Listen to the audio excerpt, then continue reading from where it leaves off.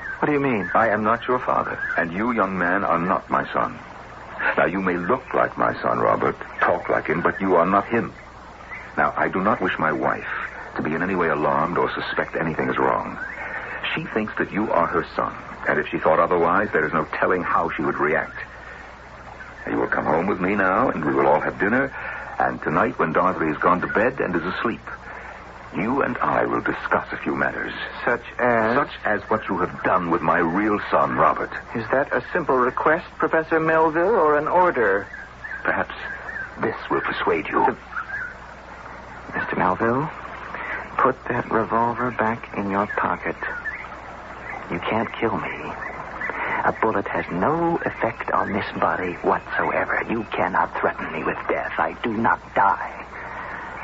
I'll return with you to your house, and as you say, later tonight, we shall have a little talk. 250 years ago, one man laid the foundations for all physical science. The gravitational force, holding the moon in orbit, optics, white light, all came of age under Sir Isaac Newton. In his 20s, he said, "I was in the prime of my age for invention." I suspect that age has returned today, and what we have imagined was fiction may indeed be fact. I shall return shortly with Act Two.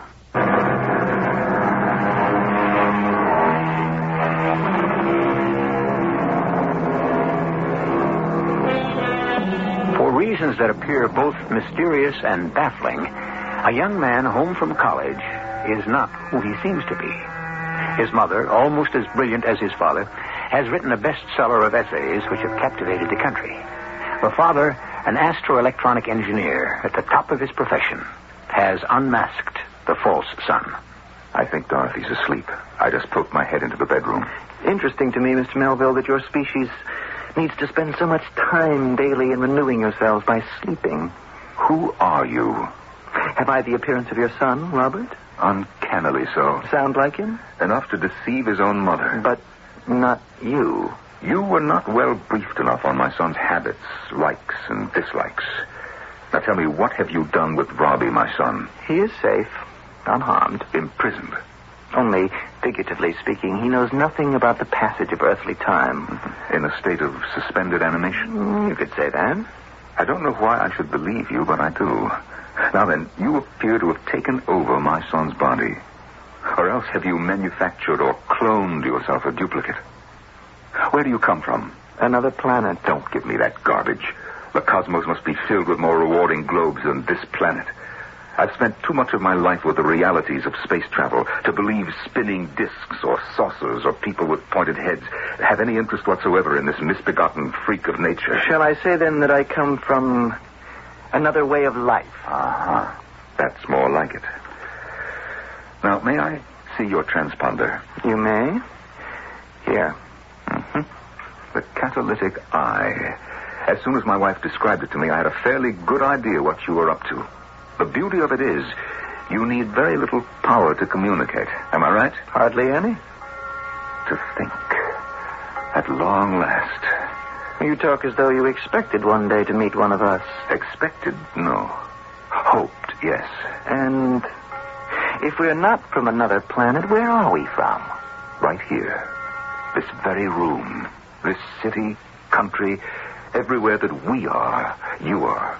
You and other manifestations are able on occasion to slide through a window between your existence and ours.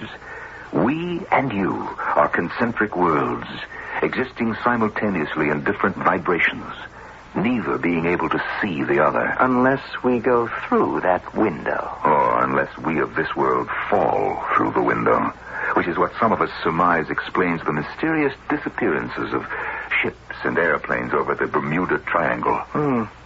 Your science has advanced considerably. No, not science, but the capacity of the human brain to perceive possibilities, a kind of applied imagination. I told you what I believe. Now tell me who you are and what you wish here. In the other dimension, my dimension, there is a counterpart of each of your species. However, Disease has spread and maimed and decimated our population. We need fresh intelligence from this dimension. You haven't told me who you are yet. My name is Trevor, which is Robert spelled backwards. The B's and V's interchangeable, as they were in ancient Rome. So, Trevor, you are the counterpart of my son Robert, huh? Tell me, how were you sent here? Simple disintegration, rearrangement of molecules, and a step through the window, as you call it. And why you? What did you want of my son? Nothing. He exists now in frozen molecular state. Your son will be returned to you. We don't want him or you. Then whom do you want? Oh, no. Oh, yes. I've come to take Dorothy Melville, your earthly wife. Dorothy? Not for long, 2 or 3 years. That's all we will require of her. Take me instead.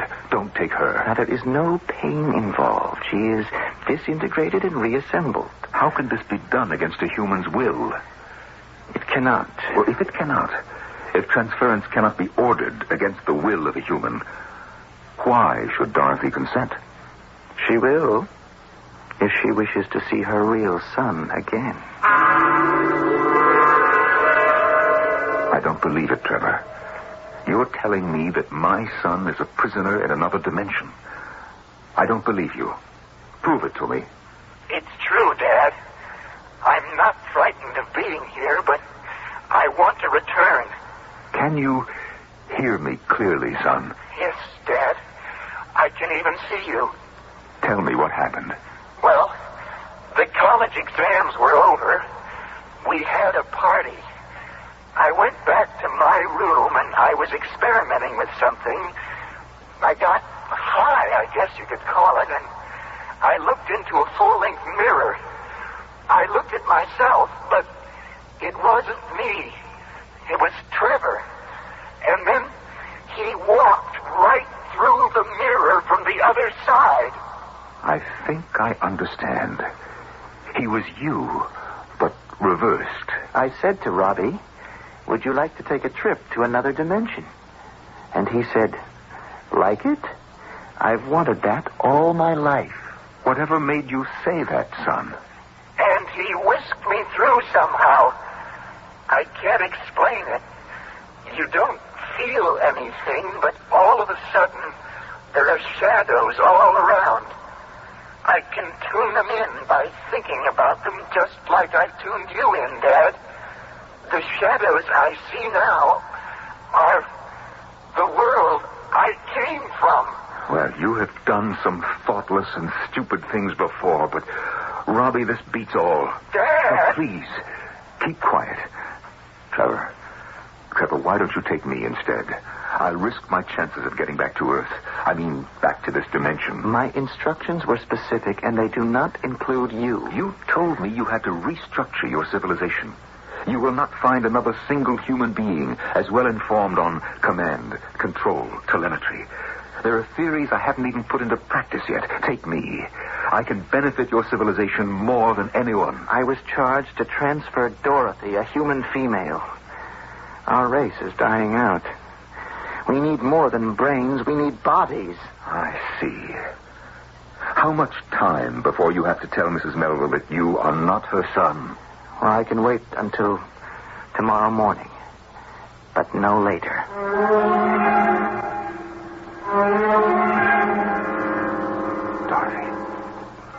Dorothy. What? What time is it? What's the matter? Please, not so loud. It's 5 a.m. Huh? Keep your voice down. What are you doing up so early? Shh, wait. Don't say anything. What are you listening for? Is Robbie all right? Listen carefully, dearest. I'm going to tell you everything I know, and believe me, no matter how off course it sounds, scientifically, it could be true. Something about Robbie, isn't it? Not the Robbie upstairs, but our real son. That's not our real son? Robbie, who came home from college yesterday? No, I'm afraid it's not. That's incomprehensible. No, it isn't. If you'll just let me explain. I had a feeling. I said to you, didn't I? He's doing peculiar things. But I never dreamed it was another person masquerading as Robbie. That's what you mean, isn't it? But our Robbie, where is he? Is he all right? I hope so. I think so. I spoke to him late last night. In these matters, it's hard to accept only a piece of it. It's the whole concept or nothing. Do you know who this is pretending to be Robbie? And it's someone called Trevor from another dimension. How do you know he's all right? Where is he? In that other dimension. I told you I spoke to him twice. We talked, but we couldn't reach each other. What I did was I turned on the recording button on my desk, so I have taped the whole conversation with Robbie and Trevor. Has he said what he wants, this Trevor? Yes. And if he gets it, would he release Robbie? He says so. What is it? What does he want? You. Me? What does he want of me? Their race is decreasing. Intellectually, they are weakening. They have selected you to... I understand. You don't have to say any more. However, the weakness of their plan is they cannot force humans across the divide that separates the dimensions. One must agree totally, mentally. I'm flattered, but I'm not going anywhere. I'm not agreeing to anything. Secondly, between you and me, we ought to be able to come up with an idea that will effectively short-circuit their plans. Good morning, Trevor. Good morning, Trevor. Did you sleep well? I don't sleep. Oh, yes, I keep forgetting. I do appreciate that, though. Saves me making up an extra bed. Sit, my boy. Sit down. Oh, I wasn't sure when I found out you weren't Robbie what you like to eat, so I didn't prepare anything. Oh, you don't mind if we go on having our breakfast? Phil's got an early day at the Space Center. Or if you want some cereal, Trevor, it's there on the sideboard. Milk, sugar, cream. I don't know what you fellows eat. I'll have some of that. Java? She means coffee. Yes, I know. Oh, only this time, let me pour you a cup. Phil, we had a little accident yesterday.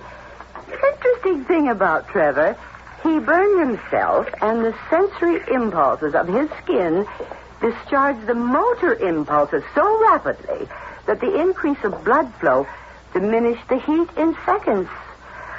I'm presuming that you do have blood. Professor Melville, have you discussed the problem with Mrs. Melville? Yes, he has.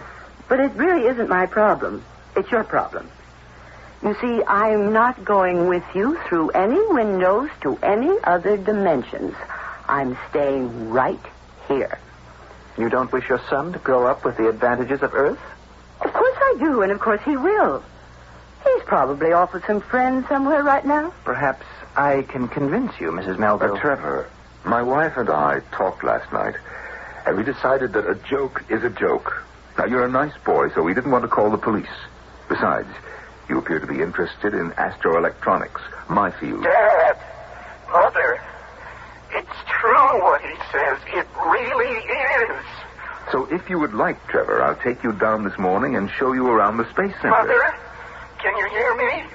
Mother, it's me, Robbie. Philip, that's so sweet of you. I'm sure Trevor will be thrilled. He looks so much like Robbie, I won't have any trouble getting him in. Dad, for Pete's sake, will you listen to me? After all, if World Space Center would permit a security breach for my real son, Robbie... Mother, Dad, somebody please listen to me. Then what difference does it make if I take Trevor around? Right, Trevor? Now, would you like that? Don't you hear your son calling to you? No. Where is he? Did you hear him come back? He's right here. He's in the same room with you. Oh, come now, Trevor. That isn't very nice. Here we are treating you as our own son, and you're making jokes at our expense. You hear nothing?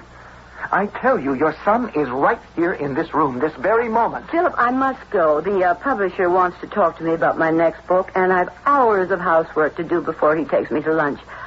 Oh, Trevor, are you staying with us another day? Of course he is. As soon as you've had your coffee, my boy, we'll drive down to the lab.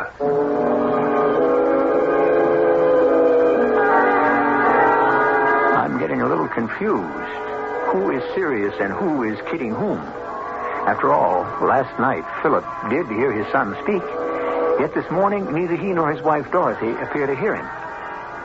My guess is, if the Melvilles are gambling with fate, Dorothy holds a very good hand. So, Trevor and all of you from the other dimension, beware. I'll be back shortly with Act 3.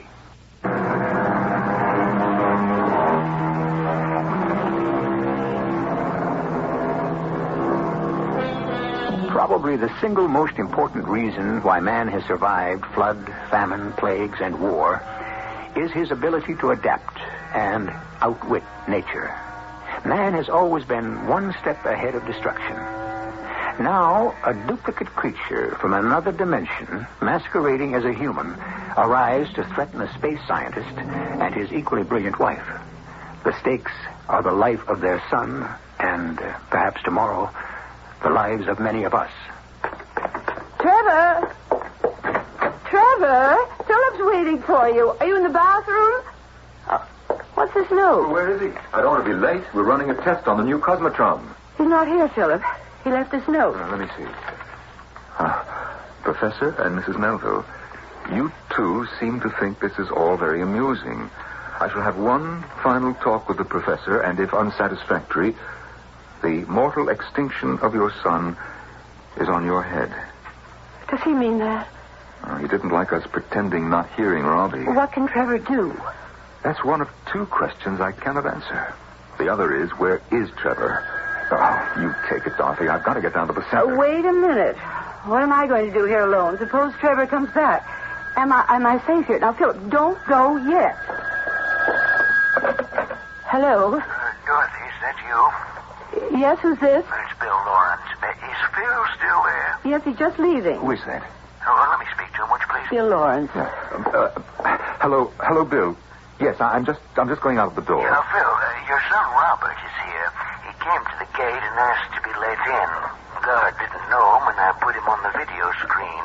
I recognized Robert and let him through, directing him to the changing room, and now we can't find him. Bill, how did he look to you? Was he extremely pale? Yeah, white as a ghost. He looks ill. Bill, find him.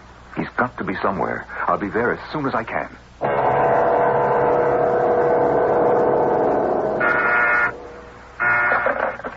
Hello, Bill. This is Philip. I just got to my office from the changing room. Any leads on Robbie? No, wait a minute. Hold it. He's just come in the door. I'll call you back. Well, Trevor, you gave us quite a scare. Is this the best they can do? These hospital clothes? We all get out of our street clothes, put on sandals, trousers, and jackets of this special cloth to protect us from the particles flying around. Is there some significance to the red heart here on my pocket? You seem to have been issued an outfit that belonged to a man who used to work here, Harry Hart, H-A-R-T. Now, where have you been? Having a good look around. Why couldn't you wait for me? There wouldn't have been all this fuss. I was afraid to trust you, so I came on ahead. Yes. You people know anything about these systems? Propulsion to digital design, to analog circuit design? Very advanced, but also quite susceptible to dematerialization and destruction. I want to know how you managed to have a good look around when we're locked and guarded with video viewers, monitored by dozens of guards.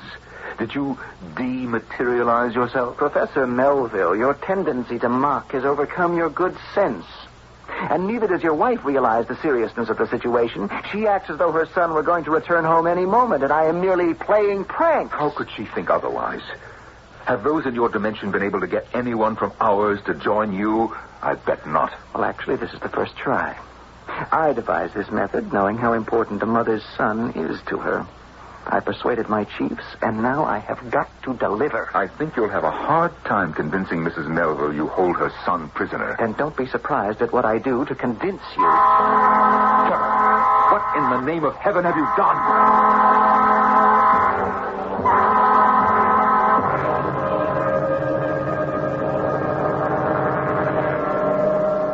I want to thank you all for the courageous and efficient way you responded to the emergency bell. All locking systems went as scheduled. All subterranean chambers closed automatically. The Betatron and the Synchrotron check out, and the Cosmotron, on which we've been running some MEV tests today, is in working order. Now, we don't quite know what set off the alarm, but that's being checked into. Phil, he's not your son, but I would have sworn... Take my word for it. Now, has he been located? Disappeared again. Can't see him on a single screen. This fellow could be Robbie's twin. I mean it. What do you know about him? Oh, it's a long story, Bill. Oh, I almost forgot. Can you tell me what this is? Found this thing in his locker. Well, when the alarm went off, the guard sealed all the lockers and brought me this. Hey, you ever seen it before? It's a transponder, and my guess is he's going to be lost without it. He can't give or get any instructions without it. So, this kid is a spy. Not exactly. Are you sure he could not have gotten out of the plant? Well, I don't see how with 100% security. Is his phone open? Oh, yeah, sure. Go ahead. You're calling home?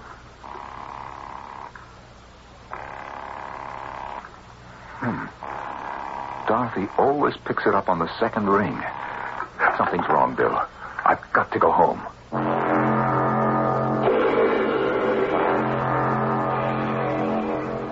Oh, Philip, you're so silly. I just went downtown to do a little shopping. I can't hide because this poor paranoid is wandering around. He hasn't shown up here. You don't think that what I told you early this morning has any basis in fact? How could I, darling? Did you or did you not hear a faraway voice of Robbie's when we were having breakfast? I dismissed the idea right away. Okay. Now, look, promise me one thing. I have to get back to the center. You will not leave the house again today. I'll be home at 5.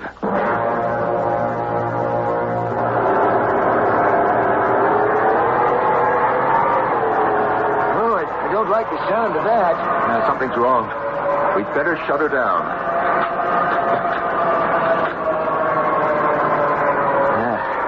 It'll be midnight before we can really take her apart. Let's hit the video. Move the cameras slowly around the D tank in the vacuum chamber and see what we can see. What's that? What's where? Look at monitor 3. I'm angling the lens toward the base of the oscillator.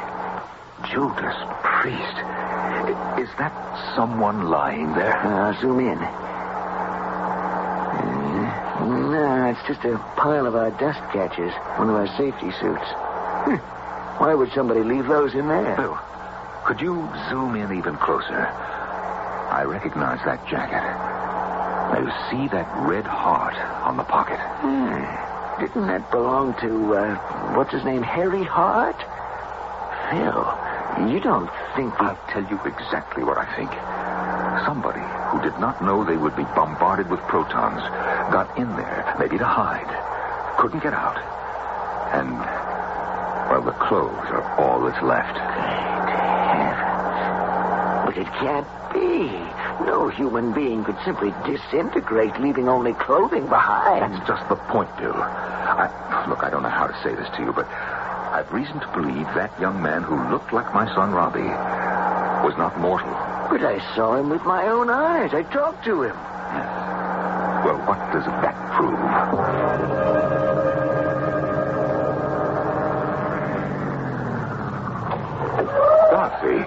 Dorothy, what are you doing standing in the middle of the street flagging me down? Let me catch my breath. I ran all the way from the house to stop here at the crossroad. I'll get in and close the door. Well, now tell me, what is it? He's home. Who? Trevor? Well, it can't be. Oh, you mean our real son, Robbie? He's home? That's just it. I don't know which he is. Well, I can tell you this, darling. I'm certain it was Trevor who was at the plant today. You know, it may be these other dimensional beings occupy the same space as we do, but they know very little about how we live. He got himself lost in the Cosmotron. It was turned on to warm up for our demonstration, and then neither Bill Lawrence or I could find hide nor hair of him. He was in the Cosmotron? You dematerialized him? Well, it could be, but I think there's more to it. Maybe we mortals are stronger than those creatures from the other dimension. Maybe when you simply refuse to go over to them, he had to quit. And then this morning, when we pretended not even to hear Robbie's voice calling to us, maybe he realized his attempt to get you had failed. Philip, I just don't know. I'm not sure it's our real son who showed up an hour ago. I'll bet you that it is. Robbie had to be released when their plan failed.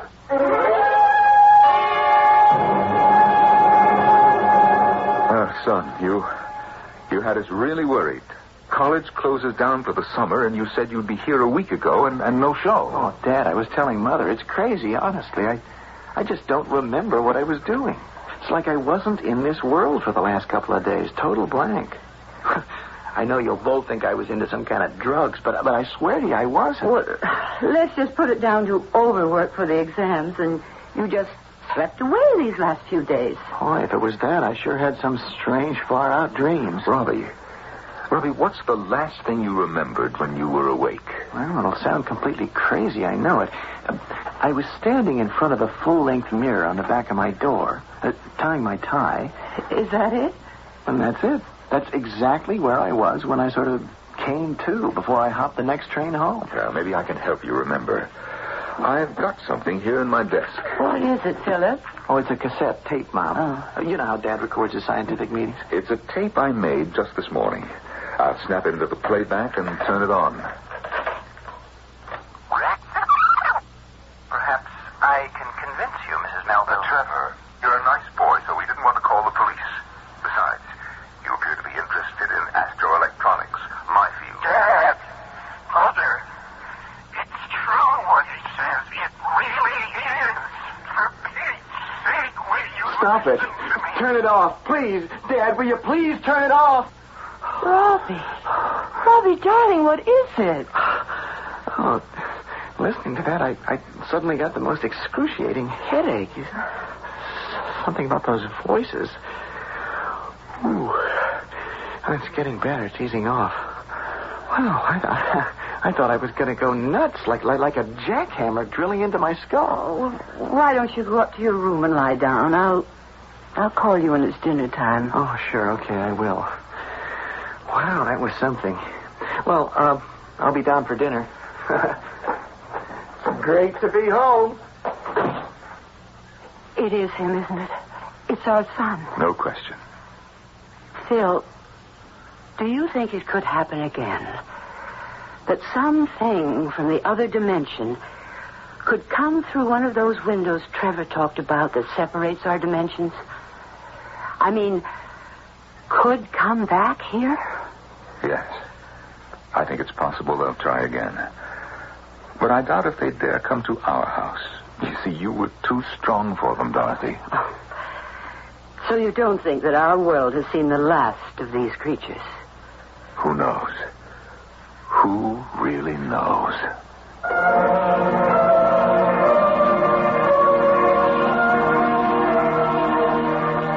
What are we weighing here?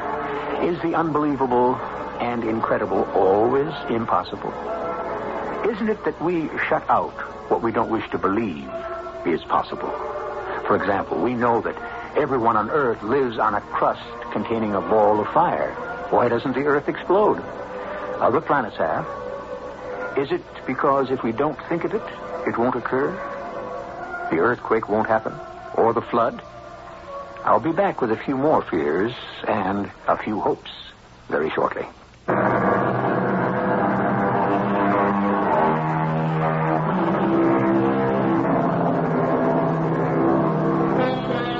One last thought, then I'll leave you in peace.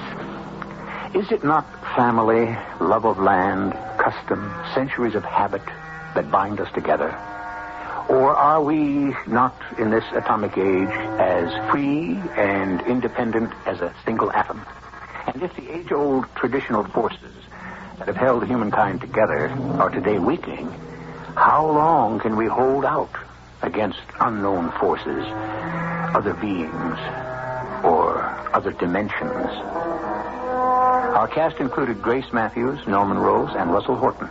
The entire production was under the direction of Himan Brown. This is E.G. Marshall inviting you to return to our Mystery Theater for another adventure in the macabre. Until next time, pleasant dreams.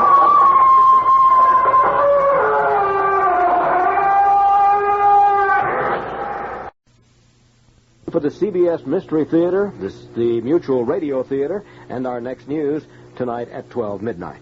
The CBS Radio Mystery Theater presents...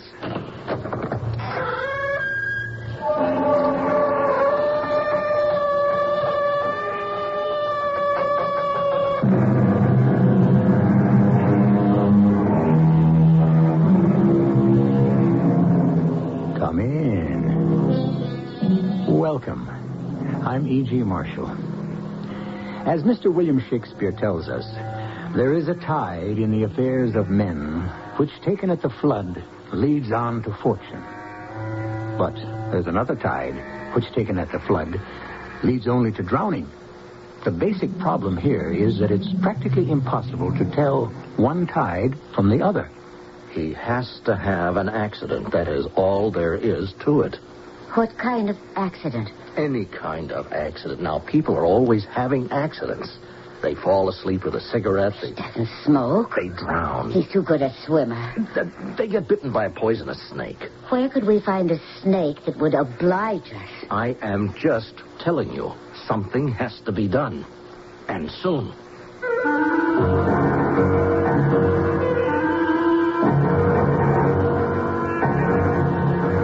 Our mystery drama, Laundry Money, was written especially for the Mystery Theater by Sam Dan and stars Larry Haynes. I'll be back shortly with Act One.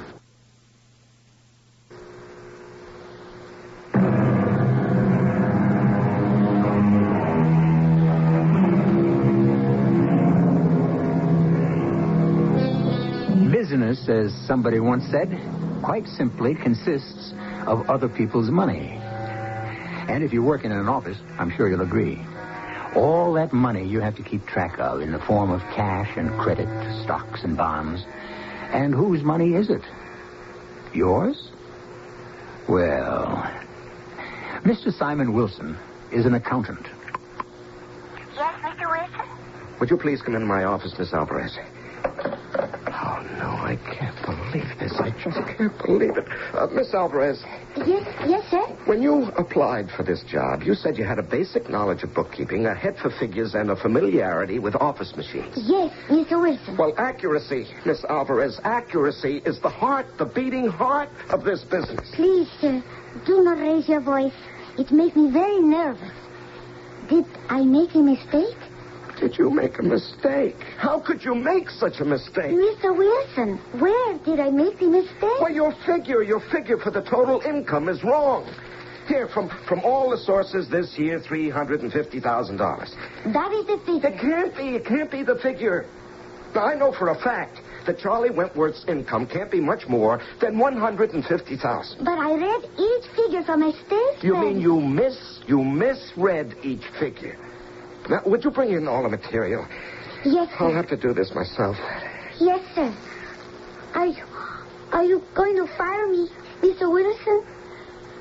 You're teetering on the brink, Miss Alvarez. Teetering on the brink.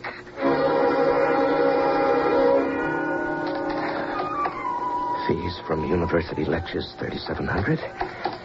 Retainer from standard, $6,000. And that should all add up to $151,000, which was the estimate for this year. So how could she possibly... Oh, my. She's very pretty, very willing, but does that make up... Hey, what's in here? Laundry. A check he made out, and a statement. Wait a minute. This went through the Banco Nacional in Mexico City. And this receipt... Oh, no. Yes, Mr. Wilson? Miss Alvarez, bring in a glass of water. I have to take a pill. Oh, did I forget to fill up your pitcher again? Oh, I'm sorry. Miss Alvarez, please do exactly what I asked you.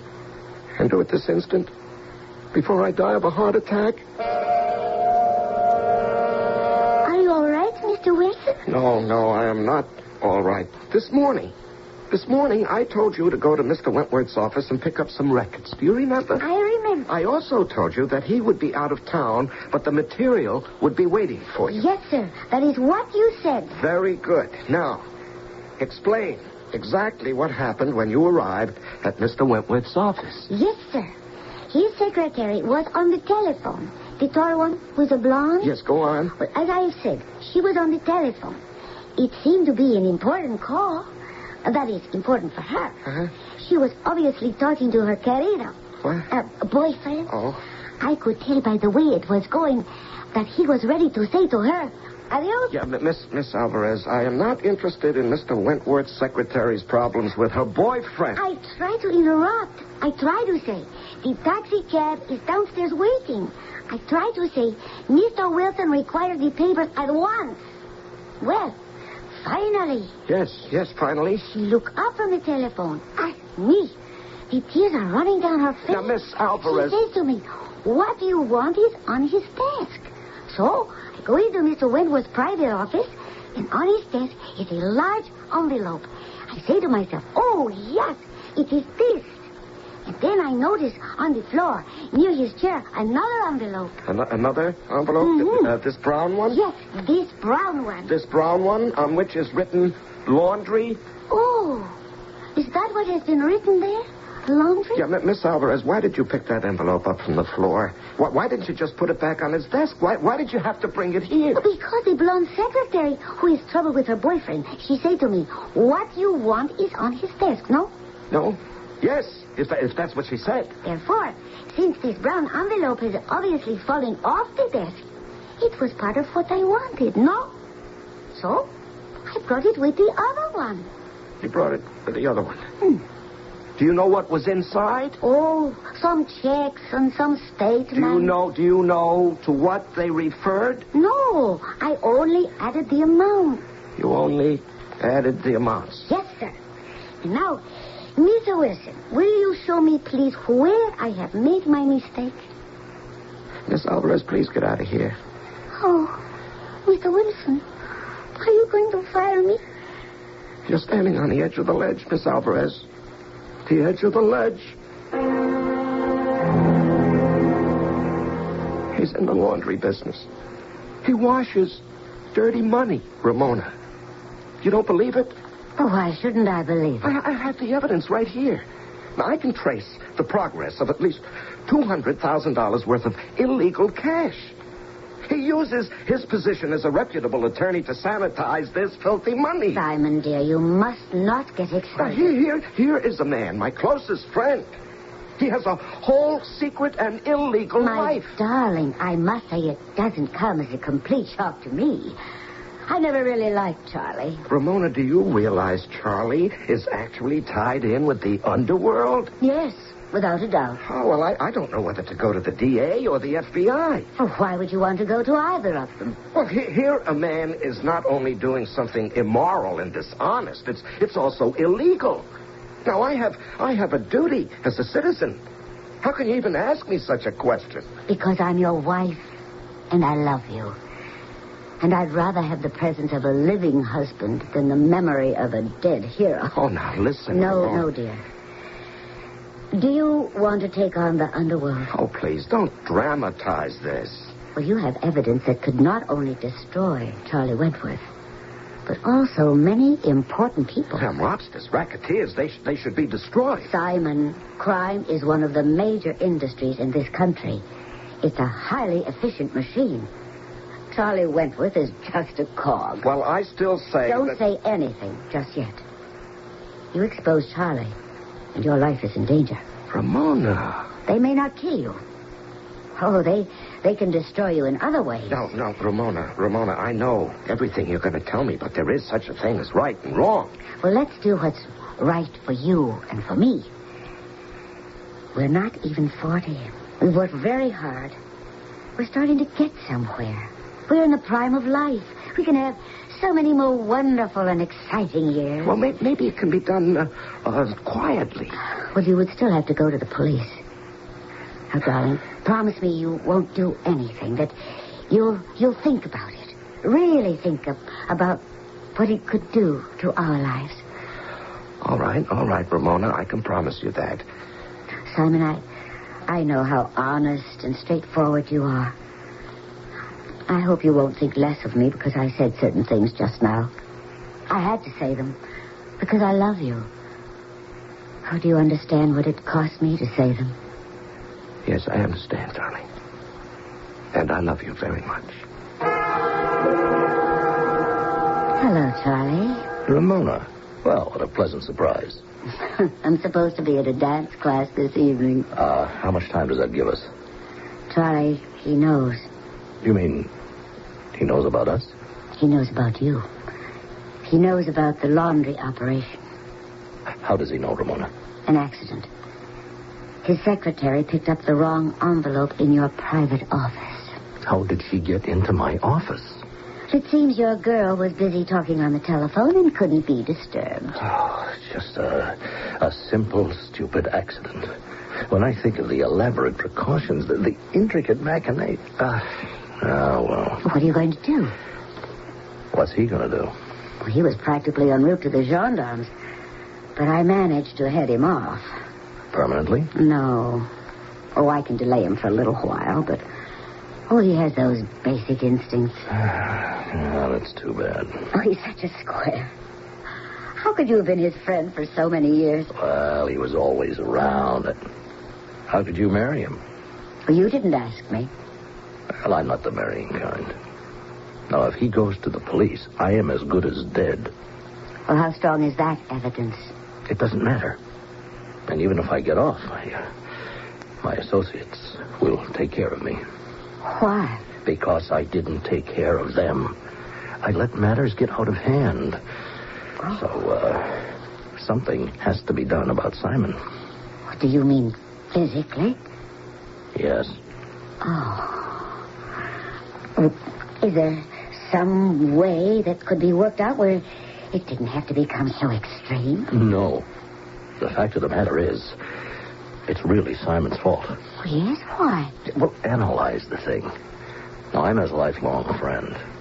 He finds out that I'm involved in a little unorthodox operation. Now, what's his immediate response, He wants to run to the police. Now, that's true, isn't it? Yes. Whereas if he were a regular sort of guy, do you know what he'd do? He'd say, "Hey, Charlie, that's a nice little pie you're cutting up. Is there a slice for me?" Of course, I'd cut him in. Why not? There's always enough for everybody. Realistically, he has only got himself to blame. Charlie, how is it going to be done? How? We have specialists. Well, I better be getting back to my dance class. He might stop by to pick me up. Yes, my dear. You get back to your dance class. And I have some work to do.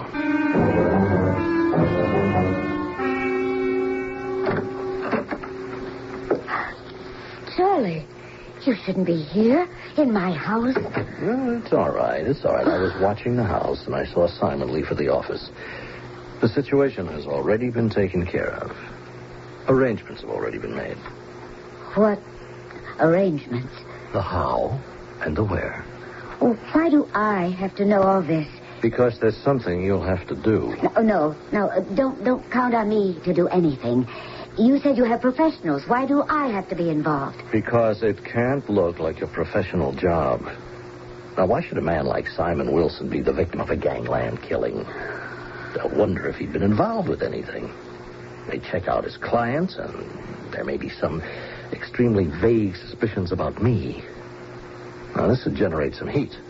What do you expect me to do? Well, there has to be an ordinary, everyday look to this. Now, suppose a store were being held up while Simon was in there, and the apparently trigger-happy gunman just shot the place up. I still don't see how I can do anything. Tonight, at 11 o'clock, you're going to get a craving for some ice cream. But I don't care for ice cream. Candy, cake, it doesn't matter. The only store that's open at that hour in this neighborhood is Jack's Market. Now, all you have to do is just send him out of the house at 11 p.m. It'll take him 4 minutes to drive there. And by 7 minutes after, there won't be any problem at all. Suppose he doesn't want to go. How can Simon refuse you anything? It has to be done.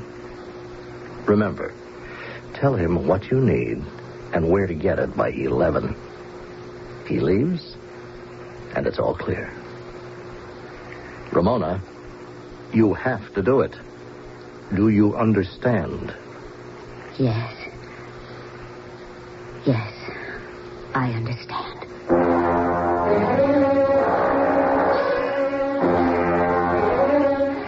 And thus we move to murder.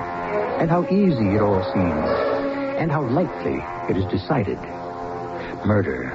Was it always as free and easy as it appears to be today? Historians tell us life was even cheaper in the past. Well, we do not actually have the murder just yet. Only the plan. Still to come is the execution, which may present problems. We can only wait for Act 2.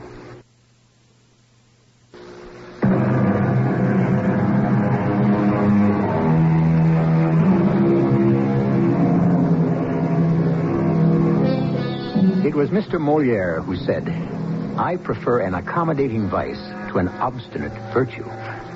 And therefore he would have understood the basic thrust of our story, for our heroine agrees with him completely. Faced with choosing between her husband's obstinate virtue and her lover's accommodating vice, she seems to hesitate. But it's mostly for the sake of form. She's made the choice long ago, even though she knows where it must lead her. Simon, darling. Yes, Ramona? What time is it? I think it's 20 minutes of 11. Are you sure that's correct? That's correct enough. What's a couple of minutes one way or the other? Dear, what we were discussing the other day... Yes? I just wish you could really make up your mind to forget all about it. Because then perhaps I could. Dear, it's a miserable business, and I intend to do something about it. When? Well, we're supposed to go on vacation next week. This would interfere when we get back. I'll get it. Hello? Ramona? Whom do you wish to speak to? He's in the room with you. What number do you want? I only want to remind you it's going on 11:15. Yes? I know what you're doing. You're trying to get him to change his mind. Yes, you have the right number. It is too late. The decision has been made. It is out of our hands. But there is no one here by that name. Right now, Ramona, you must ask him to go to the store right now. Do it. Oh, my. Some of those wrong number people are so persistent. Simon, I'd like some ice cream. Ice cream? Mm-hmm, yes. But, darling, you never eat ice cream. Well, just right now, I seem to have this craving. Well, it's almost 11 o'clock. Well, it's only 1:45. But where could I get you some ice cream at this hour? Where? Oh, at Jack's. Jack's Market. You know, over on the boulevard. Oh, now, Ramona, isn't this a little silly? Why is it silly? I hardly ever ask you for anything. Well, it's just that it's so late. All right, I'll get you some. What flavor do you want? I don't care. Chocolate, vanilla? I just want some ice cream. Strawberry? I said I didn't care. Yes, dear. I'll just get the keys to the car.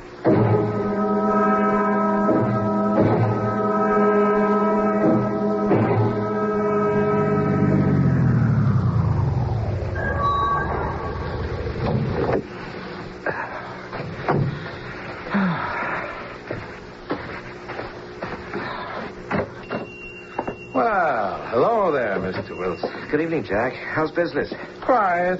But what can you do? You got to stay open. Oh, well, isn't it rather dangerous late at night? Yeah, but it all goes with the territory. Like they say. I keep this baseball bat behind the counter. Oh, well, I hope you never have to use it. If I have to, I'll give the guy something to remember me by. What can I do for you? I suppose I want a quart of ice cream. What kind of ice cream? I don't know. It's for my wife. She sent me out for some. What kind does she like? Well, actually, she doesn't like ice cream at all. And she sent you out for some? 11 o'clock at night? Well, you know how women are. No, nobody knows how women are. Yeah, that's true. I'll just take some strawberry, I suppose. Get it up! What? Get it up! Don't shoot! Don't! His gun won't go off. Hold him like that. All right, I got the bat. I'll get the bat. All right, see.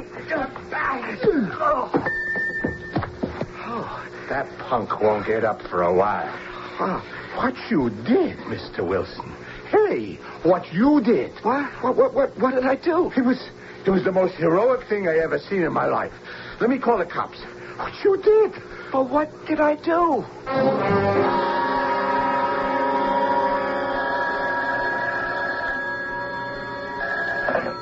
Hello? Ramona, did he go? Yes. 20 minutes ago. All right. Then it's all over. Yes. It's all over. Don't be sorry. I'm not. It had to be done. I know. We'll have a lot of fun. I hear a car pulling up. No, it must be the police coming to notify you. Now try to look surprised. You better hang up. Ramona, I got you some strawberries. Oh! What? Ramona, what is it? Well,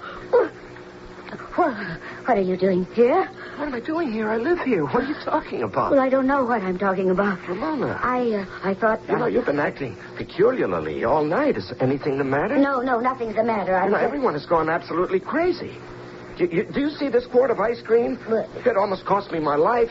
How? Well, I was in the store, you see, talking to old Jack, and suddenly this armed robber came in. Oh. And he said, put up your hands.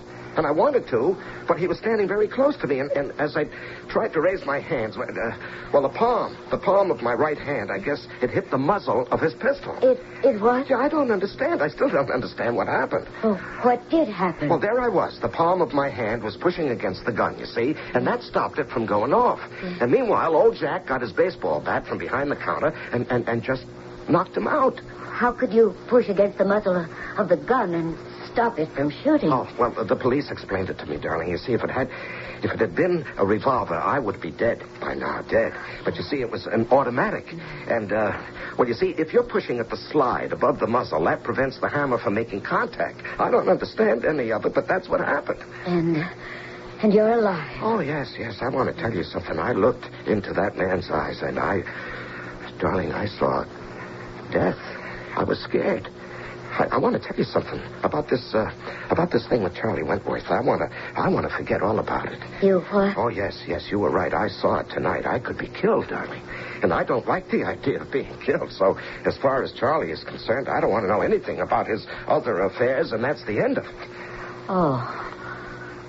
You better eat the ice cream before it melts. You said he was a professional killer. They claim he's the tops in his field. But what went wrong? It was a fluke. The craziest kind of an accident. How can we call it off, Charlie? Ramona. He told me last night. He suddenly discovered he has no real taste for being a hero anymore. He doesn't want any part of this entire business. It is too late. They want him out of the way. But can't you explain to them, whoever they are, that Simon isn't going to be a threat anymore? No. Once they make up their minds. And besides, a week from now, a month from now, a year from now, who knows what Simon will do? Well, they tried to shoot him. There are other ways. Yes, Miss Alvarez. You want me to type up the finished Charles Wentworth tax return form? Oh, yes, Miss Alvarez. Here it is. Oh, I see that you have not entered the figures from the brown envelope. What brown envelope, Miss Alvarez? It was the envelope on the floor in Mr. Wentworth's office that I brought here with the other envelope. Oh, you must be mistaken. But I remember I brought to you a brown envelope. No, Miss Alvarez. But I am certain it exists. Well, perhaps it does, in your imagination. But I know that I did see a brown envelope. Now, Miss Alvarez, that'll be enough. Oh, sir. Are you going to fire me? Miss Alvarez, you could be going down for the third time. Mr. Wilcox, I'm Detective Lieutenant Sourwine. Oh, yes, Lieutenant. Well, what can I do for you? Well, it's about last night. Oh, I'd like to forget about last night.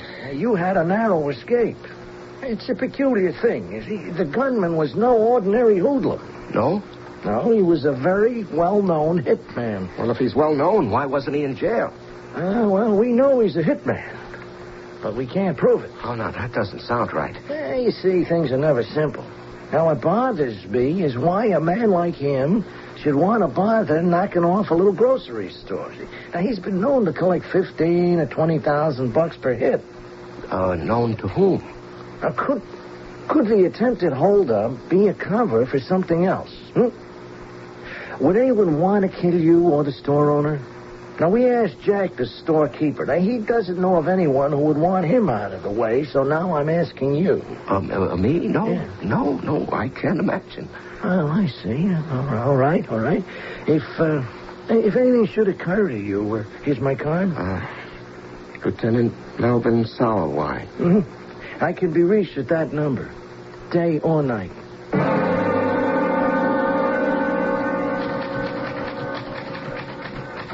Miss Alvarez? Yes, sir. Have you finished Mr. Wentworth's tax form? It is just now completed. I'll sign it when I return from lunch. Yes, Mr. Wilson. I'll be back in an hour. A brown envelope. How can he say it was on his desk? And therefore, it must now be in his desk. Here it is. Oh, Mr. Wilson! Mr. Wilson! Mr. Wilson! Mr. Wilson! Wait! What is it? I have found it. The brown envelope. The what? Mr. Wilson, look out! Oh, Mr. Wilson! Hey. Hey, did you see that maniac? He could have killed me.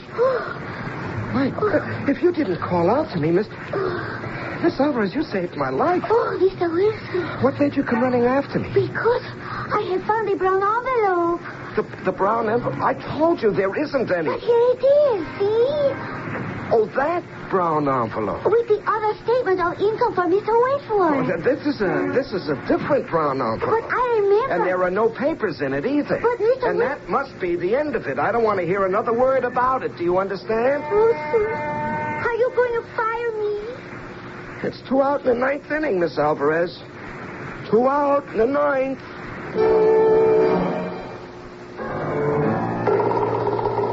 It could also be 2 out in the 9th for Mr. Simon Wilson. That's 2 times they tried to kill him, and 2 times he's had a miraculous escape. Where do we go from here? Why, to the 3rd act, of course, in just a few minutes.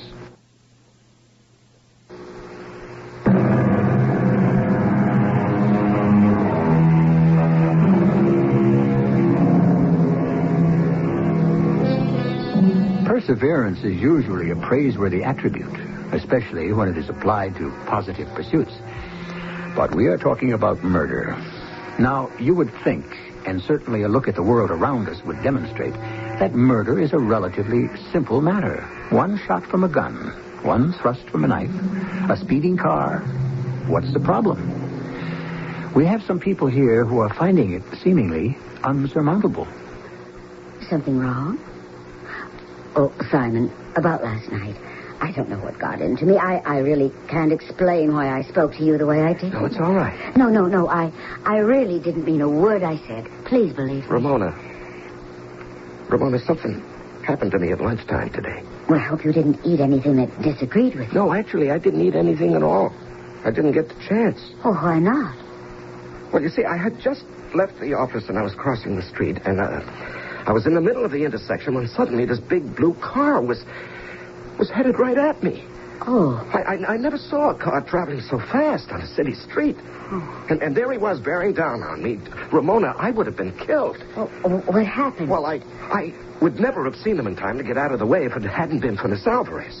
You see, darling, she had just come downstairs and she saw the car and she shouted at me to look out, and I did, just in time. Oh. How fortunate. Oh, yes. Darling, he was coming right at me. What are you trying to say? I wish I knew. It's 2 days in a row. I've had I guess you could say, an encounter with death.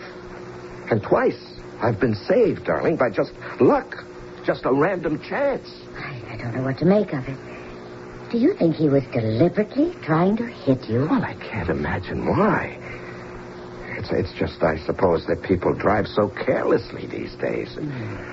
Oh, yes, last night. That was probably the same thing. What same thing? Well, the store holdup. Oh. You know, there are so many robberies. You're bound to be caught up in one sooner or later. Although the police lieutenant didn't seem to think so. What police lieutenant? Oh, a detective came in to see me, Ramona. He said that they weren't quite satisfied with what happened last night. Satisfied? Why? Was he disappointed no one had been killed? Oh, no. It's just that the robber turned out to be a big-time hitman. Oh. And the lieutenant felt he had another motive for being in that place. Another motive? Yes, he felt the robbery was staged to cover up the fact that there was, I guess you could call it a contract on somebody in the store. Well, there were only two people in the place, right? Yes, myself and Jack, the owner. Well, but nobody's out to kill me. There's this thing you know about Charlie. Oh. Well, yes, but Charlie doesn't know I know it, and the underworld doesn't know it either. How could they find out? You're the only person I told. Oh, yes, of course. You know what I think, Ramona? I think it's all a matter of random chance. You lead a quiet life for years, free from incidents, and then when things happen to you, they happen all at once. Charlie, we have to stop. We can't. But the police are suspicious. It can't be helped. These people who give you orders, they can't be so smart. They used a prominent hitman. Sometimes things just don't work out. But there is nothing to fear from Simon anymore. They won't believe that. Simon is very frightened. I know he'll be quiet. Now, look. Once these people get an idea into their heads... But we don't have to kill him anymore. Yes, we do. Why? Because if we don't, it can be very bad for you and for me. Oh, why did I ever get into this? And I have been told, in no uncertain terms, he is our responsibility. But if they couldn't kill him, and they're professionals... All right. Now, let's use our heads. It has to be an accident. What kind of an accident? Any kind of an accident. People are always having fatal accidents. They fall asleep with a cigarette. He doesn't smoke. They drown. He's too good a swimmer. They get bitten by a poisonous snake. And where could we find a snake that would oblige us? I am just telling you, something has to be done, and soon. Mr. Wilson, there was another attempt on your life. Another attempt, Lieutenant? Yeah, somebody trying to run you down, I understand. Oh, that. Well, that was just probably an accident. Well, I think it should be obvious to you now that someone's out to get you. Now, tell me, can you think of a reason? No. I can't think of any reason offhand. Yeah, well, there is a pattern developing here. Now, we tried to get some answers from that hitman. Oh, they don't talk, Lieutenant. It's kind of a code of the underworld, I understand. Oh, now they talk. It's just whoever hired him made sure he'd keep quiet. He was found dead in his cell this morning. Oh. So, evidently, you are on the list. Me? Why? Why? Does it have to be me? It could be the store owner. Now, we checked him out very carefully. Now, we are trying to protect you against whatever it is. But you see, we can't watch you constantly. You're gonna have an accident. What kind of an accident? Well, you were almost accidentally killed in a holdup. You were almost accidentally killed by a speeding car. See, the accident pattern is going to continue. Well, can't it all be coincidence? No, I don't believe in coincidence. You're going to have to help yourself. Well, how? By being extra careful and highly suspicious. Of what? Of everything. Careful of what you eat. Careful of where you go. When you walk down the street, you keep an eye upward to make sure a piece of building or something doesn't fall down on you. Oh. Of course, where you're most vulnerable is in your car. My car? Yeah.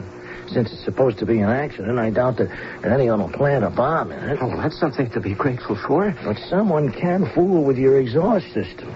Fix it so that the carbon monoxide will be discharged into the passenger compartment. Oh. So, if you ever feel yourself getting sleepy, don't fight it. Just stop the car, get out, and have it checked. But do you actually believe someone is deliberately going to try that? Well, if not that, this. The best way, the one that gets used most often, is to cut the tubing that carries the fluid to the master brake cylinder and do it in such a way that it looks as if the tubing broke by accident. Do you know what happens then? Yeah, I think so. Yeah, well, all your brake fluid leaks out. Leaks out, yes. And when you have no fluid, you have no brakes. No brakes. Yeah. Step down on the pedal, what? Nothing happens, No, huh? nothing happens. you can't stop the car, you crash and you get killed. I see. So be alert, Mr. Wilson. All the time. I wish I knew who was after you. And why.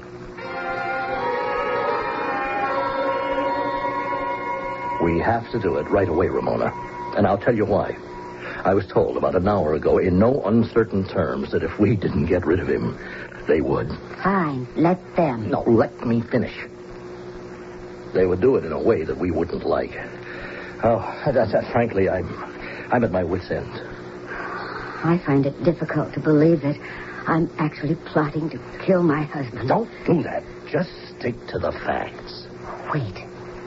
He said we were going on vacation next week, which means that silly, boring cabin up in the mountains. Hey, that is just great.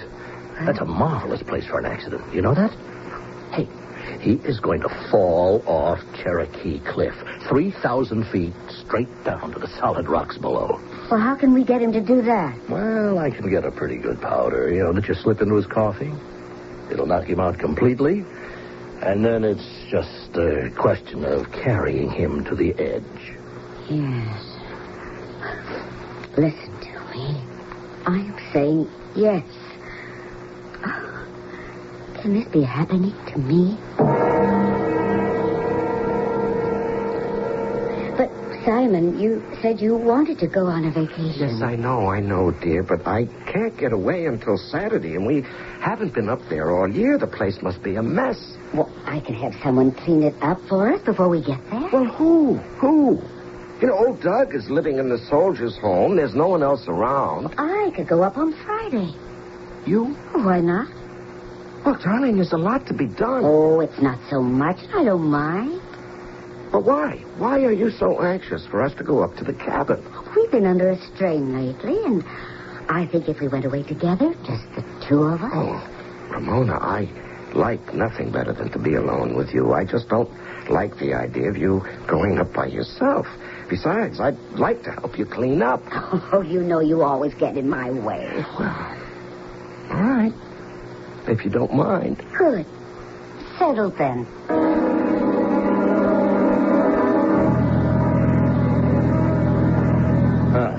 The chump just fell for it. Oh, please, Charlie, don't call him a chump. Oh, look, if you didn't believe he was a chump, you wouldn't be with me in the first place, huh? Oh. So, you're driving up to get the place ready for him, and he'll be up sometime tomorrow, huh? I've got this little packet for you. You better keep out of sight when he gets here. Hey, what? Would you slow down? Oh, don't worry. I know this road. Ramona, that's a pretty sharp curve up ahead. Now slow down. I am. No, you're not. I'm stepping on the brake. Then why are we going faster? Charlie, the brake isn't working. We're going off the road.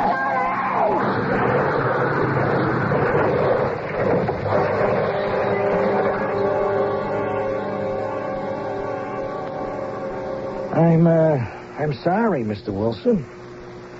I don't know what to say, Lieutenant. Your wife and this man, Charles Wentworth, they never had a chance. Charlie. Yes, Charlie. A dear, devoted friend of ours. They must have taken that steep curve just a little bit too quickly, Oh, poor Ramona. Yeah, she liked fast driving. Well, at least they didn't suffer. Yes. Doctor says they both died immediately. Well, I guess you were right all the time. It was just a string of coincidences, that's all. The hitman. Huh? Oh, well, those fellas are so unstable. He probably needed a few $100, and he happened to be passing that store, and just an impulse. Why was he silenced? I don't know really why he was murdered. May have been some personal grudge. I don't know. Well, Mr. Wilson, I won't intrude anymore. I know how you must be feeling. Goodbye, sir. Yes, goodbye, Lieutenant.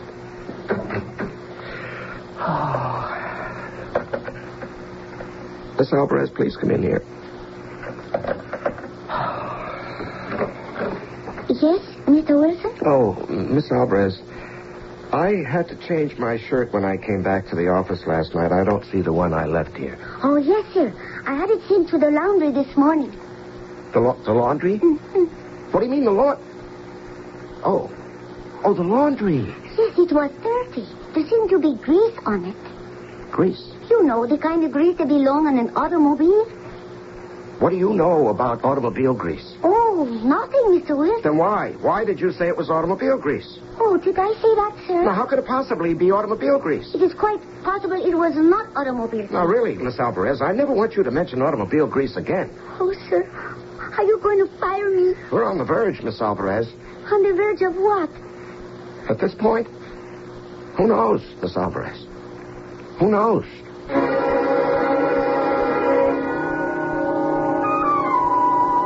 Who really knows? We may safely assume that we know what might happen between Miss Maria Alvarez and Mr. Simon Wilson. But who knows what really happened to Mrs. Ramona Wilson and Mr. Charles Wentworth? And why? There are 3 possibilities, and we'll check them out with you in just a few minutes. We'll pay you $50 to take a test drive at a participating Chrysler Plymouth dealer. Test drive any new Chrysler or Plymouth. Buy one or a qualifying competitive new 1980 model within 30 days of your test drive. Bring in proof of purchase and test drive certificate and get $50. One check per customer. We're that confident in Chrysler engineering. That's sure that if you test drive one of our cars, you'll buy one. See your participating Chrysler Plymouth dealer for full details.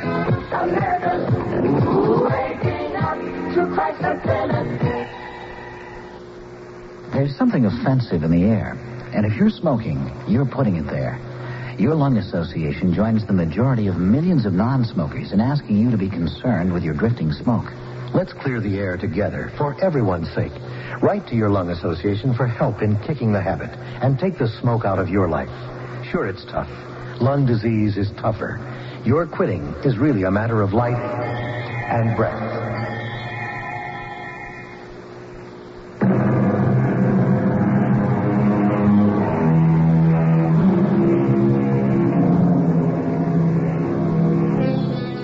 What 3 possibilities could account for the deaths of Ramona and Charlie?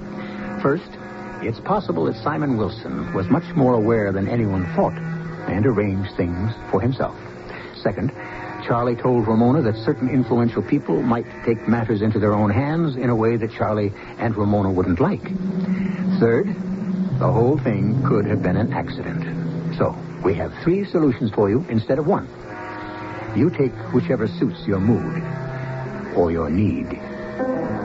Our cast included Larry Haynes, Evie Juster, and Earl Hammond. The entire production was under the direction of Himan Brown. And now, a preview of our next tale. Sunken cheeks and 2 hollow eyes with large pupils. You mean that you see it too? See what? That face.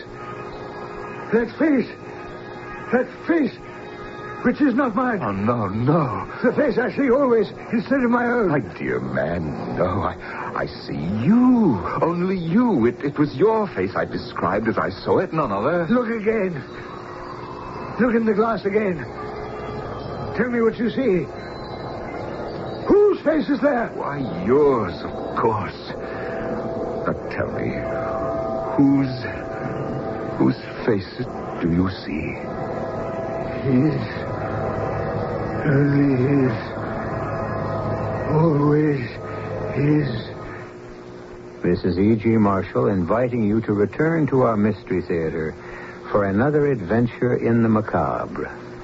Until next time, pleasant dreams.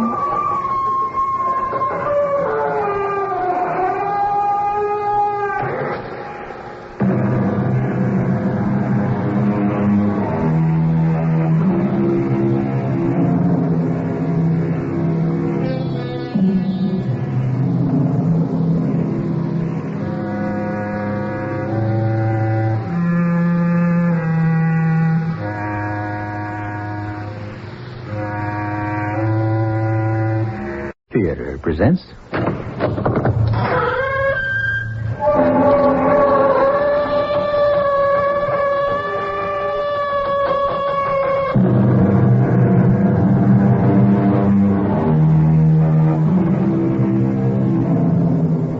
Come in.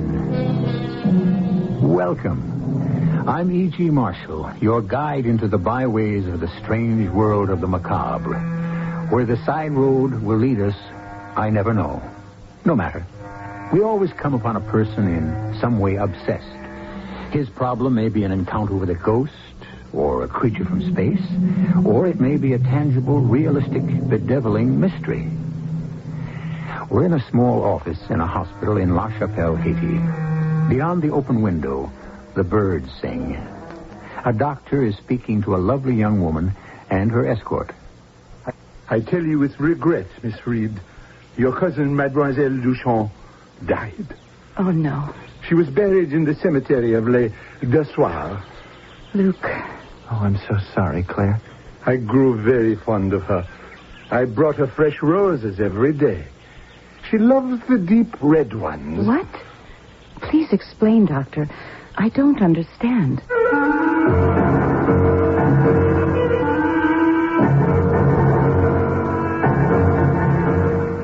Our mystery story, A Matter of Identity, was written especially for Mystery Theater by Roy Windsor and stars Russell Horton and Heather McRae. I'll be back shortly with Act One.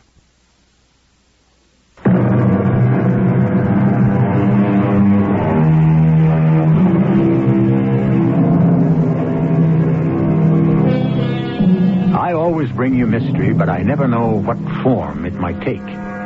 The mystery of personal behavior? That's the purview of psychiatrists. Retrogression, in which a person, for some uncanny reason, can recreate what happened hundreds of years ago? Baffling even to the experts. Then there is mystery that is tangible. What happened to a famous painting by El Greco that is found in the attic of an old farmhouse? Well, Claire Reed, an attractive auburn-haired young woman who lives in Ithaca with her father, a professor of anthropology, has a puzzle on her hands. Father? Oh, no, don't distract me, child. I have to. Oh, dinner ready. Something smelled very appetizing when I came from the seminar. Oh, how good you are, Claire. I don't know what I'd do without you. You manage us so well. Father, please, I have to talk to you. Oh? It's about Antoinette. I'm worried about her. Are you? Oh, I shouldn't if I were you, Claire. Your cousin's old enough to lead her own life. She's only 17, and she should have been back in Ithaca a week ago. Have you thought about that? Antoinette went to Haiti to visit Aunt Elise. Of course. Weeks ago. This letter from Antoinette is 2 weeks old. She enjoyed her stay with Aunt Elise, and then she wrote that a guide was driving her from Port-au-Prince into the hill country. Oh, indeed. Still quite primitive, I suppose. Rugged and remote. You've been there?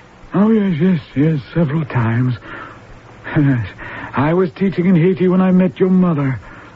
Oh, I still miss her terribly, Claire. Oh, so do I. Yes. I think something's wrong, Father. Well, you might speak to Luke. Luke? Luke Calloway. He's an important man in our embassy down there. Oh, for heaven's sakes, how do you know that? Well, we correspond from time to time. You and Luke? Yes, I've always been fond of Luke. I think you should have married him. Oh, Mother disapproved. Yes, I can't imagine why. No, you ask Luke to look into this Antoinette thing. Would you speak to him, Father? Me? Oh, well, all right. Well, you might tell him that I'm flying down at once. Well, can't you leave the art museum on such short notice? I intend to. There's something very wrong about Antoinette's silence.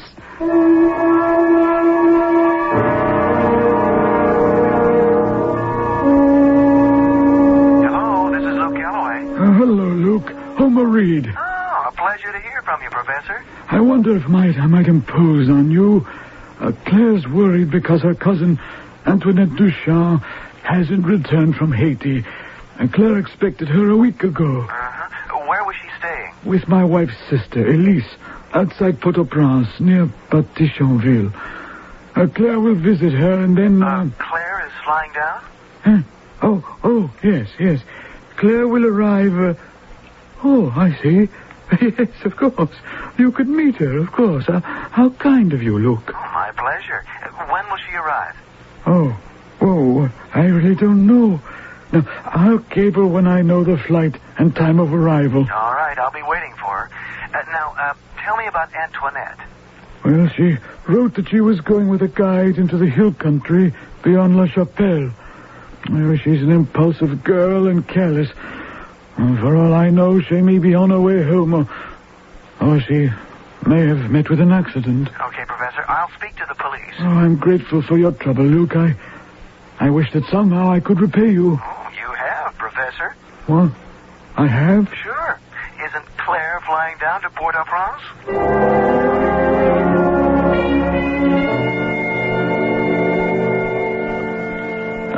Bonjour, Monsieur Calloway. Oh, good morning, Lieutenant Fouchot. It is that.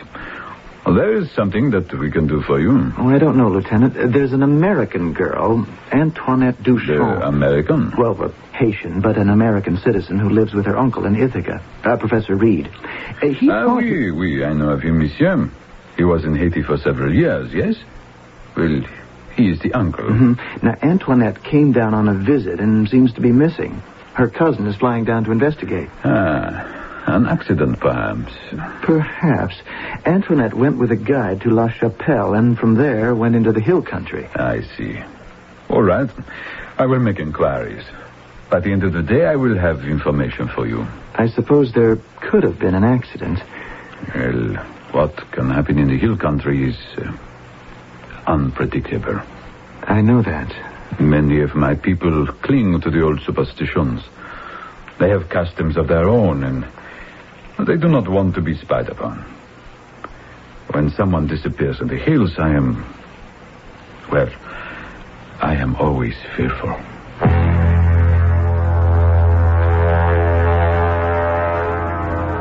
Claire? Claire? Oh, Claire! Luke, how very kind of you to meet me. You remember my name. I've never forgotten it. And you. Oh, it's been 2 years. Oh, here, let me take your bag. Well, how are you, Luke? Oh, quite well, thank you. My work is light. I've become used to Haiti. It's an interesting island. And you, hey, still Miss Reed. What's the matter with a young man around Ithaca?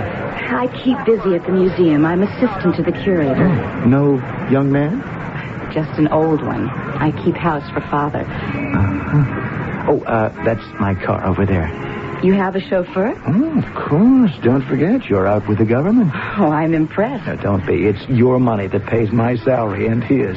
Well, then this is an official welcome. Well, I couldn't presume to have made it unofficial. Your mother sent me packing, remember? I found that out later, Luke. Water over the dam. Ah, here we are.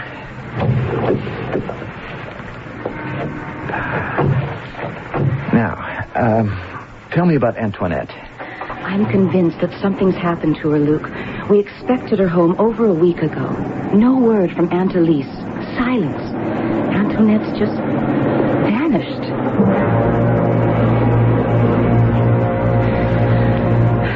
I'm nervous, Luke. That's a waste of energy. Now, once we formulate a plan for tracing your cousin, we can't sit around wringing our hands. We have an elegant dinner at the best hotel, get a good night's sleep, and then we get to work, okay? I suppose so. I'm afraid I won't be very good company. Now, you let me decide that. I'm sorry you were so hurt, Luke. I'm sorry I mentioned it. I'm supposed to be a diplomat. Can you arrange to be away from the embassy to help me? Oh, of course. Protecting American citizens is one of our responsibilities. Now, I began work on the puzzle this morning. I visited with Lieutenant Luchot at the police department.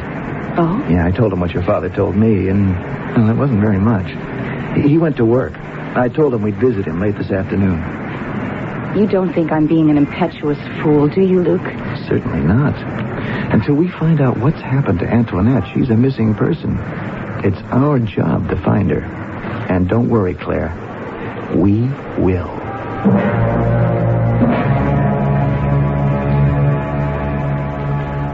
Mademoiselle, I am most happy to make your acquaintance. Thank you, Lieutenant. I am aware of your father. He lived here for several years and, if I recall, married a lovely English woman, yes? That's right. My mother died a few years ago.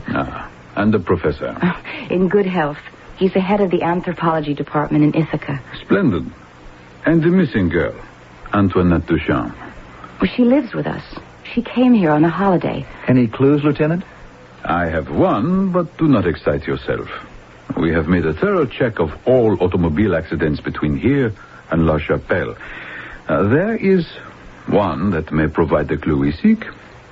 She was in an accident? The car was in an accident. Heavy rain, a rock slide. What about my cousin? And there was no trace of her. But she wasn't alone, Lieutenant. There was a guide. Also missing. We have traced the automobile. A private car owned by a woman who takes parties on tour to visit the sugar plantations along the Atibonite River, Cap Hachian, the Citadel, even Pic La Salle, our highest peak. The woman's name was Barlow.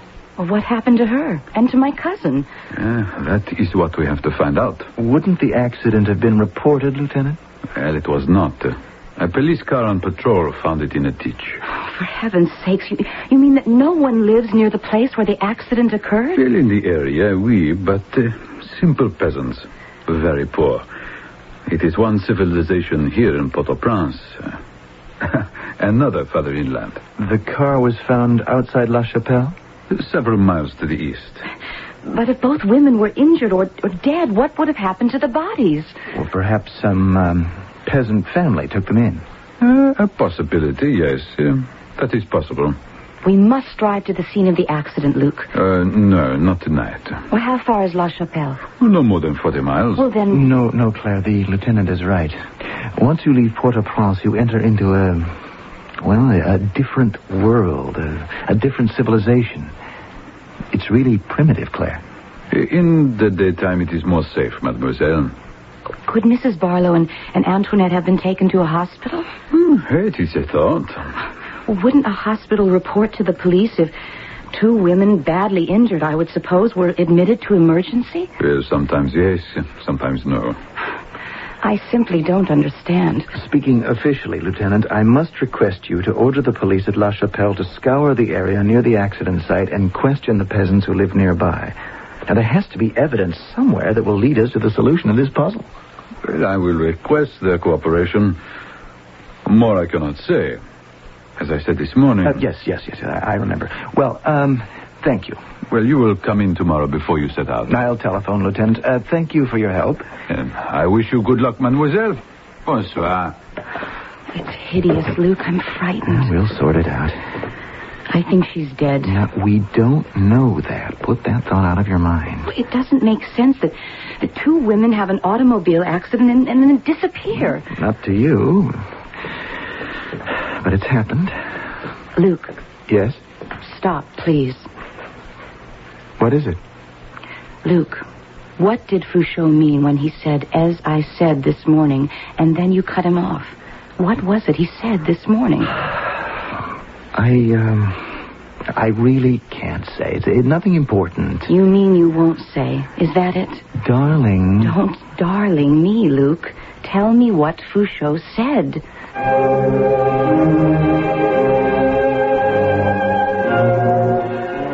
So this tale of the macabre is about a schoolgirl who has literally vanished near La Chapelle, Haiti.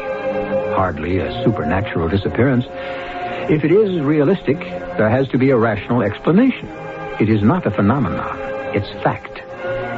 What troubles our friends is uncertainty, which gnaws away at them. We'll rejoin Claire and Luke shortly when I return with Act 2.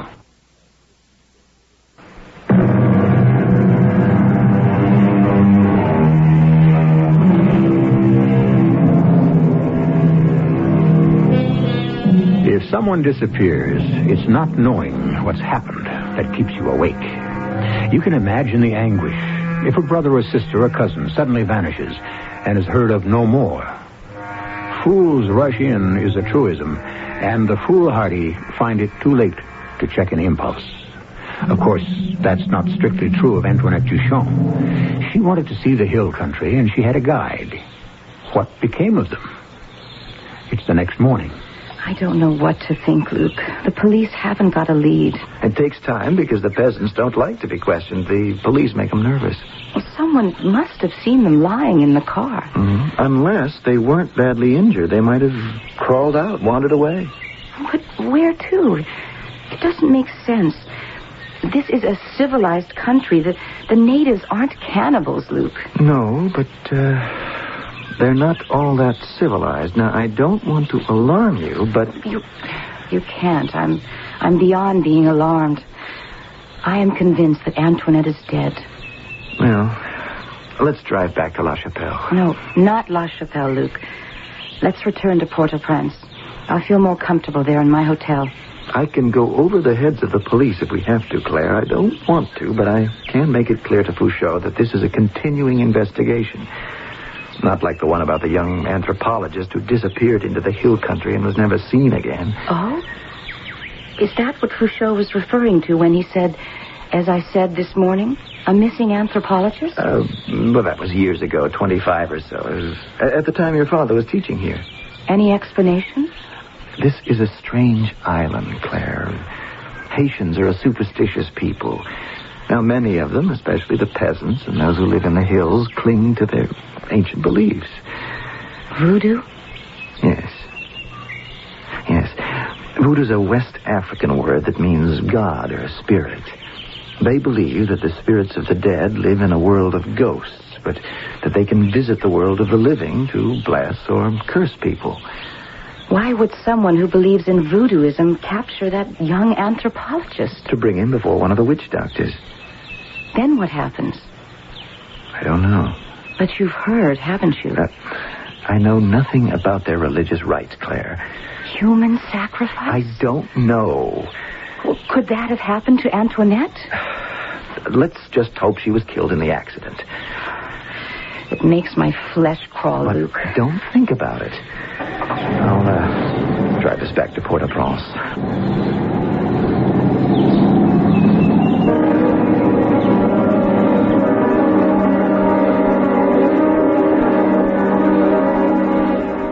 Good afternoon, Lieutenant.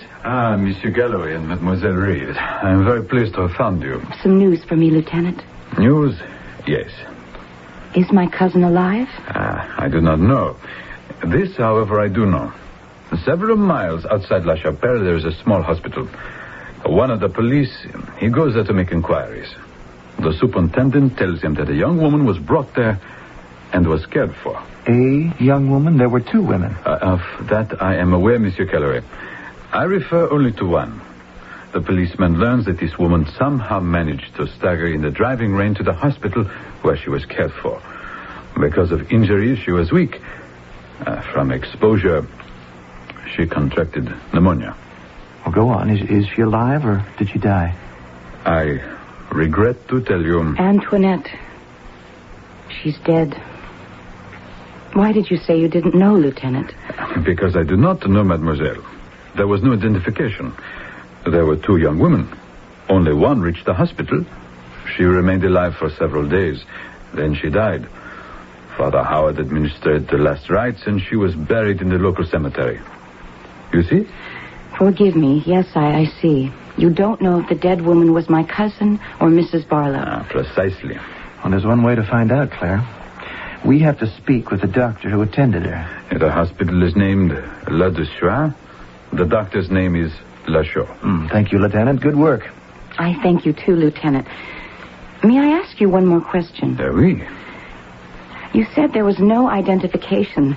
Doesn't that strike you as peculiar?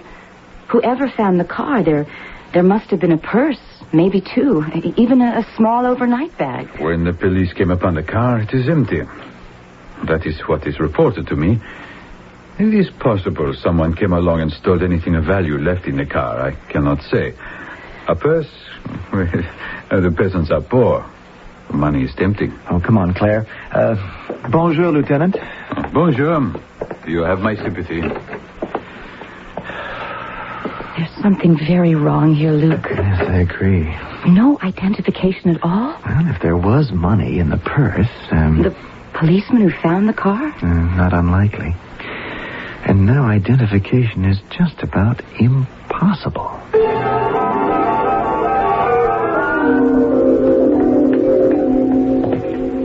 This is it. I just hope he speaks English. My French is pretty weak, and I have no Creole. Dr. Lachaud? You are Monsieur Calloway. And this is Mademoiselle Reed. Lieutenant Fouchot telephoned that I was to expect you. Please, come in. Thank you, Doctor. Please to sit down. You have come on a sad mission, my friends. We did everything which we were capable of doing to save your cousin's life, but it was not possible. It was not enough. In the end, she slipped away. She was at peace. Can you describe her for us, Doctor?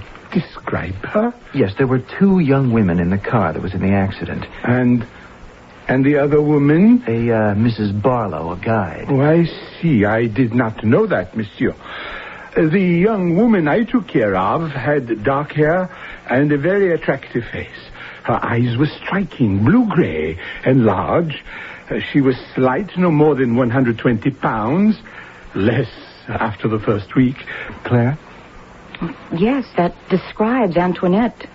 Generally, I was never aware of her eyes as being unusual. Lieutenant Fouchot told us that she was buried in the local cemetery. Oh, that is so, monsieur. I attended the funeral. She is at peace. A lovely young woman. I am so sorry. Doctor, there was no identification? None. We did not even know her name. You said Antoinette. Antoinette Duchamp. A French woman? Her mother, Elise Duchamp, was English. She lives outside Petit-Chonville. I will have to speak to her to decide what should be done with the body. You would exhume your cousin? Well, that would be up to my Aunt Elise. Doctor, may I ask a question? Did you make a study of the woman's clothing? I don't know that anyone did. I understand what you mean. Labels? Yes. In her blouse, her dress, her skirt, shoes. Oh, that could still be done, Luke, if she's exhumed. Leave her in peace. Do not defile the grave. Is there anything else that you can tell us, Doctor? No, nothing. She was a fine young woman. During those brief times when she was rational, she would thank me for the roses I would bring her. You brought her roses? Every day. She loved the deep red ones especially. For their fragrance? More for their color. It reminded her of something, the roses, I mean. As if she associated them with some pleasant memory. A young man's remembrance, perhaps, on a birthday. Claire, what is it? You have a strange look on your face. Impossible. What are you talking about? Impossible? What's impossible? Thank you, Doctor. What's come over you, Claire? Have I said something to offend you, mademoiselle? On the contrary, you have made me extremely happy.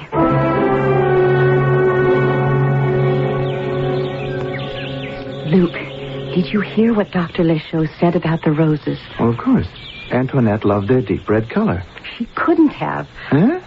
Antoinette wasn't allowed to drive a car, and she never could appreciate a red rose. Well, why not? Because, dear Luke, Antoinette was colorblind. Incredible. My cousin, Antoinette, cannot see the colors red or green. It's a condition named daltonism. She sees red and green as gray. Can you imagine Antoinette enjoying and requesting roses? Gray roses? So the poor woman who struggled from the accident to the hospital was Mrs. Barlow. But, mademoiselle, when Dr. Lechaud described the dying woman... Well, it was a pretty good description of Antoinette. She and Mrs. Barlow must have looked alike. But Mrs. Barlow had been married and was divorced. Still, Monsieur Calloway, when a person is ill, even a younger woman can appear to be aged. Lieutenant, will you run a check on the guides in Port-au-Prince? But of course. Yeah, perhaps I can locate Mr. Barlow. His former wife must have relatives, yes? Oh, poor woman. Yeah, we've gotten somewhere.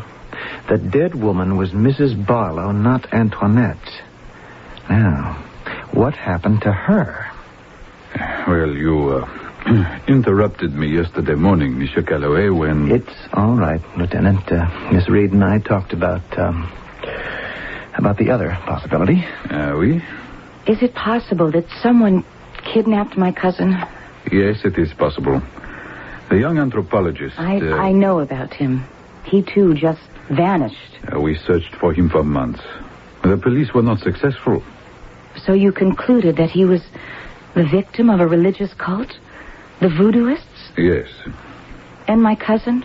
We speculate and hope. We have informants in the hill country. I will inquire of them. The police in La Chapelle will be ordered to help. Well, it grows late. If you will spare me an hour, then we will set out. I will make arrangements for a search.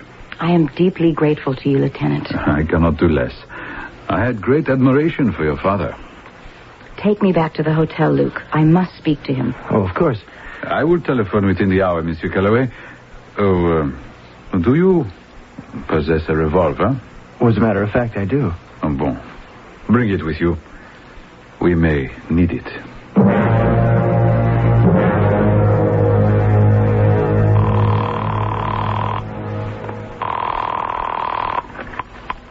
Hello?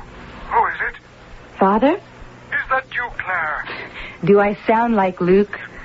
I simply don't understand your sense of humor, Claire. You said Luke. He's here with me in my hotel room. He would like to talk with you. Luke? Hello, Professor. Luke, my boy. Good to hear your voice. Antoinette is still missing, but we don't think she's dead. I see. Wasn't she driving into the hill country? Well, that's where we're headed for now, Professor. You think that Antoinette is up there someplace? Yes, sir. Then don't be too hopeful, Luke. I've studied the magic of those who still practice voodoo. Human sacrifice is not unknown. Yes, I know that, Professor. Well, I wish you luck. Protect yourself. I'll protect both of us. Pardon me? Claire. Oh, my goodness, yes. Yes, do that. Do you want to say goodbye to Claire? Huh? Oh, no. I have to return to my work. Oh, good night. Good night. Good night, Professor.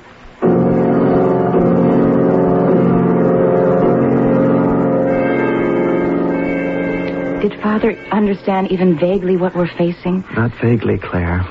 Clearly. He knows this country. He said not to be too hopeful. He's convinced that Antoinette's in the hands of the voodooists. Yes. And you, Luke? Well, I am hopeful. I don't know their rigmarole. I suspect that a human sacrifice is a big occasion. And maybe we're in time to prevent it.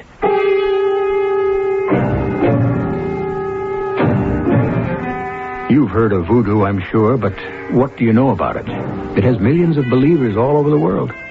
In Haiti, it's voodoo. In New Orleans, among the Creoles, it's hoodoo. And in South America, it's named macumba. What is it really? A belief in magic, black magic directed toward evil. Does it work? Those who believe say yes. Why? I'll explain when I return shortly with Act 3.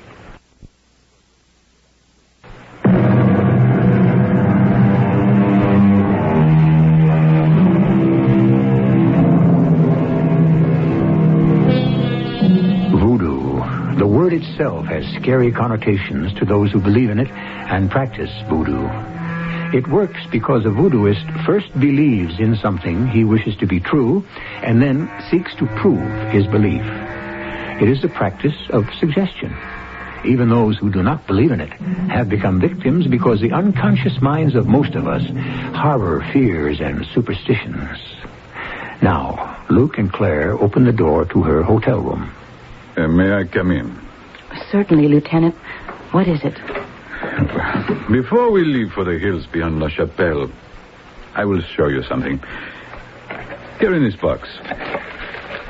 You see? Oh, what in the world? A photograph of a man's head and his arms and legs drawn beneath it like a cartoon. Who is it, Lieutenant? What is it? Early in the afternoon, I telephoned Professor Reed.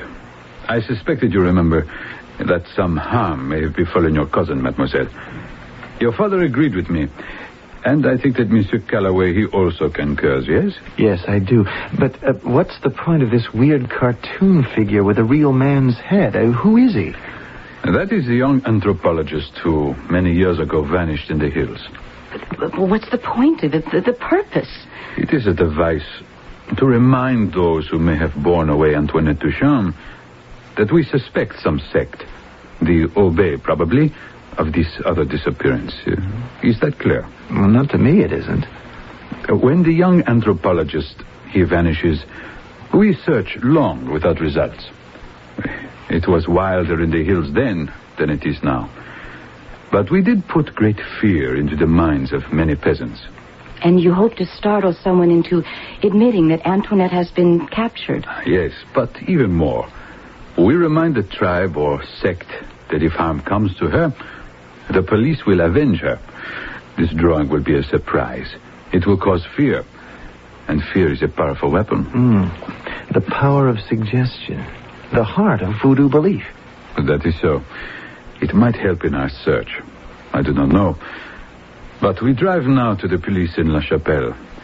They have taken into custody an informant known to me. I will question him. To find your cousin, we must have a direction. You mentioned a sect known as the Obey.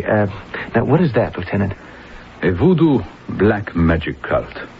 In its rituals, it is believed that the cult in some way uses the human corpse. Professor Reed spoke about the Obey, and we have, no proof of human sacrifice, but we have heard of the other. It is to the Obey sect that we must now go. This informant will talk? Out of fear, yes. Of the Obey? Oui. And if he does not help me, I will threaten to expose him to the sect. And it is the end of him.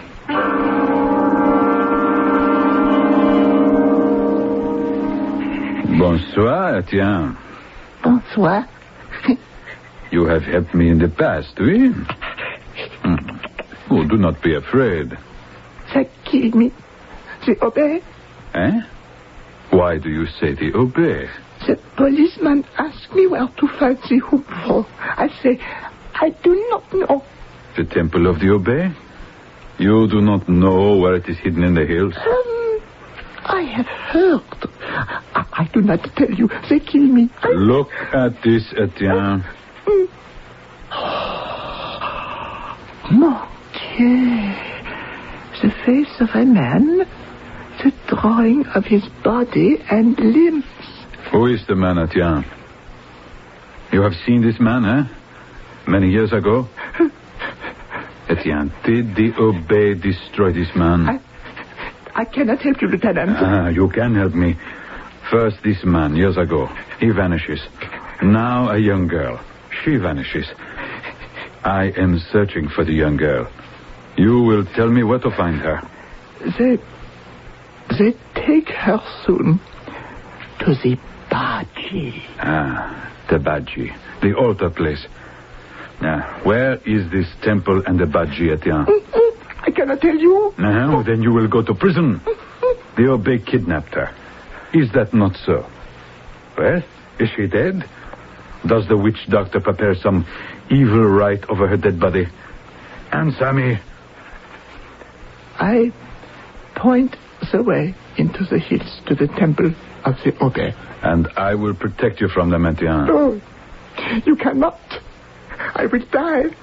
The Papola will cast a spell over me, and I will be dead.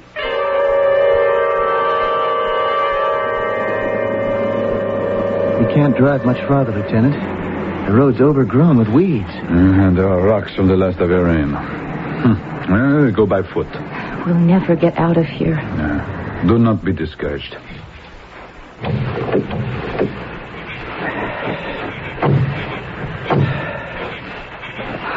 It's eerie, Luke. I'm glad the moon's out. You have your revolver, Monsieur Calloway? Out and ready. No, do not use it except in self-defense.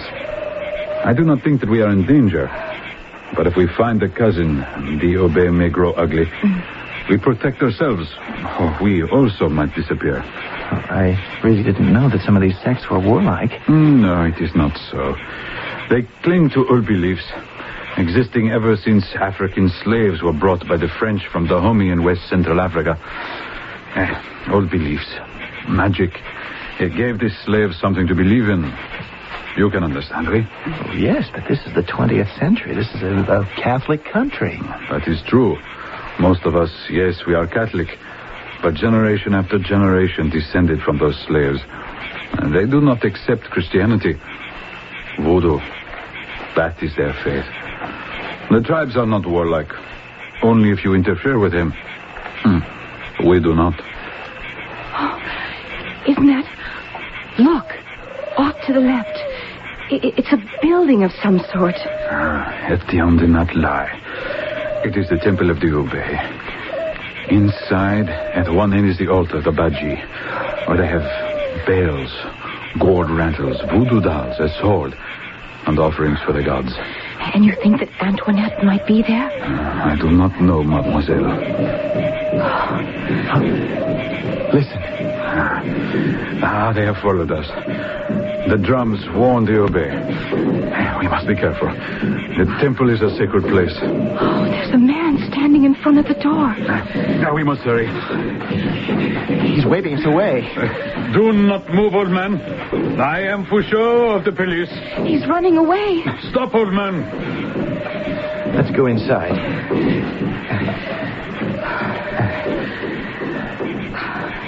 Holy mackerel. Look at this place. Oh, and smell the incense. Look, tied to the serpent's post at the altar. Oh, Antoinette! Antoinette!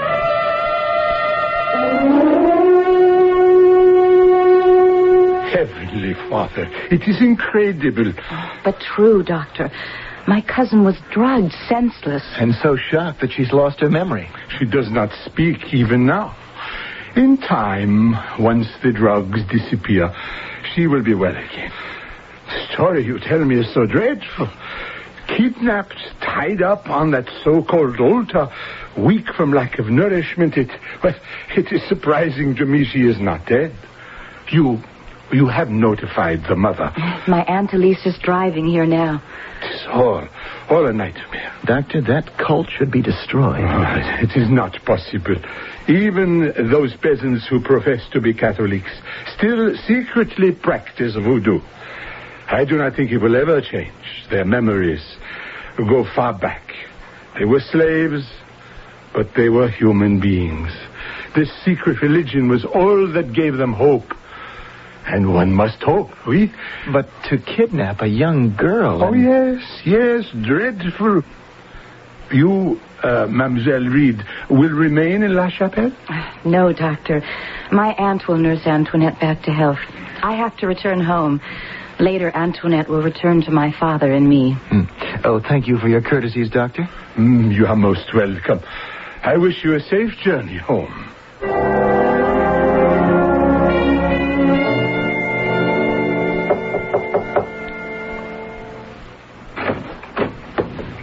Good morning, Miss Reed. You're in a happy mood. Come in, Luke. Oh, why shouldn't I be? I see you're packed. Yes, I'm on the 1:00 flight. And back to Ithaca. But back to what? Why, to Father. And to my job. I, spoke to the doctor at the hospital and then to Lieutenant Fouchot early this morning. Oh, that was thoughtful of you. Mm-hmm. And Antoinette? Oh, better. She's still weak, of course, and puzzled about where she is. No remembrance of what happened to her. Maybe a week or more before her memory returns, if it does. You know, sometimes it remains a blank. No, I didn't know. Is this why you're so nervous? Well, I didn't want it to upset you. So, you're returning home. Of course, I'm returning home. Do I have to say it for you, Luke? Say what? A couple of years ago, my mother discouraged you from visiting our house. Well, you got the impression that I wanted to discourage you. Then you got stiff-necked and disappeared into the diplomatic corps. Yes, that says it all. It doesn't say anything. Do you love me? Do I? Well, of course. Well, why don't you say so? I love you, Claire. And? Claire, Will you marry me? Of course. Well, now, wait a minute. What about your job and your father? Will you let them stand in the way? Oh, Claire, come here. Luke. Well, that wasn't all that hard, was it? Oh, yes, it was. I didn't think I had the courage. Oh, I have loved you so much, Claire, ever since I first met you that I didn't have the courage to risk being turned down a second time. This is not the second time. My mother turned you down the first time. Well, no matter. Now, I'll apply for leave and follow you to Ithaca in a week or so, and then we'll be married. And return to Haiti? Oh, I don't know. Oh, your career, Luke. No, you're my career, darling. Well, maybe I'll leave the Corps or apply for a transfer or find an administrative position in the university. We can decide on that together. Claire? You really will marry me? I've wanted to for a long time.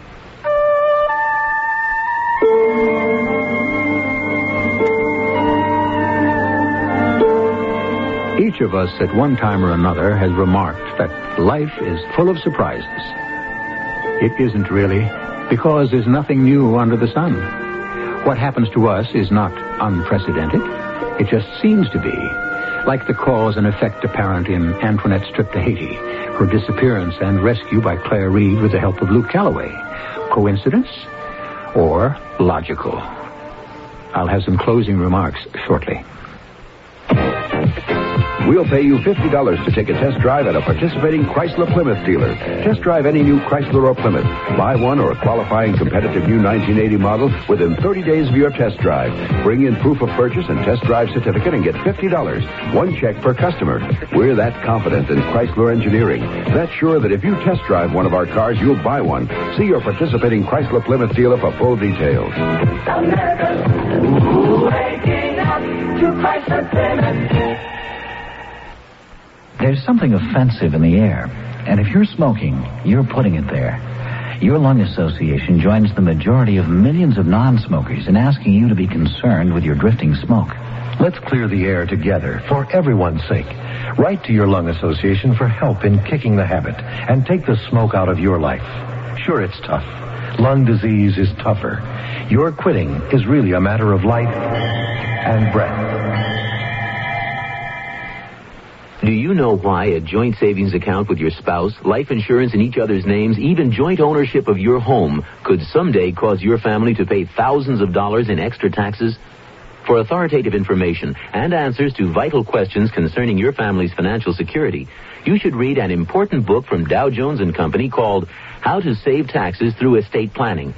In easy-to-understand, everyday language, it explains how to make sure your hard-earned assets are protected from unnecessary and crippling taxes. Vital information that every family should know. You can order this valuable book now and have it charged to your Visa, MasterCharge, or American Express card by calling toll-free 800-228-5000. How to Save Taxes Through Estate Planning is only $8.95 plus $1 postage and handling. And if you call now, you'll also get free a 24-page companion financial planning workbook. So call now, 800-228-5000. Toll free, 800-228-5000.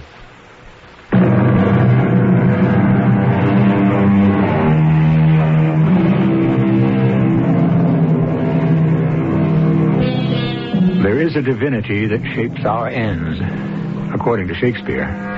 That is why, upon reflection, we may wonder about the twists and turns that our lives have taken. If is a big word. If you hadn't been transferred to another city, would you have married the person you did? Destiny or free will? Which? It's worth considering. Our cast included Heather McRae, Russell Horton, and Lloyd Batista. The entire production was under the direction of Himan Brown. This is E.G. Marshall inviting you to return to our Mystery Theater for another adventure in the macabre. Until next time, pleasant dreams. The American GI Forum's National Veterans Outreach Program provides many services to veterans. Some of these are employment services, home loan information, educational benefits, disability information, and discharge upgrading. Many Vietnam veterans were exposed to Agent Orange. This was a defoliant that was sprayed into the jungles to expose the enemy. At the time, the veterans were told that the defoliant was harmless to humans. Now, many years later, there is concern about the after effects of Agent Orange. Some veterans are suffering from rashes and deformed offspring. Veterans that are concerned about Agent Orange call Gilbert Barella at 837-9115 or come in to 1554 Pennsylvania. That's 837-9115, 837-9115. Stay tuned for the CBS Mystery Theater. Degrees. This has been the Night Report for Monday night, March 10th. This is Dick McDaniel saying good night for the Night Report news team. Stay tuned for the CBS Mystery Theater and our next news at 12 midnight. The CBS Radio Mystery Theater presents...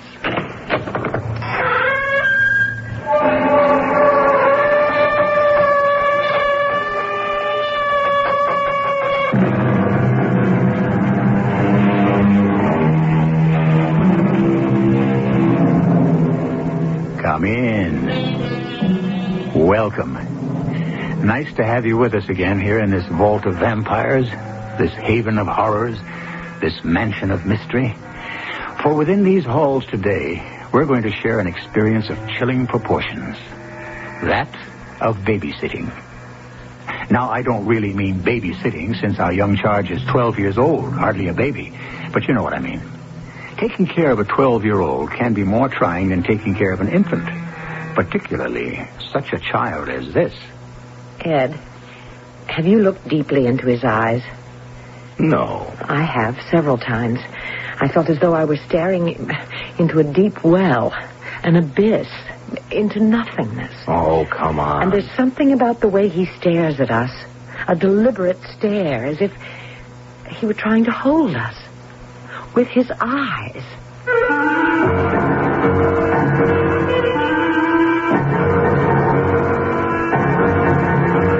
Our mystery drama, You're Going to Like Rodney, was written especially for the Mystery Theater by Bob Juran and stars Tony Roberts and Patricia Elliott. It is sponsored in part by Sunkissed Growers Incorporated. I'll be back shortly with Act One.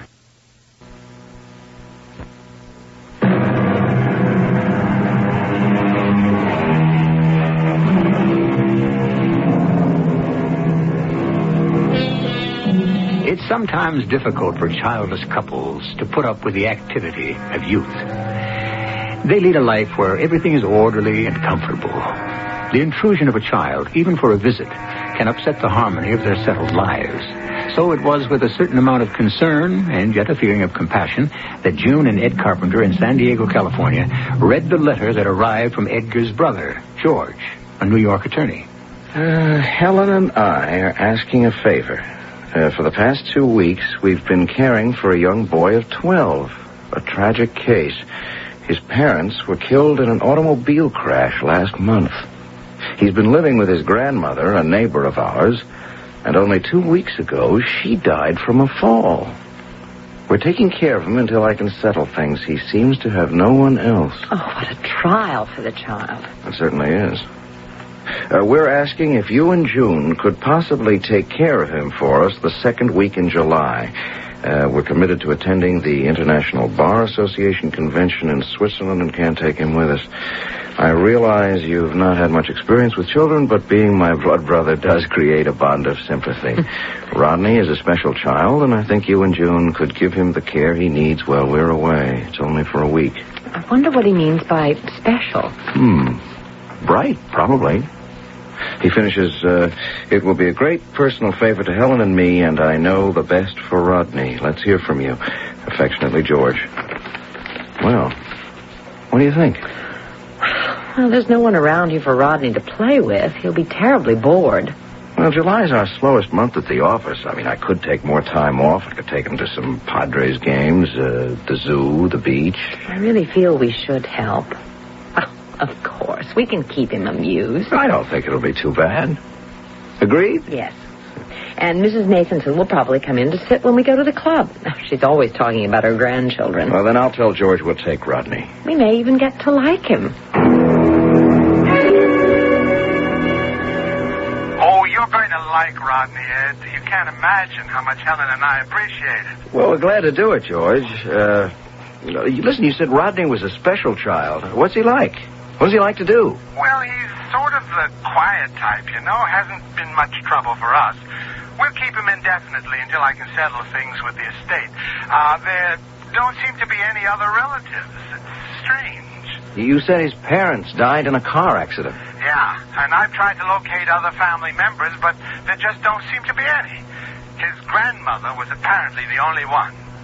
Well, who took him to her when the parents died? I can't learn that either. I was in touch with some of the neighbors in New Hampshire where his parents lived, but apparently they'd moved in only a few weeks before the accident, and no one knew anything about them. So the poor kid has had a time of it. We'll take good care of him here. We'll put Rodney on a plane to San Diego, and you can meet him at the airport, okay? Okay, we'll be ready. Thanks a million, Ed. I know you're going to like Rodney.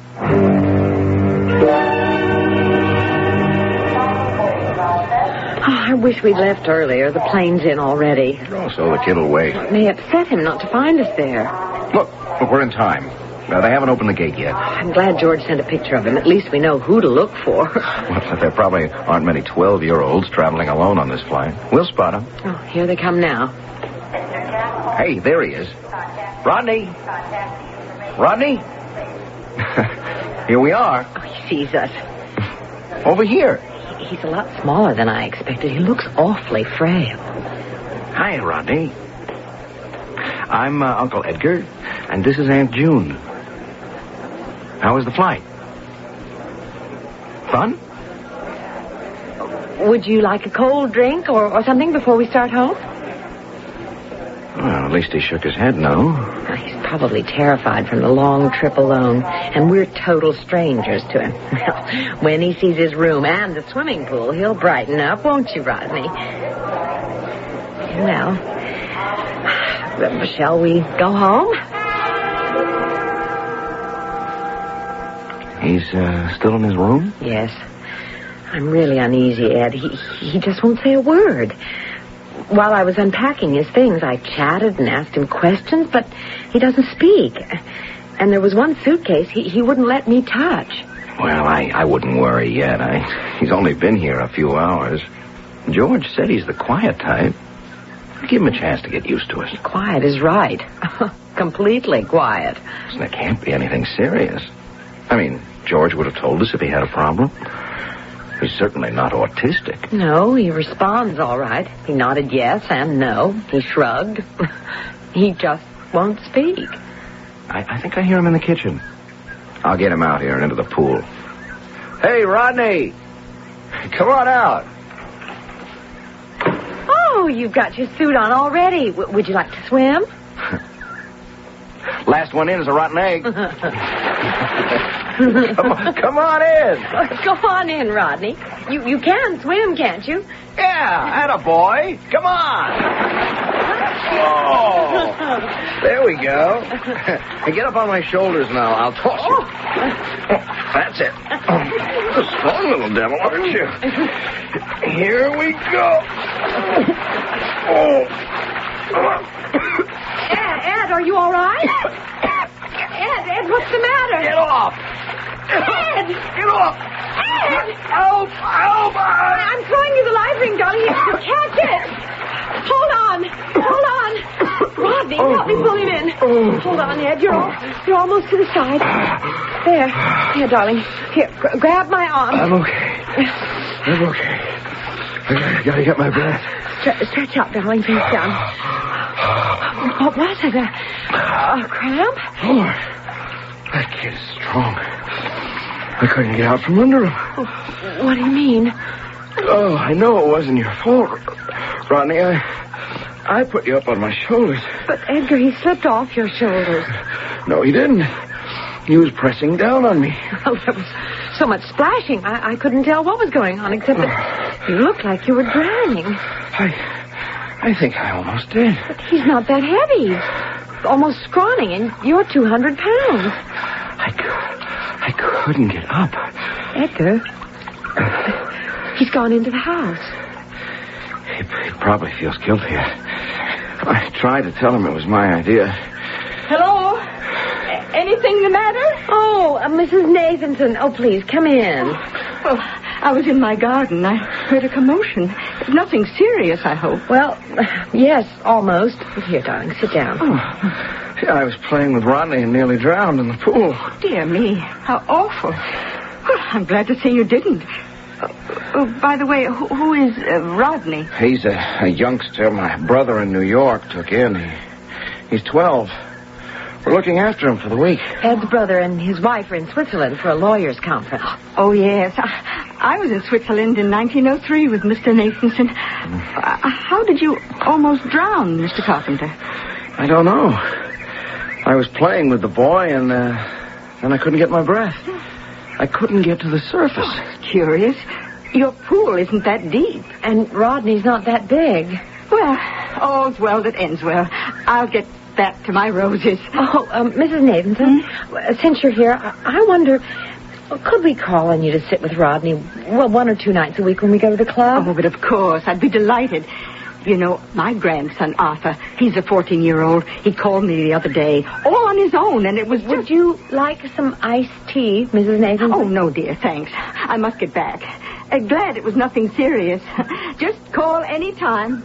I'll be glad to sit with Rodney. Thanks so much.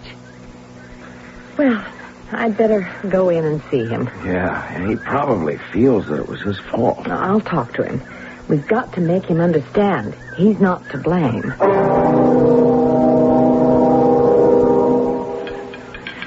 I brought you some lemonade, Rodney. I know you feel strange here, and that's understandable. You've never met us before, but please, we're your friends. Rodney, let me ask you, can you talk and just don't want to, or are we trying to make you talk when you can't? You can shake your head, yes or no. Oh, you don't want to answer. All right, Rodney. I'll tell you what. While you're with us, you can do just as you want. We won't press you. And if you feel like talking, we'll be happy to talk with you. I'm going down and start supper now. We're having steak outside. I'll call you when we're ready. Rodney, what is it? Oh, you want to write something. Oh, good. Wait. Let's see. There should be paper right here. Yes, here, Rodney. A pad and a pencil. I'm so glad you want to say something. Take your time. If you want to communicate to us through notes, it's perfectly all right. Let's see. Rodney, what a horrible thing to write. Your cat is going to die. Why should he write such a cruel thing? I thought he was going to say thank you or something. I was trying to be kind. Your cat is going to die. Strange, all right. Do you think he means he's going to try and kill her? Oh, come on. Where are you going? Going back upstairs and find out what's with this kid. Ed, please, don't upset him anymore. Well, he's getting me upset with that stony stare of his, mocking us with his silence. Look here, Rodney. What does this mean? Ed. Why? I want to know right now why you wrote this. I mean, there's the pad, and write your answer if you won't talk. Ed, wait. He's crying. Well, he's going to have more to cry about if we don't get an answer from him. Rodney, what is it? You're so unhappy. You're sorry you wrote the note. Is that it? Look, he's nodding his head. Okay. Take it easy, Rodney. I'm sorry I lost my temper. Rodney, get into bed, put on your pajamas, and just rest. I'll bring you a light supper later. It's been a trying day for you. We won't bother you any more today. We'll leave you now. Okay? Okay.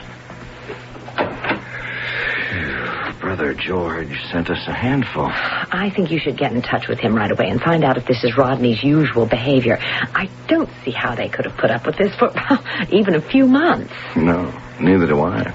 Do you want to call him? No, let's wait. I can't see getting George upset on our first day. Let's give it a chance.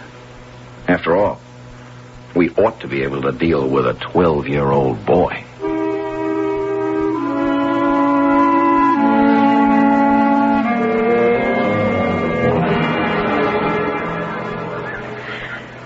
Maybe we were wise to wait. He's been a little better the past 2 days. Yeah, he's getting used to us. If only he'd talk.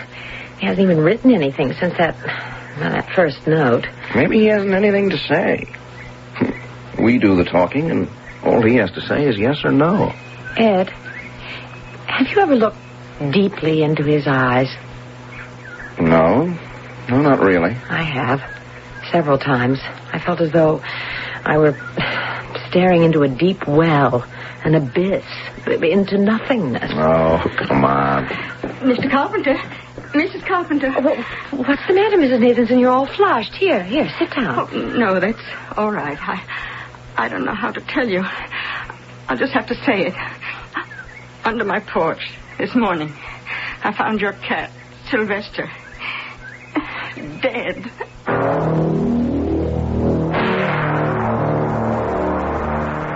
It seems that Rodney's prophecy came true. He told the Carpenters the cat would die. But was it a prophecy, I wonder?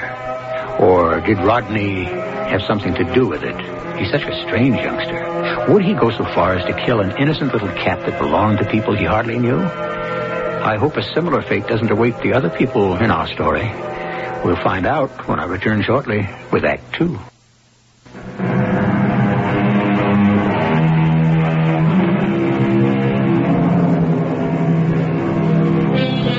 Overnight company can indeed be troublesome now and then, particularly when the company is a strange child who writes threatening notes. But then, who could be afraid of a 12-year-old child? But remember, Rodney is somewhat of a special child, an orphan whose parents were killed in an auto accident. I think we ought to have some compassion for the boy.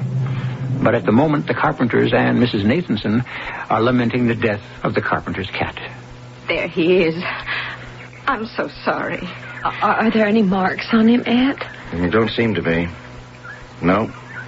None at all. Well, he might have eaten something. He never leaves the yard. He couldn't have gotten any poisoned food. Must have died last night. I'm going to take him to the vet for an autopsy. I'm serious. I'll get a carton. I have one round back. Do you think Rodney killed Sylvester? Don't you? I don't want to think that. I'm taking Sylvester to the vet, and then I'm going to talk to that kid. I'll come with you.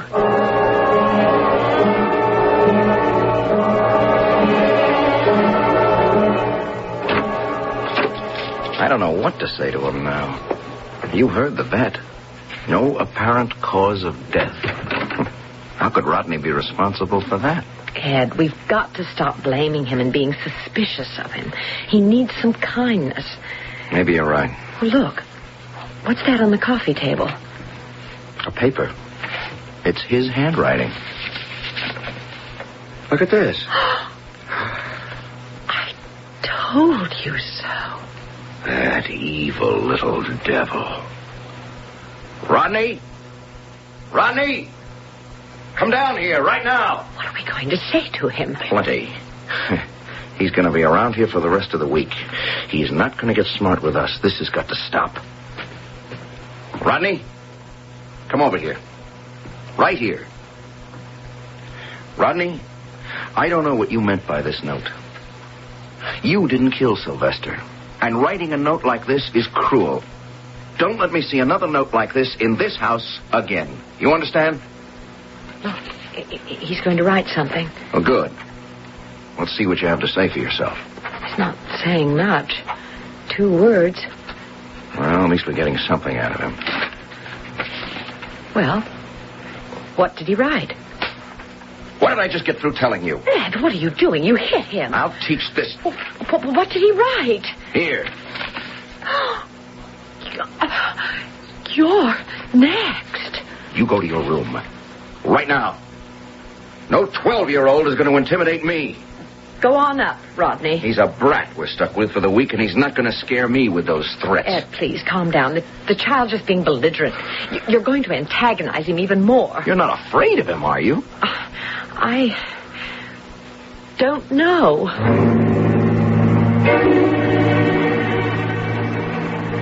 He won't open his door. We'll have to go without him if you still want to go. We'll go to the beach instead of the zoo. I got a yen for some surf fishing. If he doesn't want a good time, the heck with him. He'll be safe here alone. We'll be back in a couple of hours. Maybe I'd better stay. I don't care that much for the beach anyway, and, well, frankly, you deserve the relaxation. He'll be all right. Besides, I thought you were afraid of him. Not afraid. No.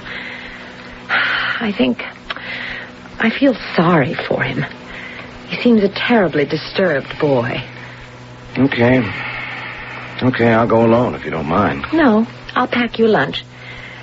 Maybe alone I can get closer to Rodney.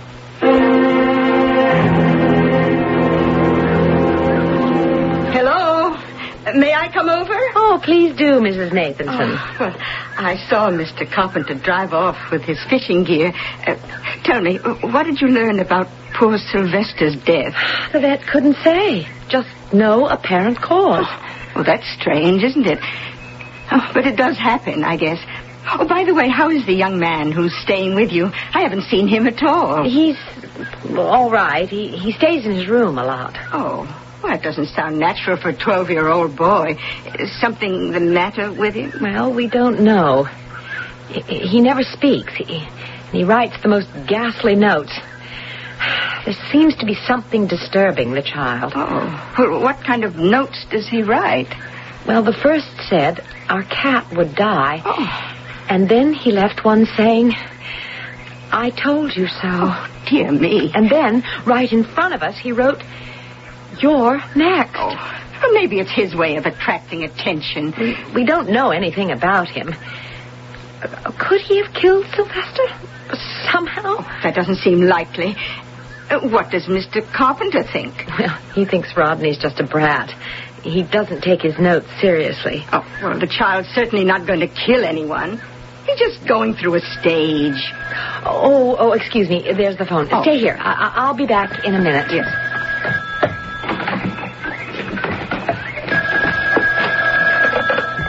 Hello? June? I never made the beach. I'm at the hospital. What? What are you talking about? What's the matter? Lost control of the car going over to Coronado. It just wouldn't steer. It went into the water. Ed, for heaven's sake. I wanted you to know before you heard it from someone else.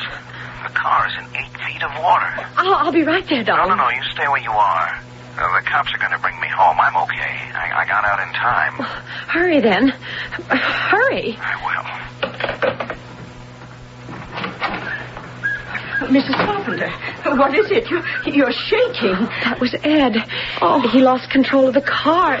It went into the water at Coronado. Oh, dear me. Is he all right? Yes. The police are bringing him home. Oh, thank heaven. I don't understand it. Ed had a complete annual overhaul on the station wagon last month. They would have found anything wrong with the steering. Oh, you think so? Please, stay with me, Mrs. Nathanson. I'm so upset. I don't want to be alone. I will, of course. Can I get you something? Oh, yes. There's some aspirin in the cupboard over the sink. I could use it. Oh, all right. I'll get it. Now, you sit right there.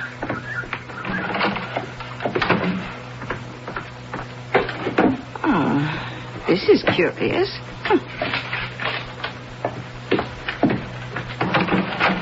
Oh, here's your aspirin. I found this on the kitchen table. Oh, no.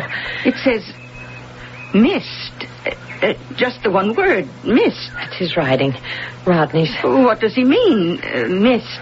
On top of Ed's accident. Oh, he's a fiend. Oh, but the child couldn't possibly have had anything to do with the car. I am beginning to wonder. Mrs. Carpenter, I think you're letting yourself I don't want Ed to see that paper. Oh, do you still have the other note? Yes. I wonder. My sister's quite good at handwriting analysis. She's helped the police department several times. Perhaps if she looked at Rodney's writing, she could tell us something about his character. It's quite revealing. That is a good idea. Would she?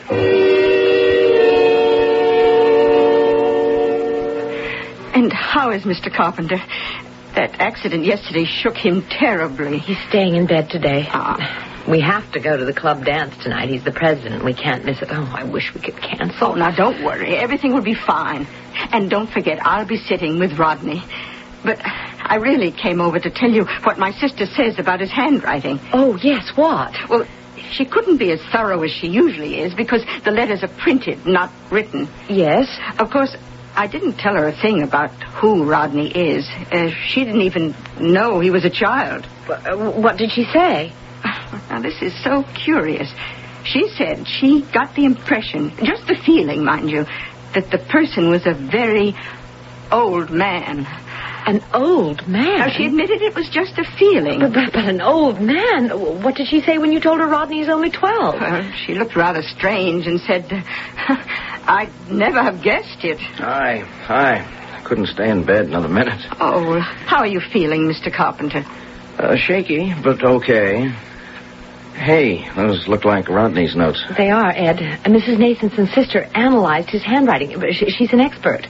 Oh, you didn't tell me about this. Oh, well, she did it last night. I just brought them back. And what did she say? She thought that Rodney was an old man. What? Well, she couldn't tell much because the letters were printed. No. Mm-hmm. Did June ask you about tonight, Mrs. Nathanson? Oh, yes. I'm happy to come over. I got to go downtown and see about the car. I'll be home around 2. Please, drive carefully. I still feel uneasy with that child in this house. Well, he's troubled, and it's understandable after all he's been through. But really, Mrs. Carpenter, I hardly think he's dangerous.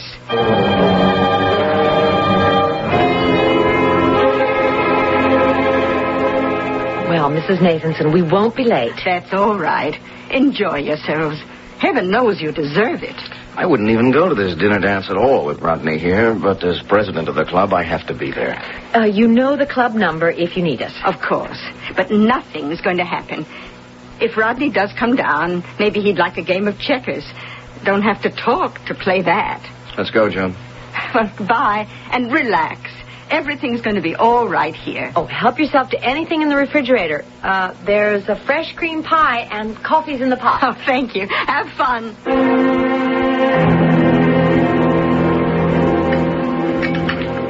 My, that pie does look good. Oh, you startled me. You're Rodney.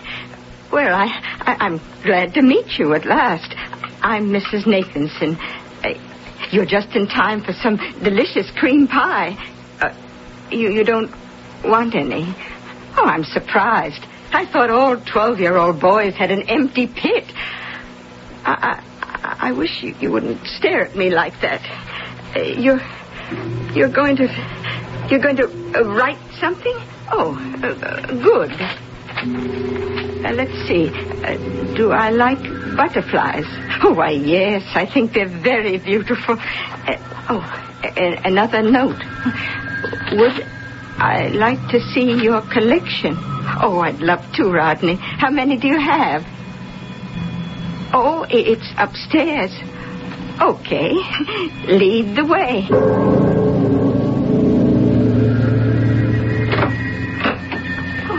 So this is your room, Rodney. It's very nice. Oh, but it's so hot and stuffy.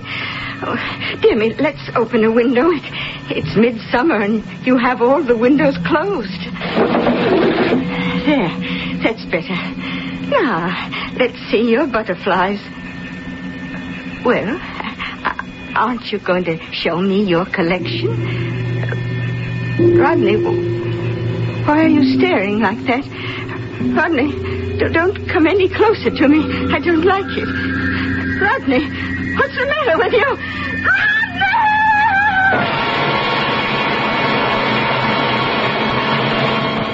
As I said at the start of our excursion into the macabre, babysitting can be an experience of chilling proportions. Rodney is indeed a handful, and he still has 2 more days to spend with the Carpenters. Frankly, I'd take him over my knee and give him what he deserves. We'll find out what else Rodney is up to when I return shortly with Act 3.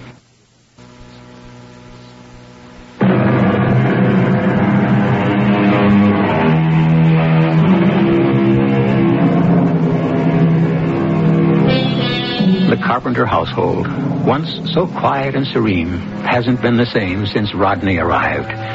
The Carpenters expected that the routine of their lives would change when they agreed to take care of the child for a week, but never in their wildest dreams did they imagine just how drastic the change would be. At the moment, they're trying to enjoy the dinner dance at the club without much success. Edgar, can't we leave? It'll only be another hour. What's going to happen? I don't know. I just would feel better if we were back home. I call if it'll make you feel better. Talk to Mrs. Nathanson. I think I will. Do you think I should, warn her? Now, don't scare the poor woman. Rodney's certainly not going to threaten her. I'll be back in a minute.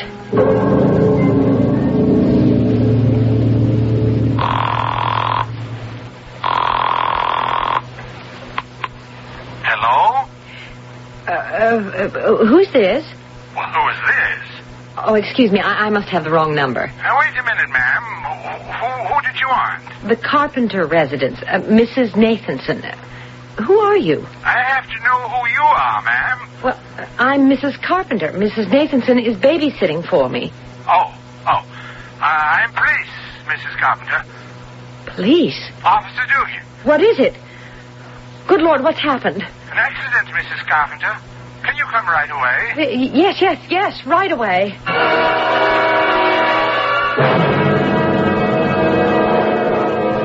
I can't believe it. Mrs. Nathanson. A neighbor out for a walk saw the body lying next to the house. We think she fell from the upper window. Rodney's room. We haven't been able to get a word out of the boy. I'm glad you're here. If only we'd stayed home. The boy doesn't talk, officer. Doesn't talk? He's your son? No. He's my brother's ward, temporarily. We're taking care of him for a week. Well, you think we can get anything out of him? We'll try, but he's a strange kid. We'll need a pad and a pencil. Oh, I got it right here. Rodney, you've got to answer some questions. What happened to Mrs. Nathanson? He's shaking his head no. Yes, you do know, Rodney. You were here with Mrs. Nathanson. She was found on the ground outside your bedroom window. Now, what happened? Answer me. Yeah, the kid's frightened, and it's getting late. Put him to bed. We'll try to talk to him in the morning. Okay. Go to bed, Rodney. I'll take him up. Well, there'll be an autopsy. It'll probably show she died of injuries from the fall. I hope that kid can tell us what happened.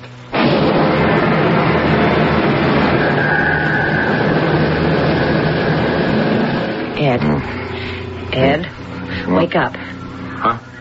What's the matter? Ed, Rodney's just gone downstairs. What time is it? 4 o'clock. Well, I'll get up and see what the kid's up to. Rodney? I'll come with you. Rodney, where are you? He can't answer. We'll have to find him. I don't trust that kid wandering around the house. You know, he's liable to come at us with a butcher's knife. Ed. The front door. He went out. Turn on the light. Why would he be going outside? Rodney, get in here. Can you see him? No. He might be running away. Huh. We should be so lucky. Rodney, we know you're out here. Now, come on in. Right now. I don't like this. I'm getting frightened. You go in. You're cold. I'll find him. I don't want to be alone. She could be hiding anywhere. Shrubs. The front door. The little devil tricked us. He doubled back inside. Come on. What's he trying to do to us? Rodney! Rodney, come here. Right here, right now. Oh, this is giving me the willies. He's deliberately trying to bait us. I'm not going back to bed until I know where he is. Well, we know he's in the house. Do we? And we heard the front door slam when we were outside. That's all we heard. How do we know he actually came in? Well, when you put it that way, how do we know he actually went out?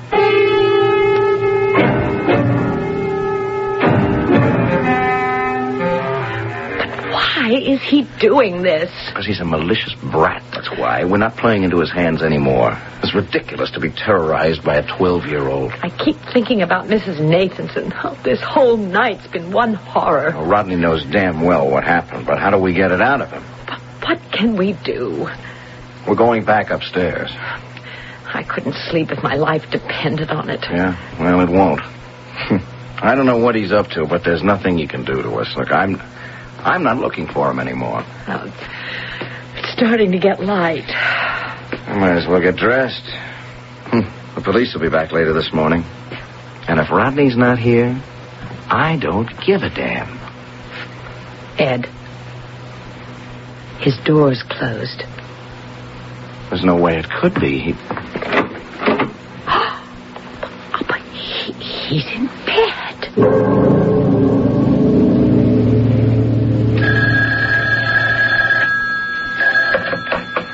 Hello? Ed, it's George. How's it going? Oh, you should ask. Where are you? New York. Flew in last night. Brought a visitor from England back with us.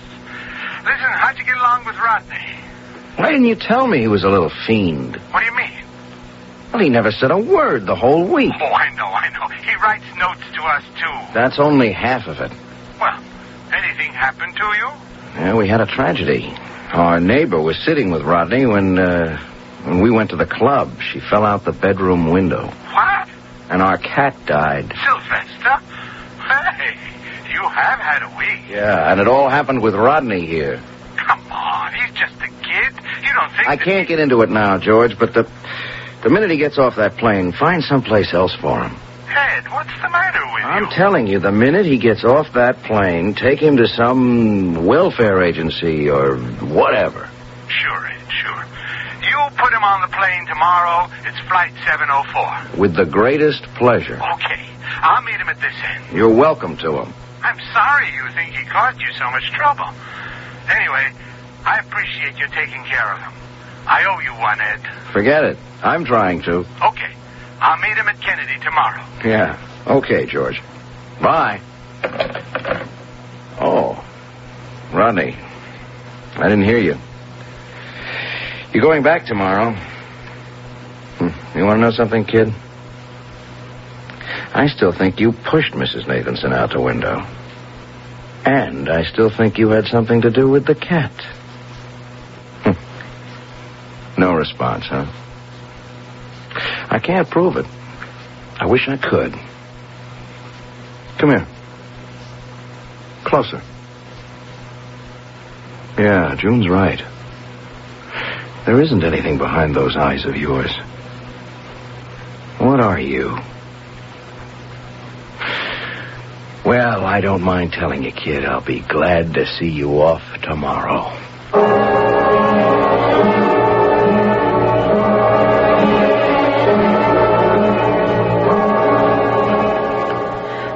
Can't find Rodney. We've got to leave in 10 minutes. Oh, it's another one of his tricks. Like Thursday night. If it's the last thing I do, I'll get him on that plane. Maybe he's afraid to go back. Oh, he's not afraid of anything. I'll put his stuff in the car. We'll find him. After all that's happened, I still feel kind of sorry. He seems such a lost little boy. Lost my foot. Why, there he is. He's sitting in the car. I never thought of looking there. Good. He's as anxious to get out of here as we are to see him go. Okay, Rodney, you're on your way.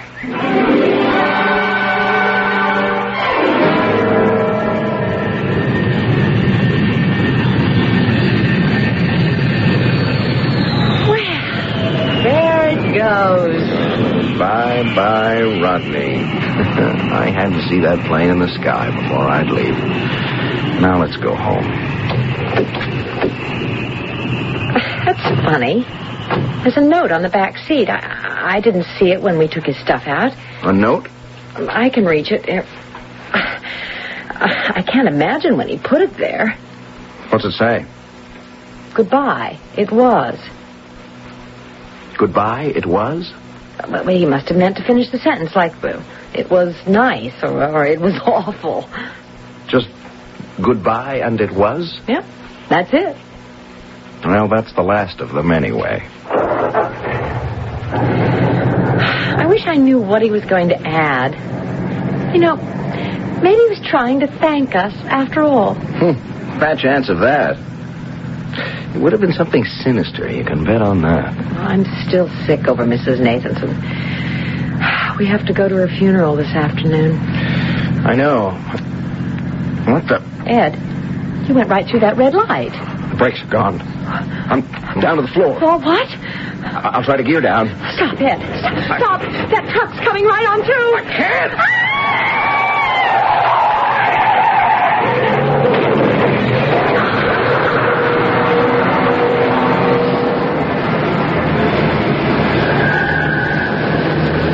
Well, I'm glad you could come to the airport with me, Mrs. Parker. Helen hates the trip. Oh, well, I'm here to see New York. I want to see as much as I can. Passengers are coming through the gate now. There he is. Hey, Rodney. Over here, Rodney.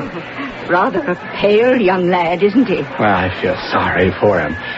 I hope they find him a good home soon. His parents were killed in a car accident. Oh. He was living with his grandmother until she died from a fall. How tragic.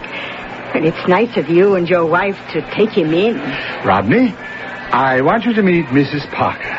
She's from England, and she's staying with us for a while. How do you do, Rodney? She'll be sharing your room with you. You don't have to be embarrassed. Mrs. Parker has grandchildren older than you. Just think of me as a grandmother. I'm sure we'll be good friends. Won't we, Rodney? Oh, I think so, Mrs. Parker. You're going to like Rodney.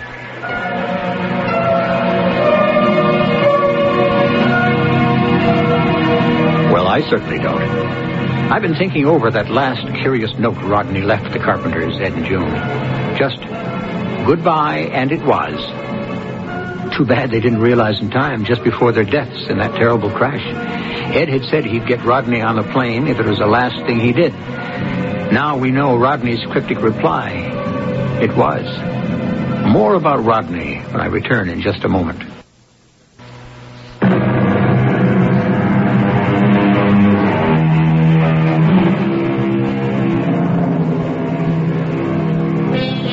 Who is Rodney? The bad seed? A bad boy who can't help himself? Or perhaps a demon from another time, destined to spend eternity causing identical tragedies wherever he goes?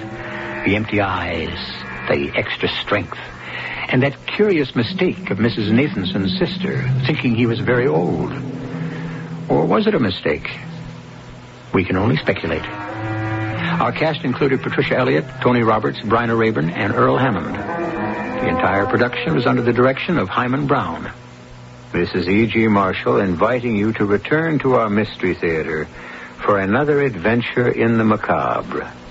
Until next time, pleasant dreams.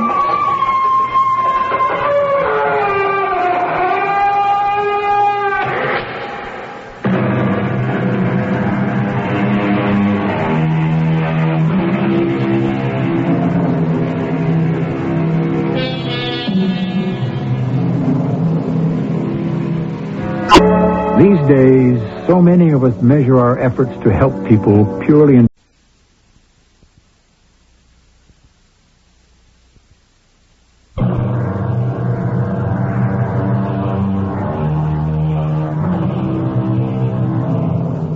Come in. Welcome. I'm E.G. Marshall. The Orient and Oriental ways have always been a puzzle to the West. The shrines, tea houses, ancient rites, pagodas in Kyoto, the Hall of Dreams, the amalgam of art and artifacts, all having dark and sealed meanings, most of which escapes us, as it did Franklin Phillips, who thought a curse was a blessing in disguise. Can I show you something in antiques? A few weeks ago, you sold a Japanese temple gong to my wife. I never sold it. I never had such a thing in my store. Of course you sold it. Remember? Japanese, 6 bells on a silken cord. I never had such a thing in my life. What are you talking about? I tell you, I never sold it. You are in the wrong store.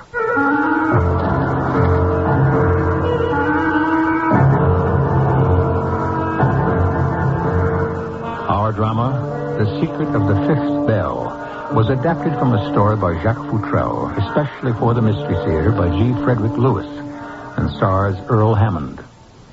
It is sponsored in part by True Value Hardware Stores. I'll be back shortly with Act One.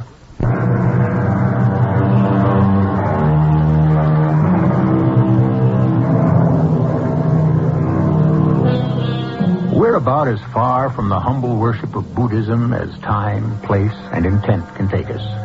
But before this story is done, we shall be drawn back to that ancient worship.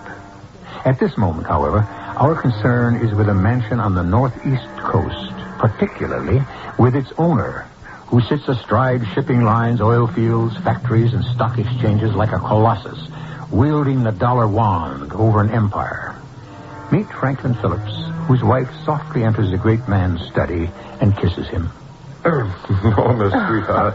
What a nice surprise to see you in the middle of the day. Oh, Frank, dear, did you think I'd forgotten your birthday? I know you don't like being disturbed when you're working at home, but this once I shall. By golly, I'm 50 years old today. And I have a present for you. Giles, bring in the box. Happy birthday to you, Mr. Phillips. Set the box right here in his desk, Giles. I'll open it. 50 years. Yeah, that's half a century. Oh, Methuselah. Temple bells. Giles, give Mrs. Phillips a hand. She'll never be able to lift those. 6 of them, all tied together, all different sizes. Hold them up high, Giles. Yes, sir. Oh, they're bronze, aren't they? Yes. Norma, I've never seen anything like them. Sort of inverted bowls hung one on top of the other. And very, very old. Oh, look at the workmanship, Frank. That lovely design.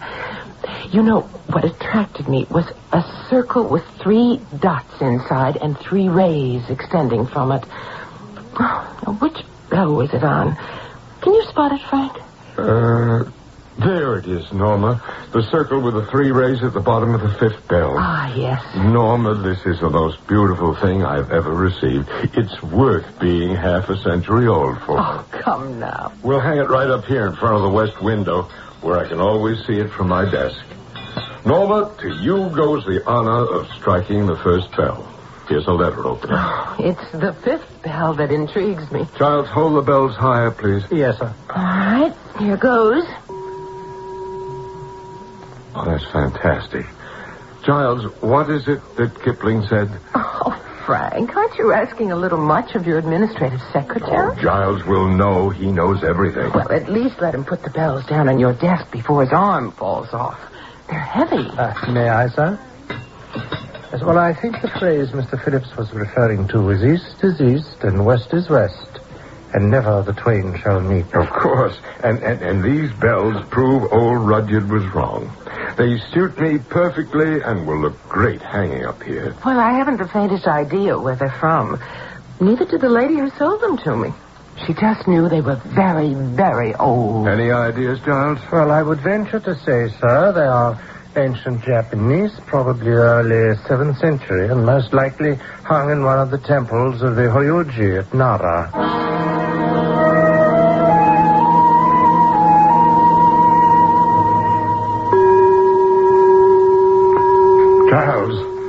Giles, come in here. Yes, what is it, sir? It just rang. Twice. What did? One of the bells there from where it's hanging. Well, maybe the breeze from the window caught it. You see, it did it again. You were right here, Giles. You heard it. Strange. Do you know which bell was rung? No, I'm not sure. Well, why don't we try them all, one at a time? Then we'll know which one it was.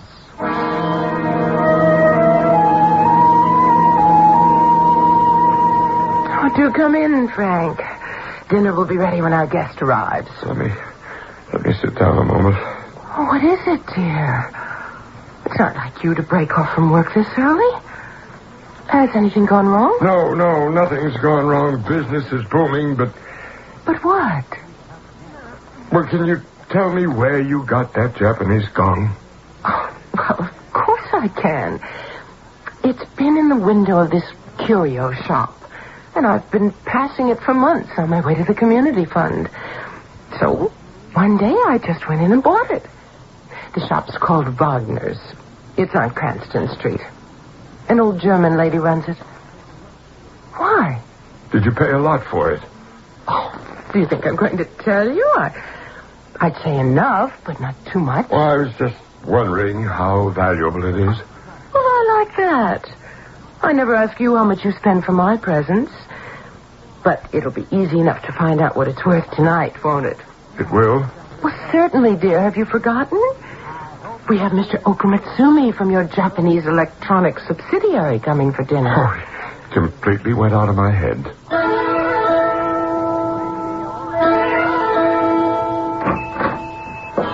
Are you the proprietor? Yeah. You're Mrs. Wagner? Yeah, Elizabeth Wagner. Can I show you some antiques? Well, a few weeks ago, you sold a Japanese gong. Actually, 6 bells, different sizes on a silken rope. I never sold it. I never had a Japanese gong in my shop. Well, of course you sold it. Do you understand Japanese 6 bells on a silken cord? I never had such a thing in my life. What are you talking about? I tell you, I never sold it. You are in the wrong store.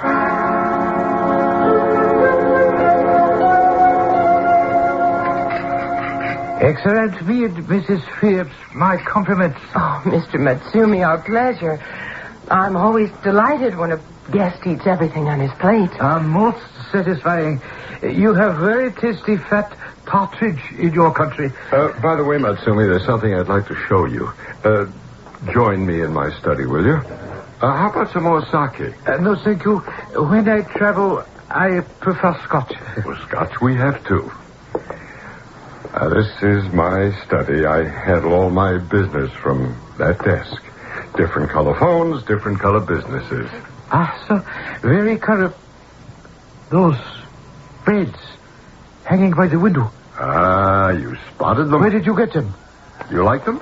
They're a present from my wife. Excuse me. May I ask for silence, please? Matsumi, why do you do that? I beg your pardon? Bowing down before the bells and then putting your right hand out and up as if making some symbol in the air. Honored Phillips, my good friend, you could not understand significance even if I told you. Well, I didn't mean to be disrespectful. On the contrary, Matsumi, I'm curious and I wish to learn. I would like to examine more closely with your permission. Well, my house is yours. What would you like to do? Merely to touch this one bell with my finger. You have had this acquisition a long time? Just a week. And have you noticed anything out of the ordinary? Matter of fact, I have. It rings, does it not? The 5th bell, by itself. Exactly, by itself. For no reason. But you have not heard it ring 11 times. No. You will forgive me for the suggestion, but would you be willing to part with it? Oh, I couldn't. As I told you, it was given to me by my wife as a special gift. Then no offer I might make would be considered. No, Matsumi, certainly not. Then could you inform me where your wife bought it? Well, in a little curio shop on Cranston Street. I can't remember the address, but the proprietor is a German lady by the name of Elizabeth Wagner. Thank you. It may be the shop has another. I don't believe so, but it's worth a try.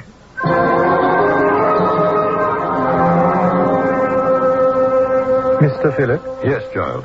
How did your dinner meeting go last night with Okumatsumi? What? Did you get them to increase their production of the 16K dynamic RAM chips? Well, it was never a problem. I don't know why the man came here. We're in touch by phone twice a week. The entire evening, not one word about production. Well, he had a good American meal. But that's not why he came. I'm wondering if it didn't have something to do with those bells. Speak of the devil. 5, 6, 7. This is going to drive me up the walls. Frank, may I come in? Please do. Come in, darling. My one note of sanity. Giles was just leaving. Oh, Giles, the only letter I didn't sign was the one to Venezuela Petroleum. Redo it, Giles, as I've indicated in the margin. 9 tomorrow, sir? Well, I'm not sure. Well, come anyway. You have the key. I may ask you to take that little spare bedroom by the library for a few days. I may have to do some late-night dictation. Well, that's quite all right with me, Mr. Phillips. Good night, sir. Good night, Mrs. Phillips. Good night. I don't know that it's good for you to be working late hours, Frank. Good for me. Well, you're getting awfully jumpy these days. I wish you'd go see Dr. Milburn. Is that why you came in here? To tell me I was getting on your nerves? Oh, you're getting on your own nerves, Frank. I came to ask you whether you particularly care for those Japanese bells you've hung up there. Well, why do you ask me that? What suddenly made you ask me that? Well, remember I told you I'd bought it from a German dealer on Cranston Street, a Mrs. Wagner. Well, this afternoon she sent a messenger with a note asking if I'd sell it back to her for $2,000. She must have found out it was more valuable than she thought. Oh, Frank, $2,000 would make such a nice donation to my community fund. You mean she wants to buy it back now after what she told me? What was that? Oh, never mind. No, don't sell it to her, not at any price. I want it. I'll give you a check for $2,000 for your fund. What is it, Giles? As I was leaving, a messenger handed me this note for you, Mrs. Phillips. Said he'd wait for an answer. A note for me? Well, what does it say? Well, it's another message from the curio shop dealer. Oh, now she offers $5,000. $5,000. Well, if old Mrs. Wagner keeps raising the ante, it's going to add a great deal to your community fund. Hand me my checkbook, will you, darling? Giles, tell the messenger there's no reply. Franklin Phillips is nothing else if not stubborn. Is it because he must probe the secret of the fifth bell? Of course it is. Phillips is a man not easily dissuaded or defeated, but the very tenacity that has earned him world power may be his undoing. I shall return shortly with Act 2.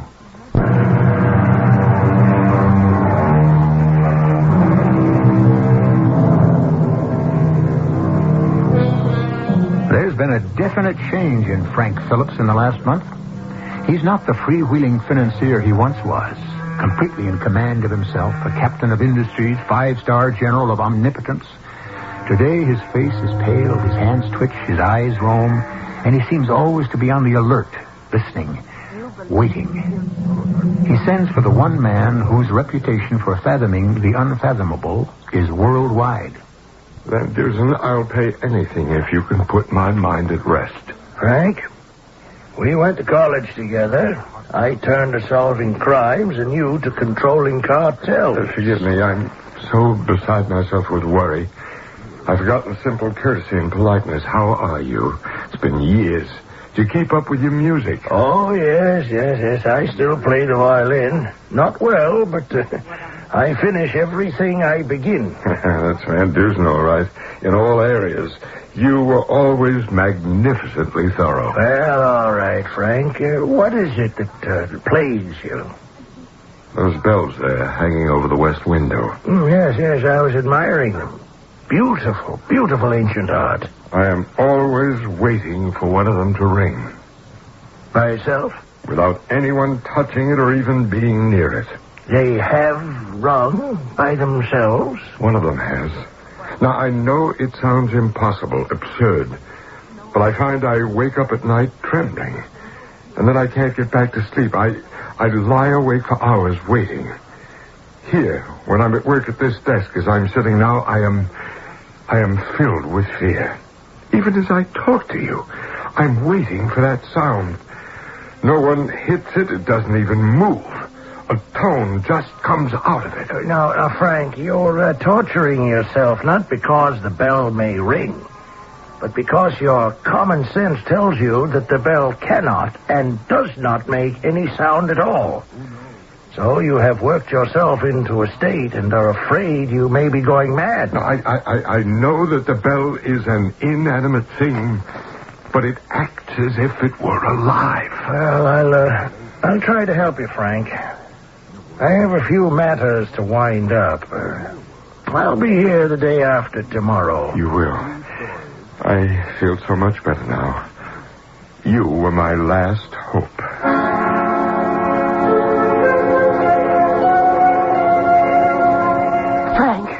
Frank, look out. Huh? There's a dead body downstairs in the study, in the room where you work. What? How do you know? Well, I went in to open the windows and air the room, just as I do every morning. Oh, Frank, there's blood all over the carpet right under those awful Japanese bells. Did you call the police? I didn't know what to do. Where's Giles? He hasn't arrived yet. Giles should be here. He's staying here. I asked him to take a little room off the library because I've been working at night. Well, then he's not there. I passed it just now. The door's open. There's no one in the room. Hand me that telephone, Norma. First thing is to call the police.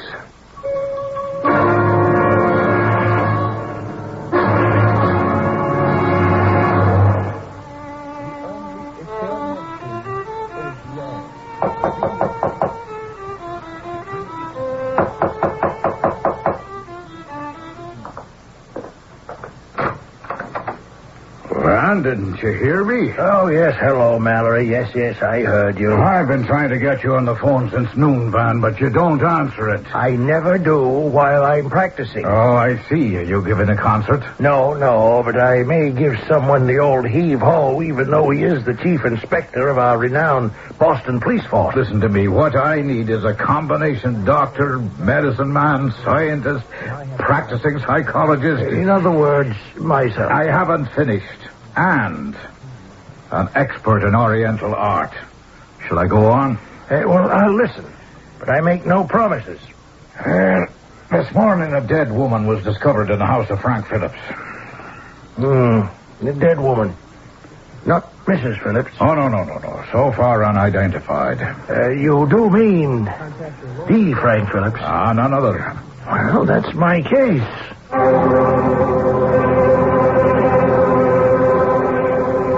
Mrs. Phillips, I'm Dr. Van Dusen. I knew Frank from college. Now, Detective Mallory here asked me to help him on this case. May I talk to your husband? I'm afraid not. He's in some kind of a shock. We've called our doctor, who's given him something to sleep. Was it you who discovered the unfortunate body? He was wearing trousers, so I thought first it was a man. But I was told it was a woman. I didn't want to look. Mrs. Phillips, I'm afraid you'll have to. Everyone in your house will be asked to try to identify the victim. Did Frank see the victim? Yes, he did. It was before the police arrived. He bent down. I think he knew who it was. There's no point in delaying the identification any longer. The boys outside are waiting to remove the remains.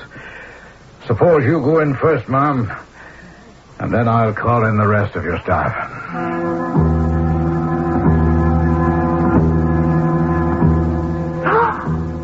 It's her. The woman in the antique shop. It's her.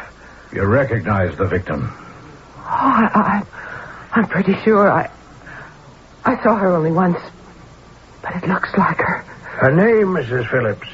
Do you know it? Elizabeth Wagner. She's German. I bought those bells from her up there. And then she wrote me twice trying to buy them back. Yes, interesting. Make you a good offer? Oh, Frank wouldn't let me accept it. He was adamant. Sounds to me, Van, like they turned out to be a lot more valuable than this Mrs. Wagner originally thought. Or someone else came to her with a much better offer. Mrs. Phillips, Has anyone been a guest here and seen the bells since they were purchased? Oh, I'm not sure. Oh, yes. There was Mr. Okumatsumi. He's in business with Frank in Tokyo. And this Mr. Okumatsumi, did he admire it? Well, that's what my husband said, Inspector. Offered a fortune to buy it. Frank turned him down flat, too. Inspector, Miss Van Dusen, come over here where I'm standing by the window. Look, down there in the street, right across the way. That's him. Who? Mr. Matsumi. He's watching this house. Why is he there? He told Frank he was taking the next plane back to Tokyo. Oh, this is just all too much. Do I have to stay in this room any longer? I feel terribly weak. No, of course not. Of course not. Here, let me take you to the door. You can take my arm. Here you are. Now, are you sure you can make it to your room all right? Yes, I can. You're a dear. Oh, Frank told me what a good friend you were. And how happy he was to see you again. I think I'll just go lie down. Mallory? Is that Japanese still watching this house, No, he's gone. What do you know about these 6 bells? Well, if they aren't from the Horyuju at Nara, I'll eat them. Is that a famous place? Unparalleled in Japan. Oh, it's a fabulous monastery built by a Prince Shotoku in 607. And I've got a feeling that those bells belong there. Stolen. Give you an idea of their beauty. Now, I'll hit one of them with a pencil. Mallory, on the 5th bell. Look, a smudge of blood. Oh, we're in luck. I'll get this dusted for Prince. We just may have our first big lead. I never did like the morgue in the morning. Identifying cold bodies is a part of a criminologist's job I can do without. That's true enough for sure. There's a lot of detail to police work that's slightly on the macabre side. Okay, Charlie, you can pull the lady out of the locker. Now, the medical examiner said there was one shot penetrating the skull from the rear. Oh, the body must have dropped like a sack of lead. Whose body? I thought you'd ask. Now, that's why I'm down here. I had a couple of pigeons stop by just now, and they identified her. Granny Liz, also known as Elizabeth Wagner. Been on the books since I was playing hopscotch. A fence, stolen goods, keeps on the move. 17 Cranston Street was the longest at one address. Insurance companies would call her first. Oh, she made good money in her time. She won't be making any more. I'd say she's probably better off where she is. Okay, Charlie, roll her back. Any leads? On the perpetrator? I think so. This, personal secretary of Phillips, named Giles Francis, well, more of an administrative assistant. Meaning? He knows everything there is to know about his boss. Now, according to Mrs. Phillips, Francis was living on the premises and hasn't shown up since the morning the body was discovered. Not at his own apartment either, nowhere. Left his clothes, toothbrush, electric razor, even a billfold with money behind him. Yeah. Left in a panic. He looks like our suspect. We'll get him.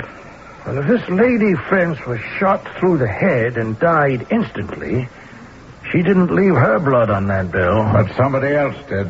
We're still checking for fingerprints.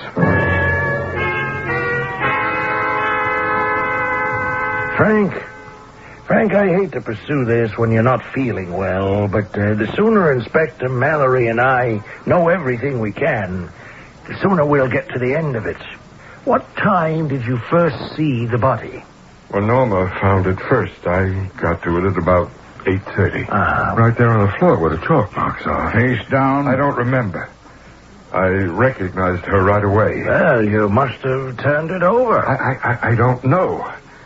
I don't remember. The window was open, but the door was locked. I saw blood on the 5th bell. You saw that? Yeah, it was her blood. I must have fainted. I don't know, when I came to, they'd put me to bed. Now think back to the first time that bell rang. Do you remember the date? Remember the date? Yes. Well, yes, it was the day after my birthday, Tuesday, the 11th of the month. Norma had just bought me the bells, and the next day I forced the market up to a record price on a whole fleet of container cars I own. I made a bundle. You guys, are you two just going to stand there and keep asking questions? Now, Frank, to know the facts, we have to ask the questions. Well, then come back some other time. I can't talk to you anymore. Frank, remember, you just said when you first heard the bell ring, for no reason, it was the day after your birthday. And you got a record price for a whole fleet of container railroad cars. Now, that is what I want you to remember about Franklin Phillips. Not being 50 or feeling old or building up some Buddhist bogey. You've got everything to live for. And Inspector Mallory and I will see to it that you do.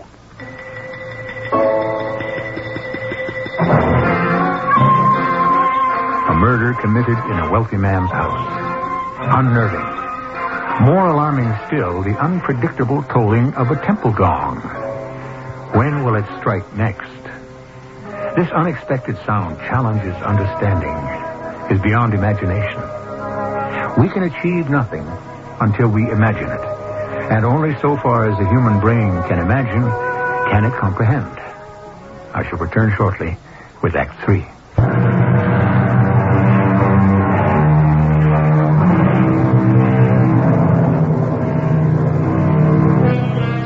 This is what we know. Without warning, an ancient Japanese bell peals day or night in the house of Franklin Phillips. There has been a murder of a woman with a criminal record. The young executive secretary to Phillips has disappeared, and the financier himself, haunted by the bell that feeds on his fears, is gradually losing control of himself, is close to the edge of madness. Can't you two understand how I feel? I must know what it is that makes the bell toll when it does.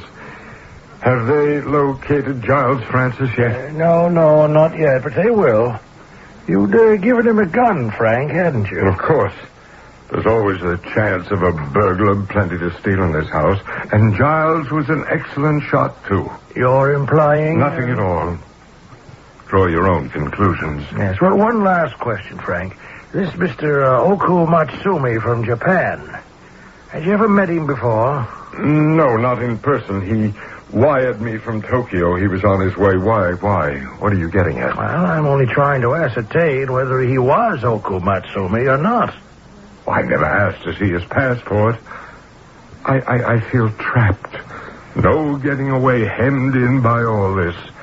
And I can't reason it out. I'm in a swamp, a fog. Well, to me, Frank, it's all quite clear. One vital point needs answering. Once done, that'll be it. You've a solution? Depending on the answer. If it's affirmative, I know that an Oriental mind, such as a Japanese, could have conceived this affair. If the answer is negative, well, then the entire matter becomes ridiculously simple.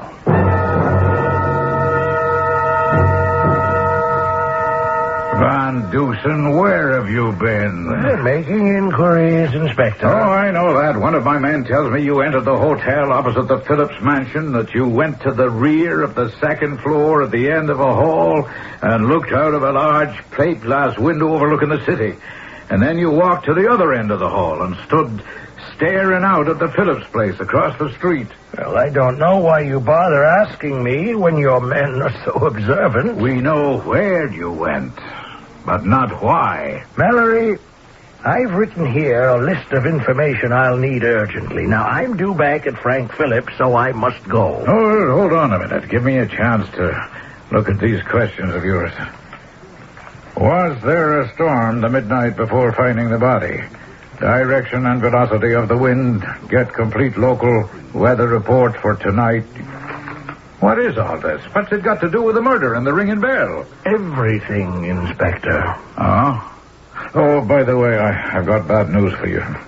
That fingerprint or prints, too smudged for identification. Yes, well, I was afraid that would be the case. Now, as soon as you get that meteorological information, bring it to me at Phillips, will you? Are you going straight back there? No, I'm stopping off at my place first. Picking up my violin and a champagne glass.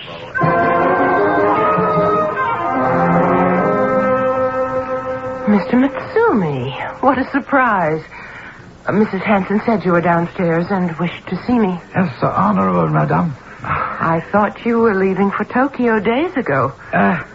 Unexpected developments compelled my remaining in your fair city. How is your husband? Well, I trust?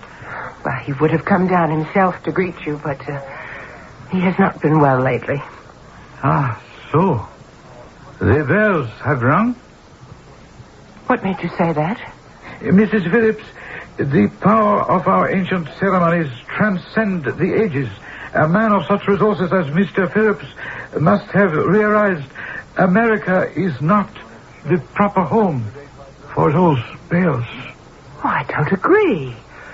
Museums and private collectors the world over have artifacts from ancient Egypt, China, ancient Rome. Forgive me. Those are dead objects, Mrs. Phillips. These ancient temple bells are alive. You frighten me. I have no desire to do so. I hope my warning comes not too late. This envelope is for Mr. Phillips. When he has recovered, insist that he read it. Good day, Mrs. Phillips. And as soon as he handed me this envelope, Dr. Van Dusen, he disappeared. May I take charge of the letter? Oh, yes. Here. What does it mean? What's written on the outside? Well, just what it says, Norma. To be opened when the fifth bell rings 11 times. Now, for the present, I'll hang on to it. I don't want to add another worry to Frank right now. No, he is better, though. Then, do you think he could be persuaded to come down to the study? I think so. I know he always feels more secure when he sees you. Yeah, it's good to see you, Frank. Good to be on my feet. I think I've shaken that weak feeling. Yes, well, I think I can make this fast, Frank. Logic always works fast. It's the sum total of fact as inevitable as 2 and 2 making 4. Hello? Oh, who do you want to talk to? Oh, yes. Yes, he's here. It's for you, Dr. Van Dusen. Oh, thank you. Van Dusen here. Yeah. Oh, he's on his way, eh? Right. Thank you. Well, the weather tonight, light wind from the east, 4 miles an hour. Norma, Frank, in 2 minutes, 15 seconds from now, that fifth bell will sound 10 times.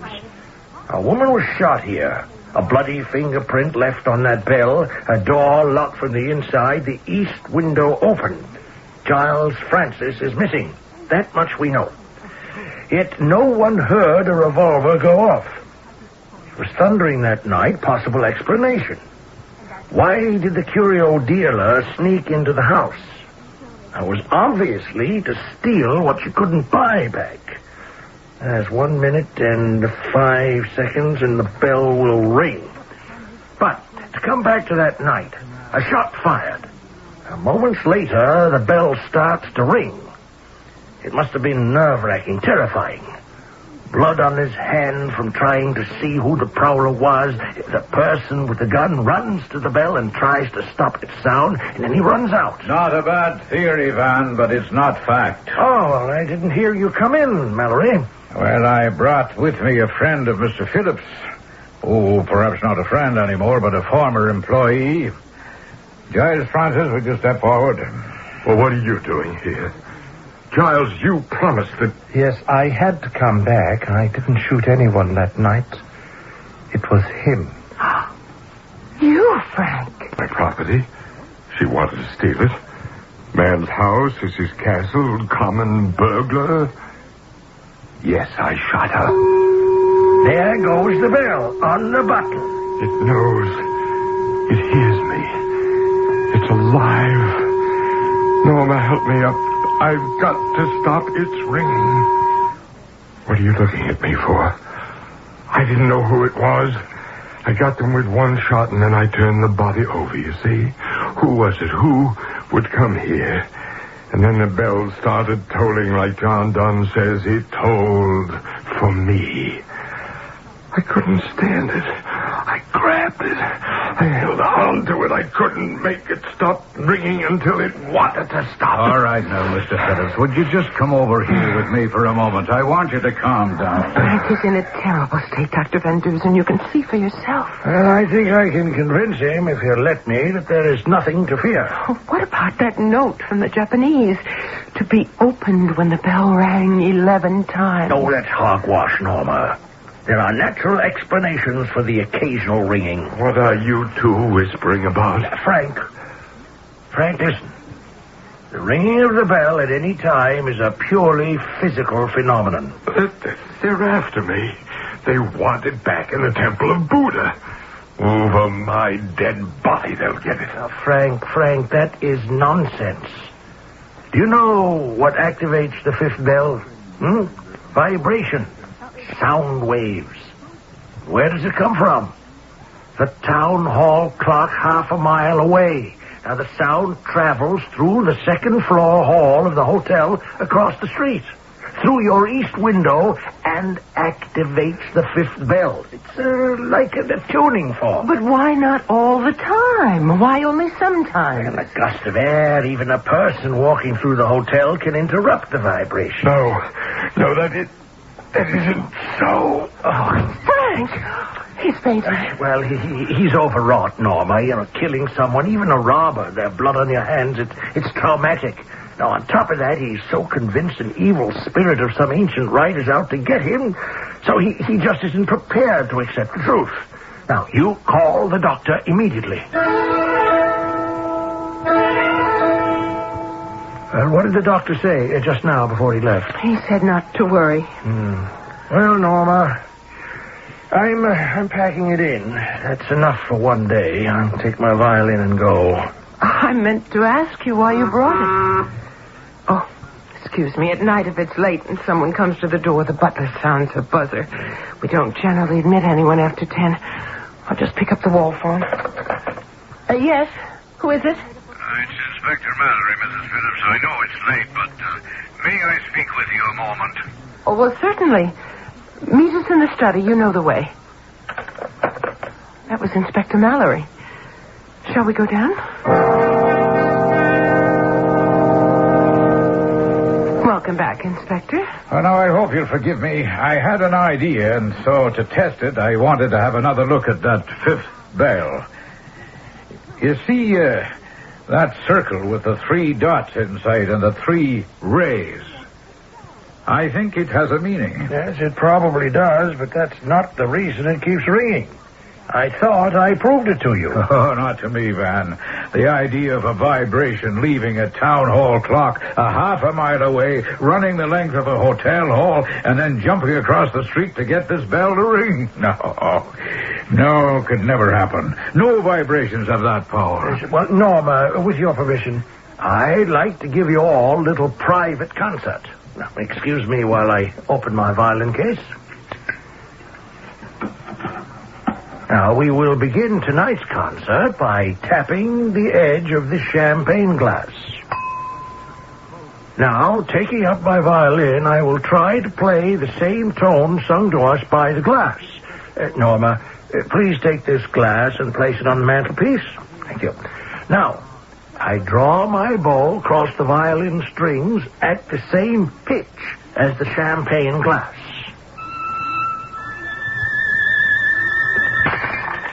There.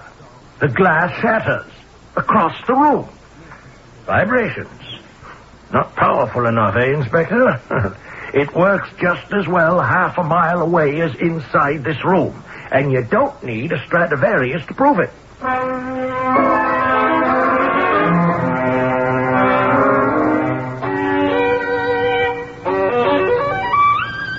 Welcome, Inspector.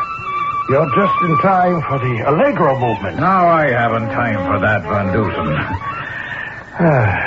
Yes, well, I know what that means. Problems. Yes, unfortunately. I thought Frank gave you a statement, and in view of shooting a prowler and so on, you dropped any conspiracy charges. We did. But I learned today from Mr. Phillips that you had a note to be given to Phillips. A note? Oh, note, yes. From that Doku Matsumi. It said that when the bell rang 11 times, that was the end of Phillips, or words to that effect. I mean, I'm sorry I threw it away. It's just superstitious rot. Man, listen to me. Yesterday was the 11th day since Frank Phillips tried to stop that fifth bell from ringing 11 times. Well, this morning he's dead. His wife called me. I brought along the medical examiner, and he had a look at him. Oh, dear. Poor man. Heart failure, I suppose. I don't believe that. His heart stopped, all right. But not from natural causes. Oh, come on now. The man was on the edge of a total breakdown. And do you remember the markings on that fifth bell? A circle with 3 dots and 3 rays extending from it. I saw those same marks on Philip's forehead.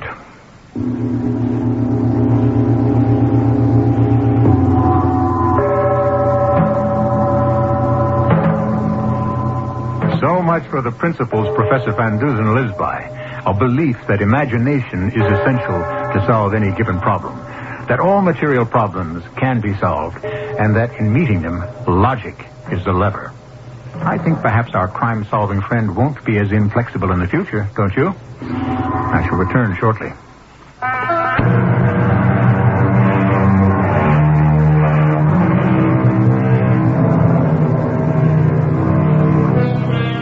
We live in an age when the incredible no longer surprises us.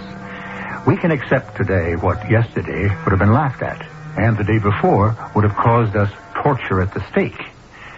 Our premise on Mystery Theater is not only to open a confounding world to your dial, but to open your mind to the scientific acknowledgement that there is no such thing as the impossible.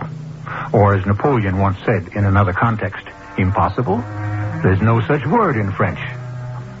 Our cast included Earl Hammond, Arnold Moss, Joyce Gordon, and Ian Martin. The entire production was under the direction of Himan Brown.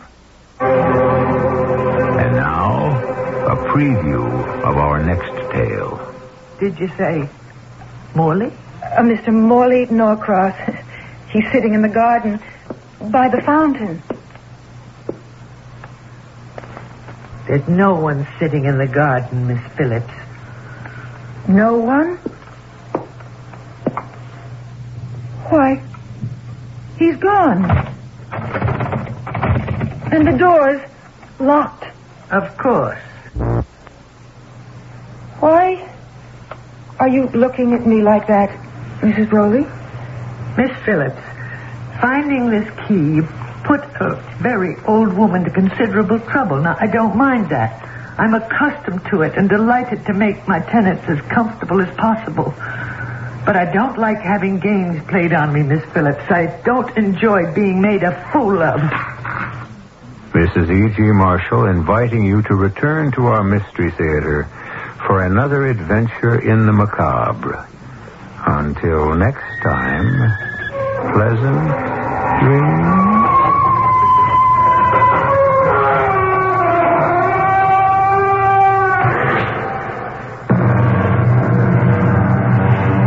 Thanks for joining us for the WAKR Radio Mystery Theater. We hope you've enjoyed tonight's mystery and that you'll join us again tonight at 11:15 for the WAKR Radio Mystery Theater. The best way to enjoy our mystery is with the lights out. So tonight at 11:15, lock all the doors and windows, turn out the lights, and listen to E.G. Marshall when he opens the squeaky door to the WAKR Radio Mystery Theater, exclusively in Akron, Canton, on 1590 WAKR. Good night.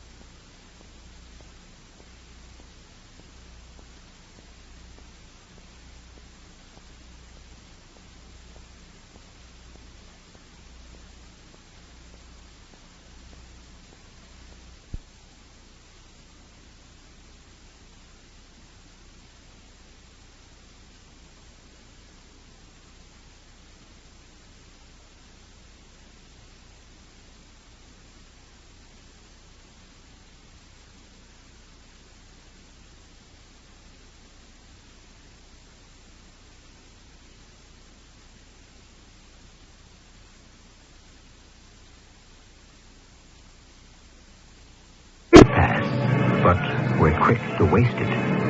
We often want to kill it, but...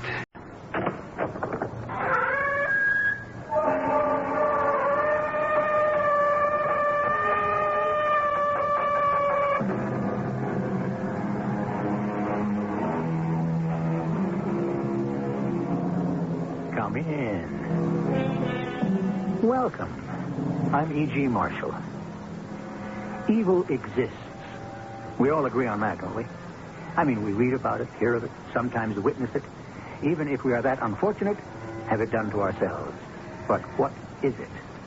The dictionary defines evil as anything impairing happiness or welfare, or depriving of good.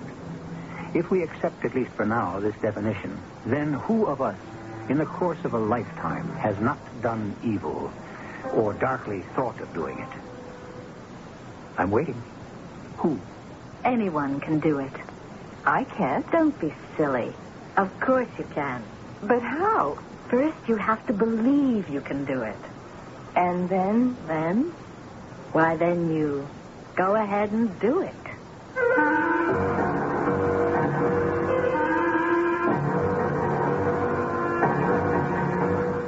Our mystery drama, The Evil Eye, was written especially for the Mystery Theater by Elspeth Eric and stars Mandel Kramer and Carol Teitel. I'll be back shortly with Act One.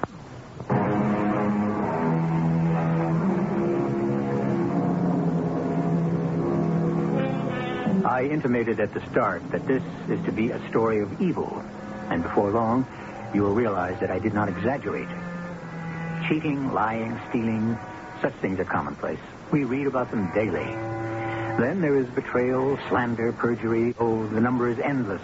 And what is worse, all lurk in every human heart.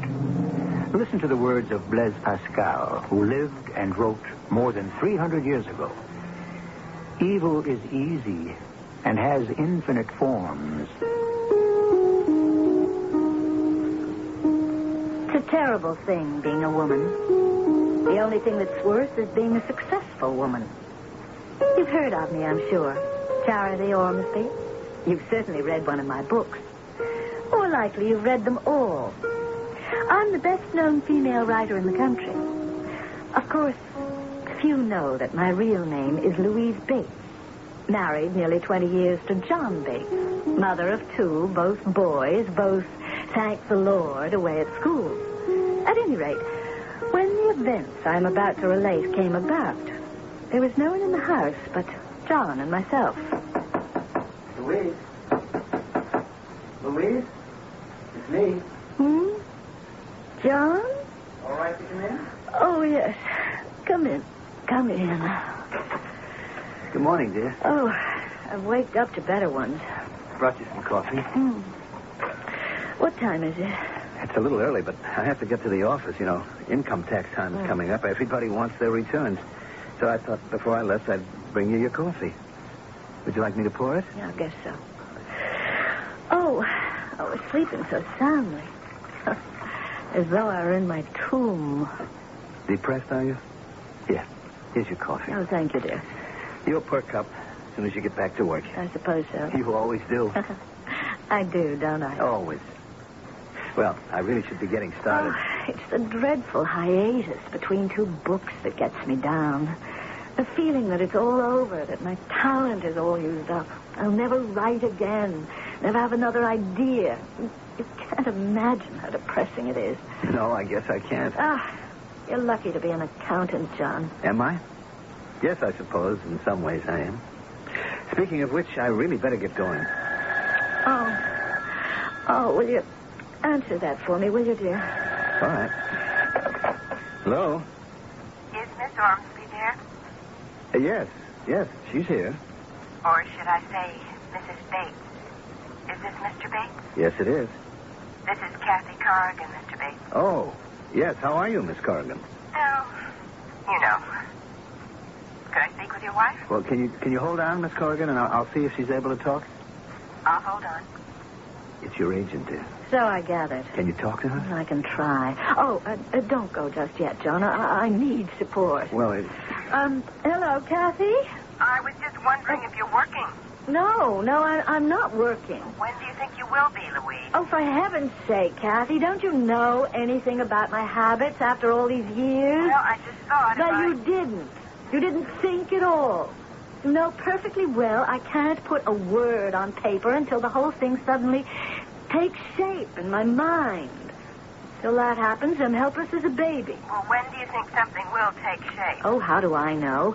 I can't plan to have it take shape, you know. I can't command it to take shape. I can't just trick it or seduce it or bribe it. I can't... All right, Louise.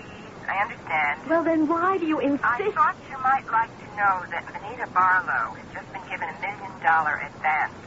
What? On her next book. Benita Barlow got $1 million advance? Yes, she did. Thanks for calling.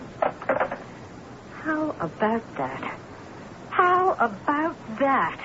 That overdressed, overblown frump. That no talent, Benita Barlow has just... I know, I heard. $1 million. $1 million. You're better than she is, Louise. You're much better than she is. I know that I'm better. I know that. You're the best, Louise. I know I'm the best. But do those nincompoop publishers know it? No, all they know is Benita Barlow. So she gets all the advertising. She gets the interviews. She gets all the fanfare, all the whoop-de-doo. I could kill that woman. Oh, now, darling, you don't mean that. I do mean it. I could kill her. Trouble is, she's in England, and I'm here. Then, it happened. The idea for my next book sprang into my head, full-blown, the way it had always done before. Oh, what a joy. What a relief. After months of sterility, I was ready to write again. In 10 days, my public would have what they awaited so breathlessly. I could scarcely wait to tell John. It'll be all about a beautiful black woman and a white man and their enduring love for each other. Do we know any black women, Louise? Oh, that's beside the point. I can fantasize it. I can fantasize anything. Of course you can. I shall call it Dark Luster. Good title. All right, now, John, you know what you have to do. I must have 10 full days to complete it. I shall shut myself in my room. Now, you know how it goes. We've been through this before. Yes, now, Louise. you will stay home. You will have to cook your own meals. Well, that part's all now, right, you will eat them by yourself. Yes, but you know... know... You will sit by the window, the way you always have, to stop anyone who comes to the door.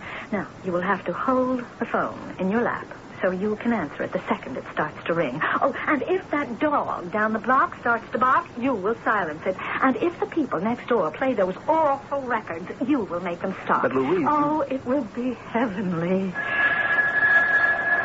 Shall I answer it? No, I'll take it. This one last time. The last call I take for 10 delicious days. Hello? Louise, this is Kathy. Kathy, the most beautiful thing has happened. Louise? I am starting a new book. You're the last person I'll speak to for 10 whole days. Then you will have the completed manuscript. Louise, it's going to be called Dark Luster. Louise, have you heard about Benita Barlow? It's all about this... Louise. Huh? Benita Barlow is very ill. Very, very ill. Oh? Is she? It's a very rare disease. And it's always fatal. She can't live long. Is that so? I just thought I should tell you. Well, good luck with the book. I'll be hearing from you? In 10 days. Precisely. Huh. Benita Barlow's come down with some strange sort of disease. It's terminal. The news about Benita Barlow made hardly any impression on me at all. The concept for my new novel was burgeoning within me, and I could scarcely wait to begin again.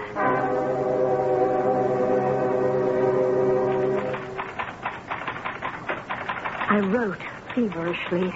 The words leapt onto the page. My fingers could barely keep up with the racing of my brain.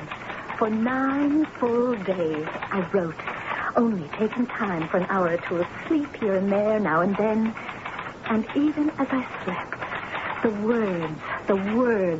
blessed words ran pell-mell through my mind. Then, on the 10th day... Oh, stop. Listen to banging on that door. John, for pity's sake, will you make it stop?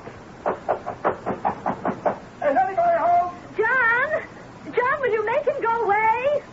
John, go to the door. John! Oh, please, is there someone home? Oh, who in the world is that? You down there. You at the door, will you go away? I just... You are doing a terrible thing. You are interrupting an act of creation. You are a dreadful, ignorant person. A desecrator, a vandal, a profaner on the altar of art. Look, you dreadful man, you don't deserve to live. I slammed down the window, trembling with rage.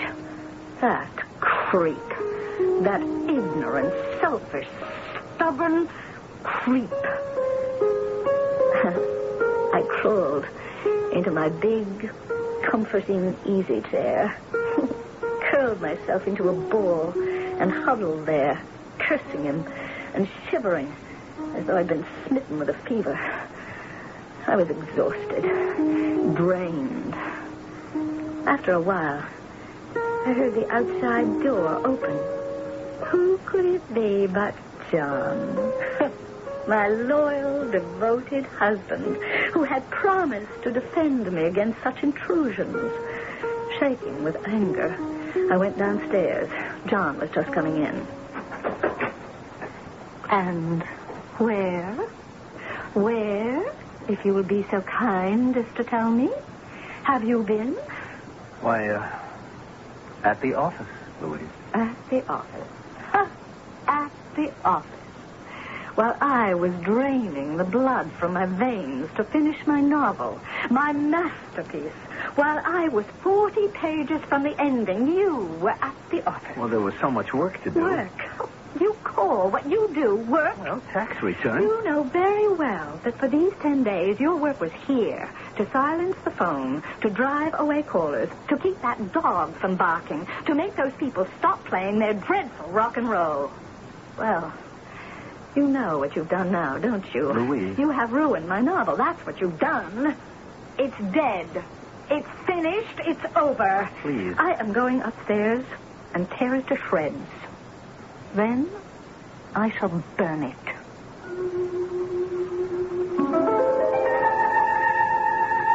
Writers are indeed strange creatures with strange habits of work. What suits one will not do for another. Some write longhand, others type. Some work early in the morning, others only late at night. Some pace the floor, others sit and meditate. Some compose rapidly, others with infinite slowness. Yes, writers are strange. Quite as strange as the rest of us. I'll be back shortly with that.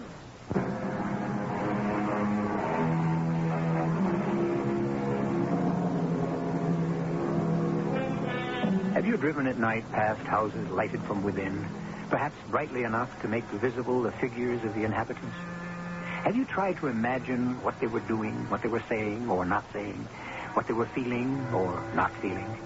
I wonder what you would have imagined had you seen the persons of John and Louise Bates as they confronted each other on a certain singular night.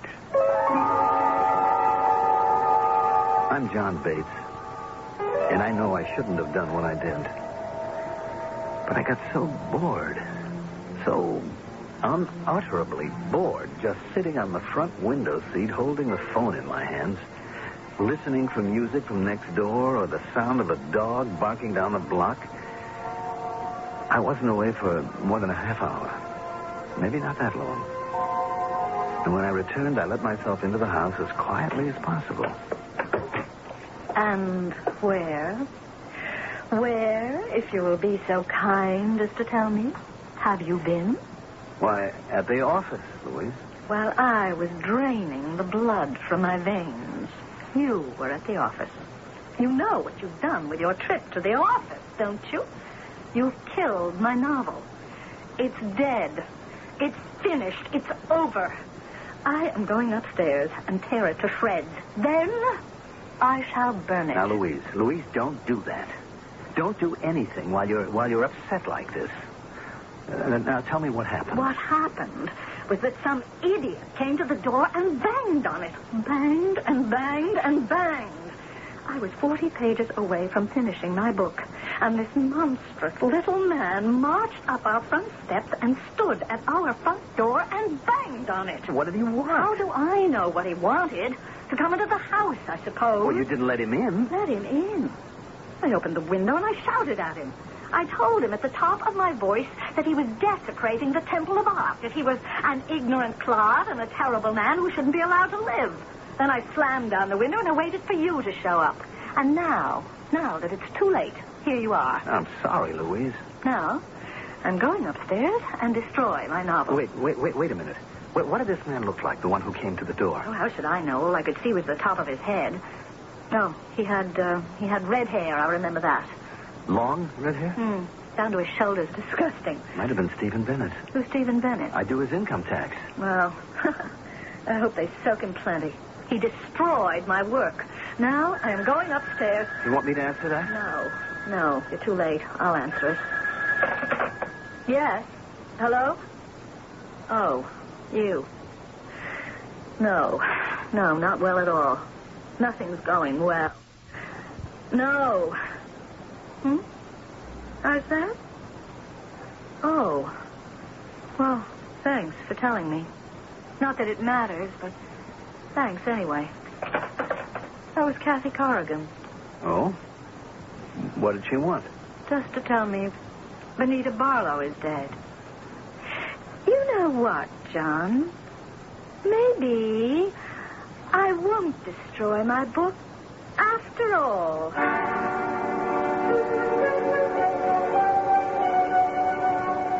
I lied to Louise when I said I went to the office. I didn't. I was with a girl. Yes, a girl. I've been seeing her for quite a while. I felt guilty as hell about it, but I couldn't help myself. I'm in love with her. And I think she's in love with me. And sometimes it's hard to tell. Anyway, after Louise decided not to tear up her novel, I stayed around the house for a couple of days just to make sure that, that she was all right. Then I went to see this girl. I had to.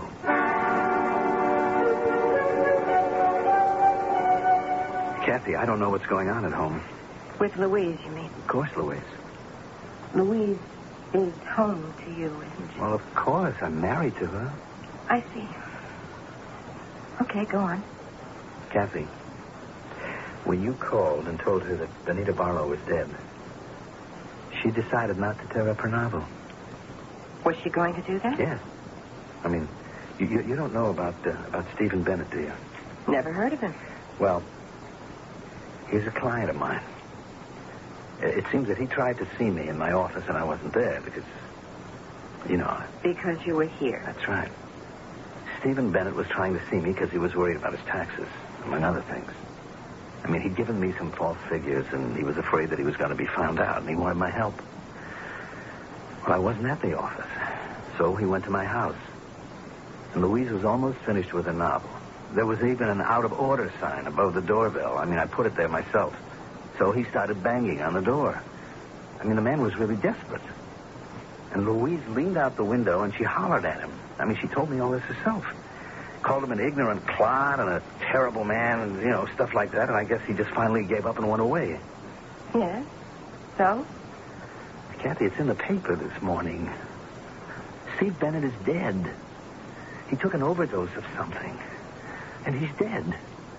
Well, I'm sorry about that, but after all, he isn't a close friend or anything like that. I know, but I mean, if I'd been in my office, or even at home where I was supposed to be, maybe he wouldn't have done it. Oh, nonsense.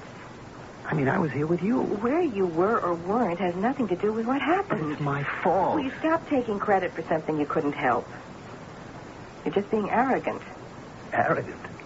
Me? It's Louise. Louise? What about Louise?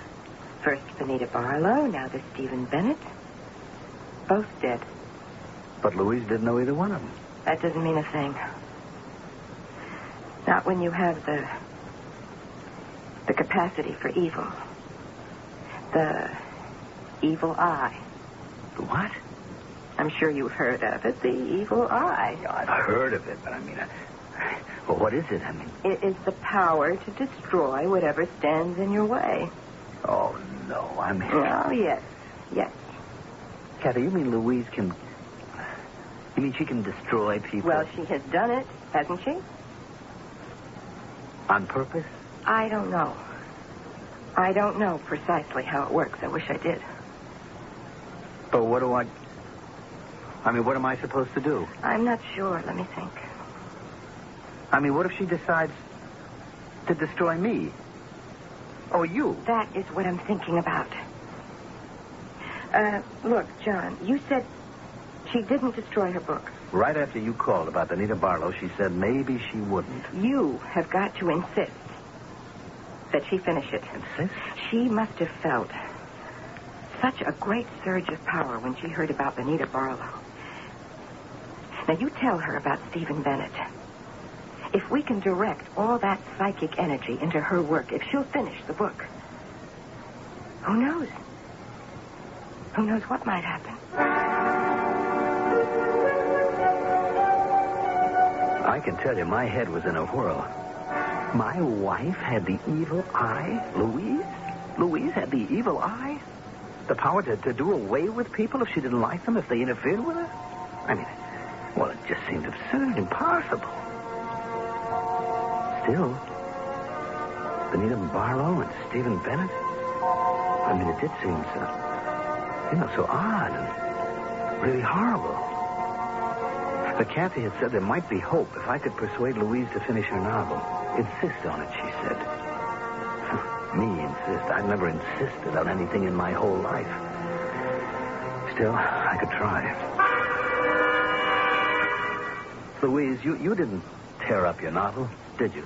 Not yet. Well, don't do it, Louise. It's mine to do with whatever I choose. No, now listen to me. I prefer not to discuss it, John, if you don't mind. But I do mind. I think we have to talk about it. There's nothing to talk about. If my novel stays unfinished, it's your fault. Remember that. If you had stayed where you belonged and protected me from the outside world... I know that. For the 10 full days, that novel would have been completed. But no. You had to run off to your stupid little office and that stupid little man... Stephen Bennett. Whoever he was. He interrupted my concentration and he ruined the whole thing. He's dead, Louise. Oh? Is he? Yes. He took an overdose of something, and he's dead. Was he a friend of yours? Well, he was a client. You seem so upset. Well, he came here looking for me. If you had been here... If you had let him in... What are you getting at, John? Are you trying to tell me it's my fault the man overdosed himself? I don't think you know how powerful you are, Louise. I'm only powerful if you're here to protect me. But I can't be here all the time. Well, no one's asking you to be here all the time. 10 days out of a whole year, you call that all the time? Please finish the book, Louise. I mean, if you don't... If I don't what? You remember Benita Barlow. That English woman? What about her? She died. Oh, Benita Barlow died of some mysterious disease. I didn't know her. I've never even met her. She was your rival. So what?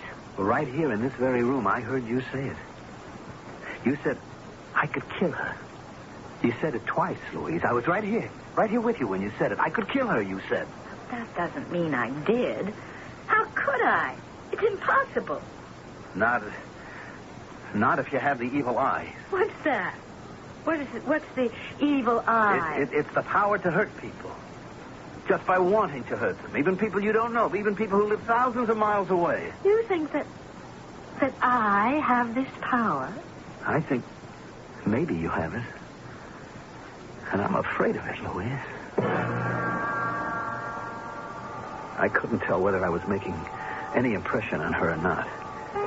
After all, I didn't really know what I was talking about. I just put words together and hoped that they would make sense.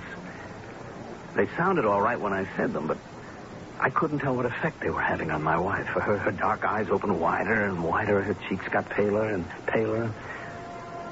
She walked out of the room without answering me.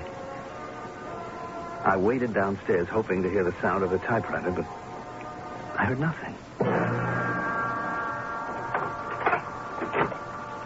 Is that you, John? Yes, dear. Come in here, will you? Right away. Did you have a hard day? Well, you know, it's income tax time. Everybody's kind of anxious. Yes, that's what I am. Anxious. Terribly, terribly anxious. Agonizingly anxious. Well, paralyzingly anxious. Maybe if you were to, finish your book. I try. I sit there in front of the typewriter and I stare at it. I sit and I stare, but I can't even put my fingers on the keys. I can't even lift my hands to put the paper in the roller. But I do try, John. Maybe it doesn't sound like it, but I do try. Really, I do. Really, I do. Believe me. You do believe me, don't you? Louise, if you would just say to yourself, I can do it. And I will do it. I can. I will. That's all you need. The power and the will. The power and the will. That's all. I could try again. Of course you could. Oh, by the way, Louise, coming home, I stopped to talk to the people down the block. You know, the one with the dog? Uh-huh. He died. The dog died. The people said it was, old age. He just laid down in the sun and he died. The dog died? Yes. And you know the couple next door, the ones with all that rock and roll all the time? They're getting a divorce. The second I stopped talking, Louise gave me a peculiar look. Then she got up and left the room. She went upstairs. I really didn't know what I'd said to make her do that, but a minute later, I heard something that made me not happy exactly, but very, very relieved.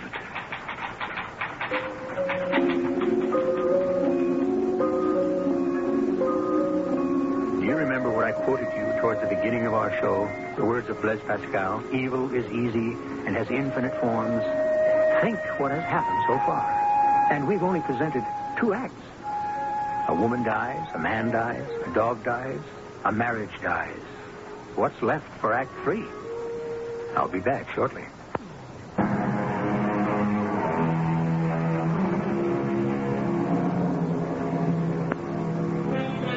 If you tell me that you have never had the urge to destroy someone, I shall not believe you.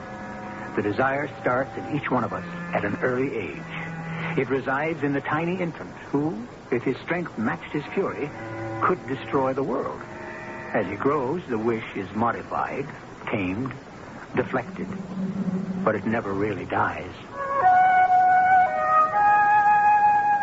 I'm Kathy Corrigan, and I'm the best literary agent in the country. To begin with, I have impeccable taste. That's just for starters. Then I have terrific contacts, which I've cultivated over the years. And finally, I'm a super salesperson. That about sums it up, I think. Why I should have fallen for an insignificant little man like John Bates, I'll never know. But I had, and that's that. Every time the phone rang, I hoped desperately it would be John and not his frightful wife. Hello? Kathy, this is Louise. Oh, yes, Louise, how are you? Kathy, I have great news for you. Tell me. Can't wait. I finished the novel. Kathy, did you hear me? I've completed my book. What, Louise, that's wonderful. I didn't think I could. Things have been so peculiar around here. Oh, what things? Oh, well, I don't have time to go into all that right now. Just, things, you know. Well, they threw me off my stride for a while. But now I think I've got them licked. Well, when can I read the book? Well, I could bring it over to your office right now, except that I am exhausted. Couldn't you send someone for it? Why don't you ask John to bring it over? Oh, I don't know. I don't have anybody to send. Well, John's really responsible for my finishing it, in a way. Although he's the one who kept me from finishing it weeks ago. Oh, I don't know. But John's always so obliging, I'm sure. Oh, okay. I'll send John. Oh, Kathy, I can't wait till you read it. Neither can I.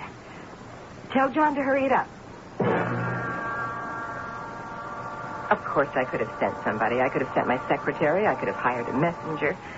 But I wanted to see John, and I wanted to see him right away. To find out how he had accomplished the miracle of making Louise finish her book.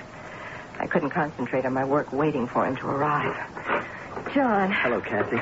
Girl said to go right in. You got a kiss for me? You bet. Okay, now, got the manuscript? Right here. Mm-hmm. Well, it's the right weight. Oh, sit down, John. Listen, I got a lot of work all piled up. Well, just for a minute. I want to know how you did it. You mean how I got Louise to finish the book? Of course, that's what I mean. Oh, it was easy. Well, how did you do it? It couldn't have been that easy. Well, after you told me about the evil eye, I got to thinking about it. And I told Louise that she had it. You didn't. Wasn't I supposed to? I mean, I pointed out that Benita Barlow had died after Louise had said she could kill her. She did say that, you know. Yeah, go on. And Stephen Bennett, the man who came to the house and banged on the door, the one that she was so furious with, he died. Go on. Well, none of that made very much of an impression on her. Nothing did until I told her about the dog. The dog? What dog? The dog, the one down the block that barks sometimes. And I told her about the couple next door. What couple? The couple that play their rock and roll records so loud. They're getting a divorce. That's all you did? That's about it. Listen, I better get back to work. John? Hmm? I love you. You know that. Do you, Kathy?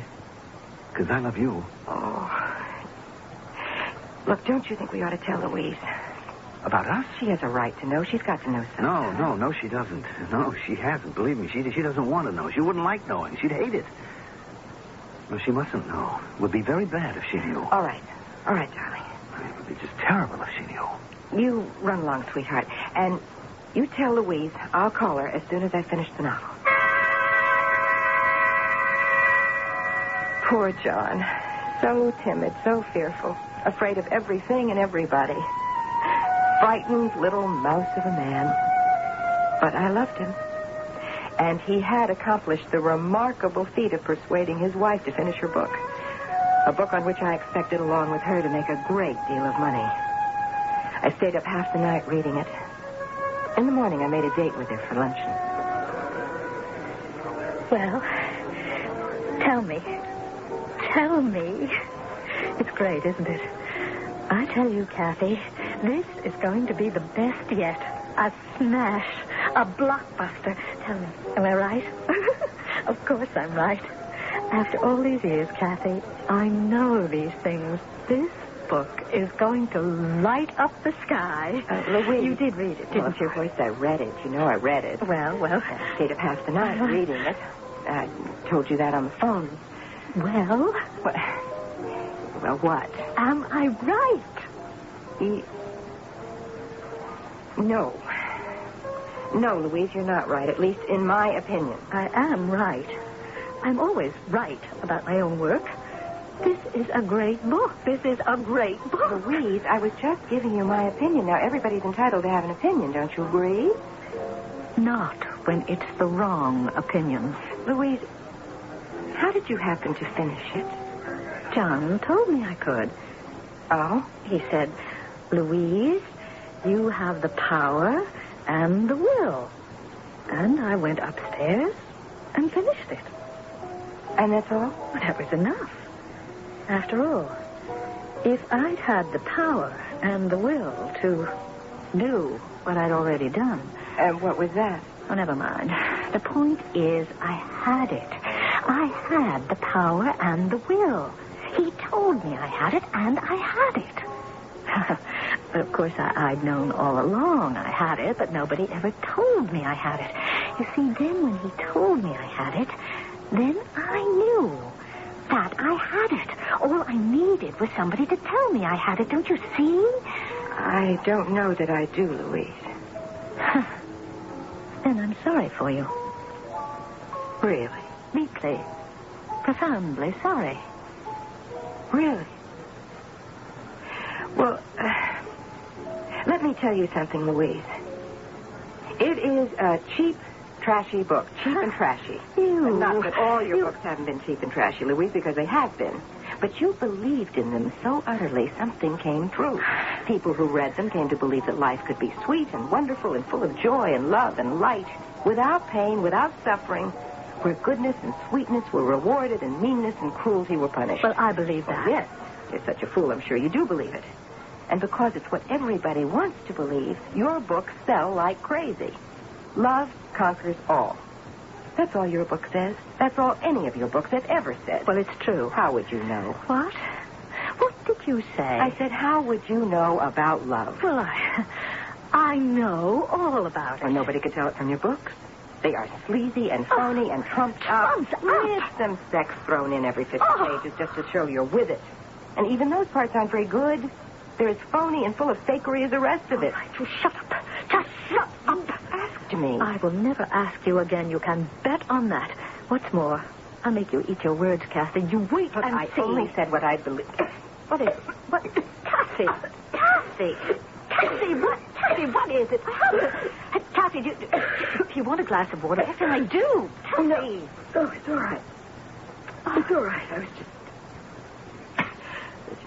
joking on my words. You mean that I did that to you? I did it? You're a very powerful woman, Louise. Very, very powerful indeed. It was true. I hadn't taken a bite of food. We hadn't even ordered. But the power of Louise's hatred, her malevolence toward me, had brought on one of those helpless fits of coughing that till they stop, you think you're going to die. It was only when I realized, even as I was gasping for breath, that it was the evil eye of Louise Bates that was threatening my very life. It was only then I was able to stop. John, it was awful. Poor Kathy, poor baby. Oh, hold me close. I'm so frightened. Of course you are. I told her her novels were terrible. And I told her something worse. I told her she didn't know anything about love. Oh, boy, that was worse. But she doesn't know anything about love, not the way we know it. Look, I don't think it was a very good thing to tell her. Kathy, I think I better be getting on home. Oh, must you? Well, I think I better.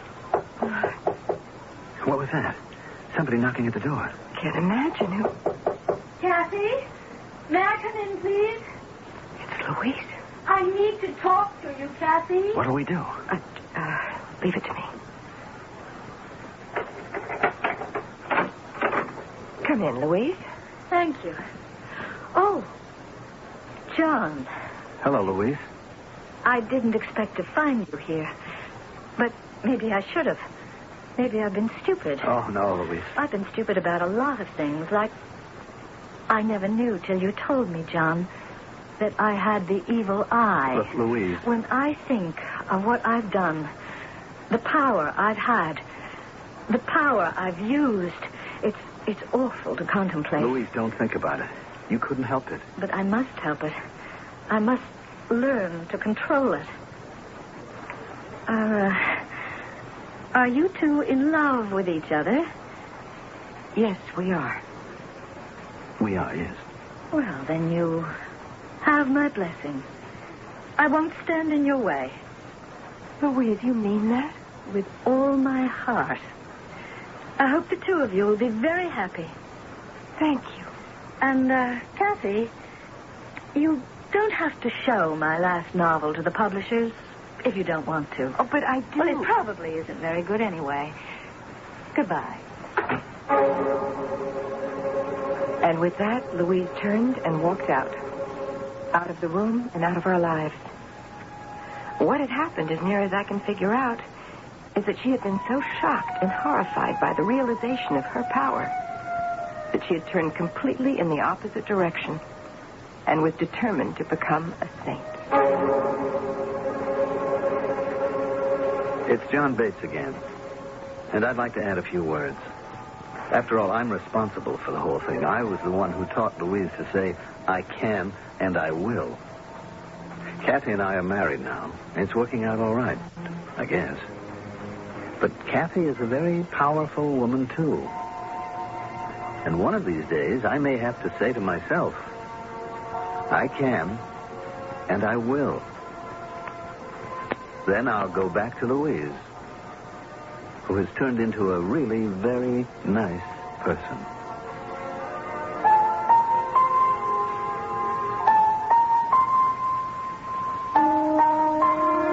How things are turned about in this world. The cheater becomes the cheated, the robbed becomes the robber, the perpetrator becomes the victim, and no one is satisfied, at least not for long. A very, very strange world indeed. But, alas, the only one we've got. I'll be back shortly.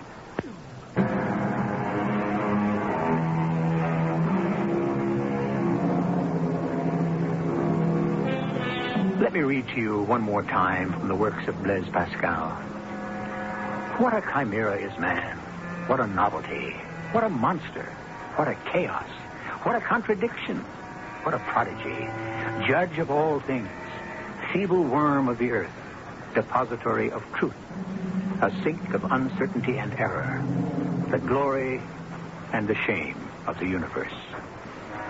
Our cast included Carol Teitel, Mandel Kramer, and Terry Keane. The entire production was under the direction of Himan Brown.